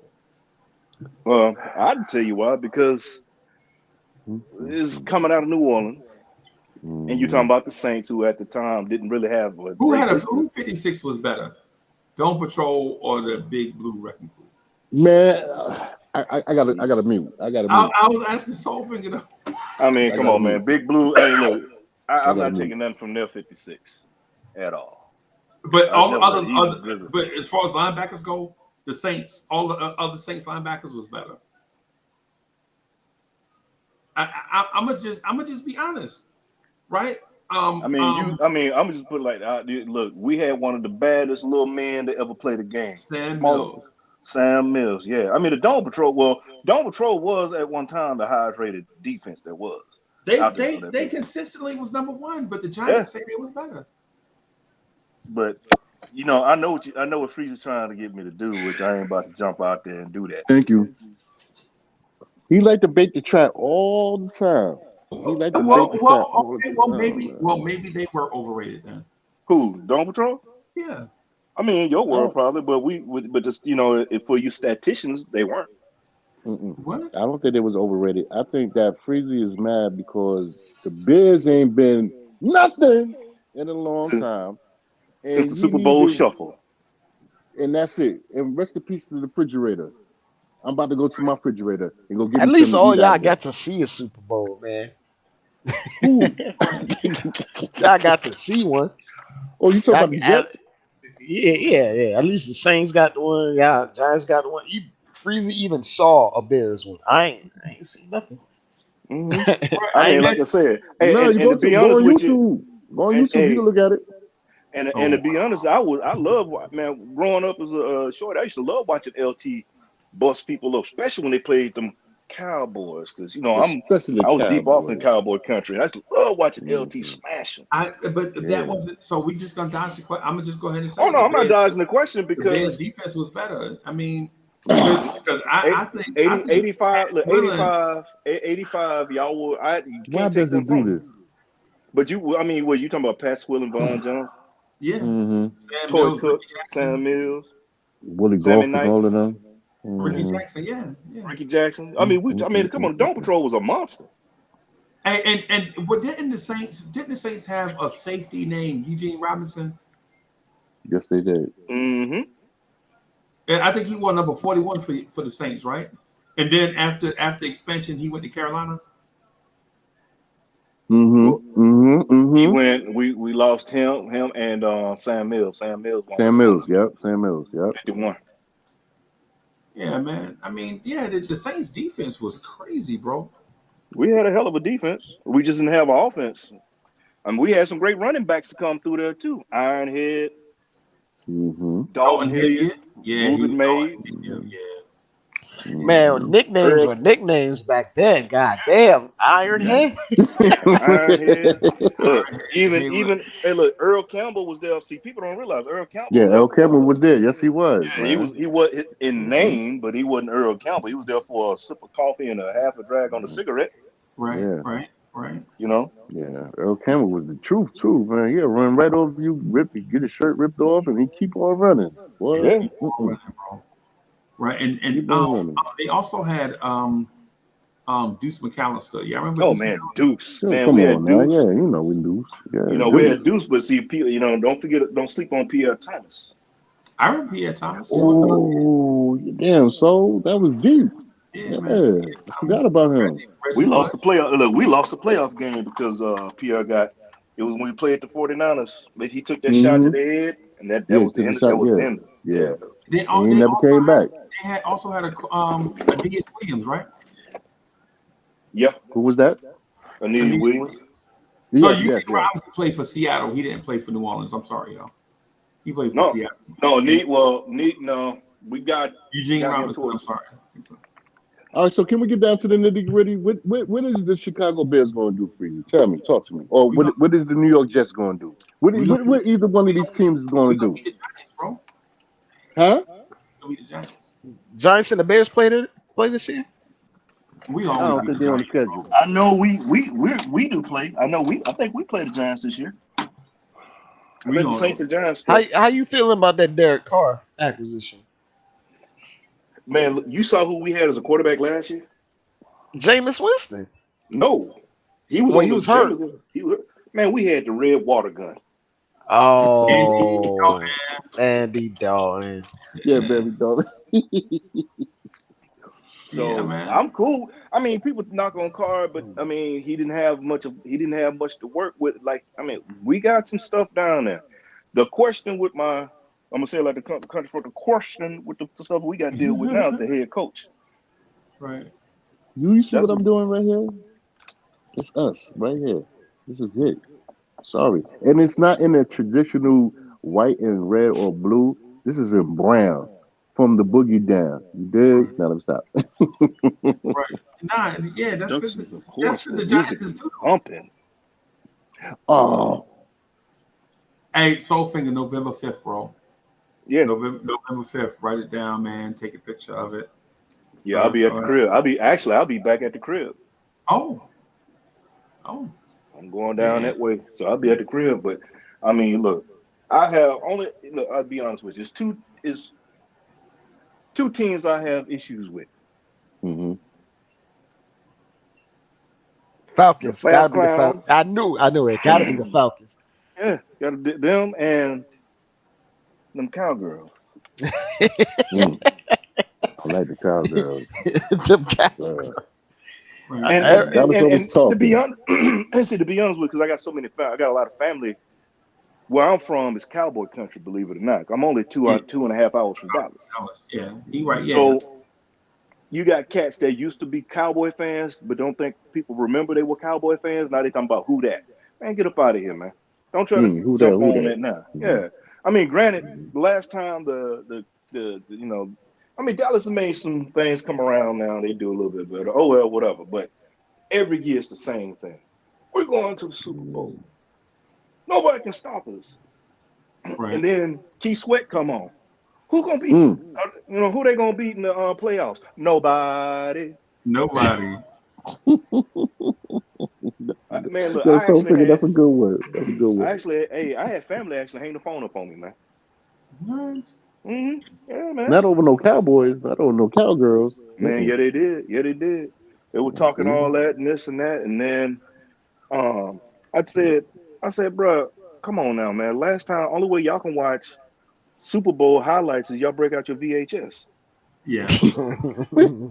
Hey, Steve. And then they got mad at Yo. me and hungry. And then they were talking about all that great play. I was like, man, the quarterback. I said, who, man? They were trying to talk, about Drew Brees. Well, Drew washed up and this and that. I said, okay, I'll take Mm-hmm. this washed up Drew Brees over your Gary Hogaboom any day of the week. Mm. Any day of the Mm-hmm. week, bro. And then they slammed the door in my face and won't let me come back to the house. Yeah. Oh man. Sore losers. Oh man. Oh man, look! Oh, Wow. when we Man. played, I had bets. I had bets, man. I was on the boat, Mhm. and our XO was a Cowboy fan, right? But anyway, my homeboy, he's from Alabama. He from Beham, and we had a Be bet. him. And this was when Sean Payton first took on the first meeting the Cowboys met against the Saints. When Sean Payton got there and everything, we had a bet. If the Cowboys were to win, I had to go up there in a Dallas Cowboy cowgirl cheerleader outfit on the Mm-mm. mess deck, High noon. high noon and sing deep in the heart of Texas. I was gonna have to do that with a Dallas hat, football, and do the What? do the like the Icky Wood shuffle, right? Saints No. win, he's got to come up there in all Saints gear Right. Mm.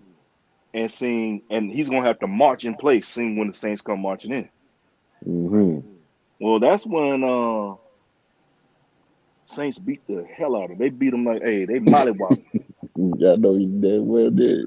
Hey, and I was telling him, I said, bro, I'm gonna give you military. We beat y'all with military time. Like, what's that? Mm. 1742. Mm-hmm. 1742. Yeah, I beat Mm-hmm. about 25. Yeah, you hear me? Yeah, Yeah, yeah, yeah. yeah. It's all right to call him in. So High Noon came up. He was supposed to come up there, man. He ran off. He wouldn't even come through on his bet. Mm. What? Yeah, XO wouldn't let me on the bridge of the ship. I had to go test water. He wouldn't let me on the bridge of the ship because on a Sunday you can wear whatever hat you want. I'm rocking my Saints gear. Oh my goodness. He wouldn't let me. He didn't want me to come up on the ship. He like up on the bridge. Oh, you can't come up here with that. Look, sir.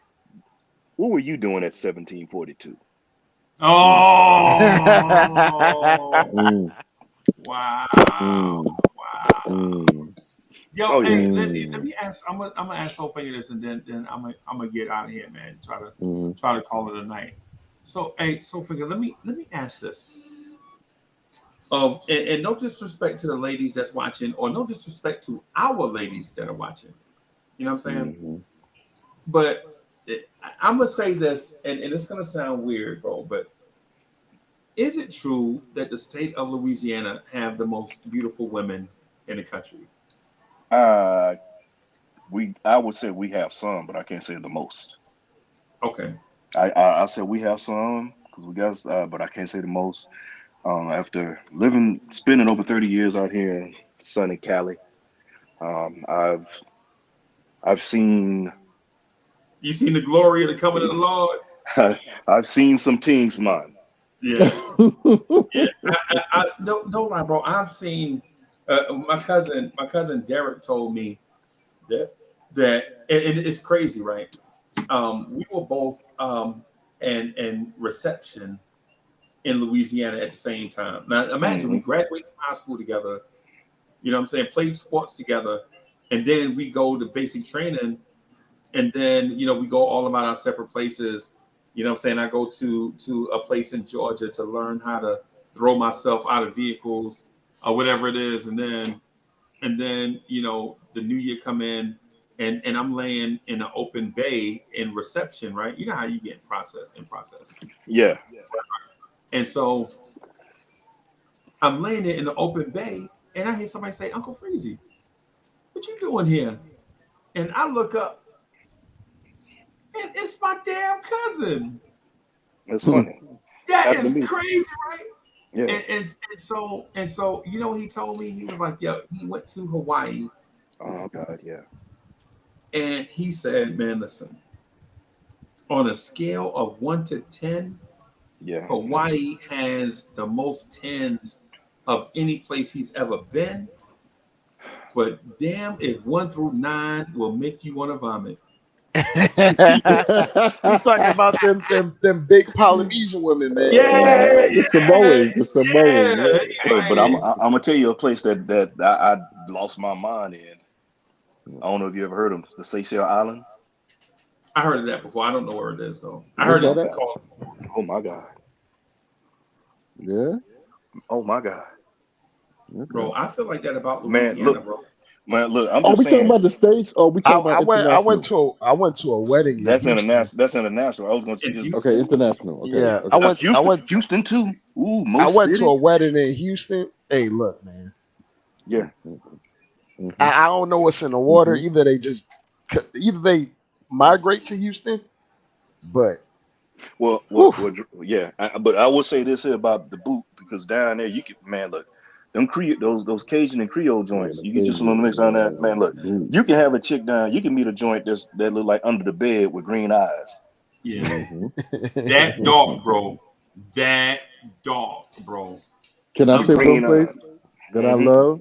One place that I love to go, like when I was really traveling like I used to, Oakland, California, San Francisco, the Yeah. Bay, the Yeah, the Bay Bay got 'em. Area. Yeah.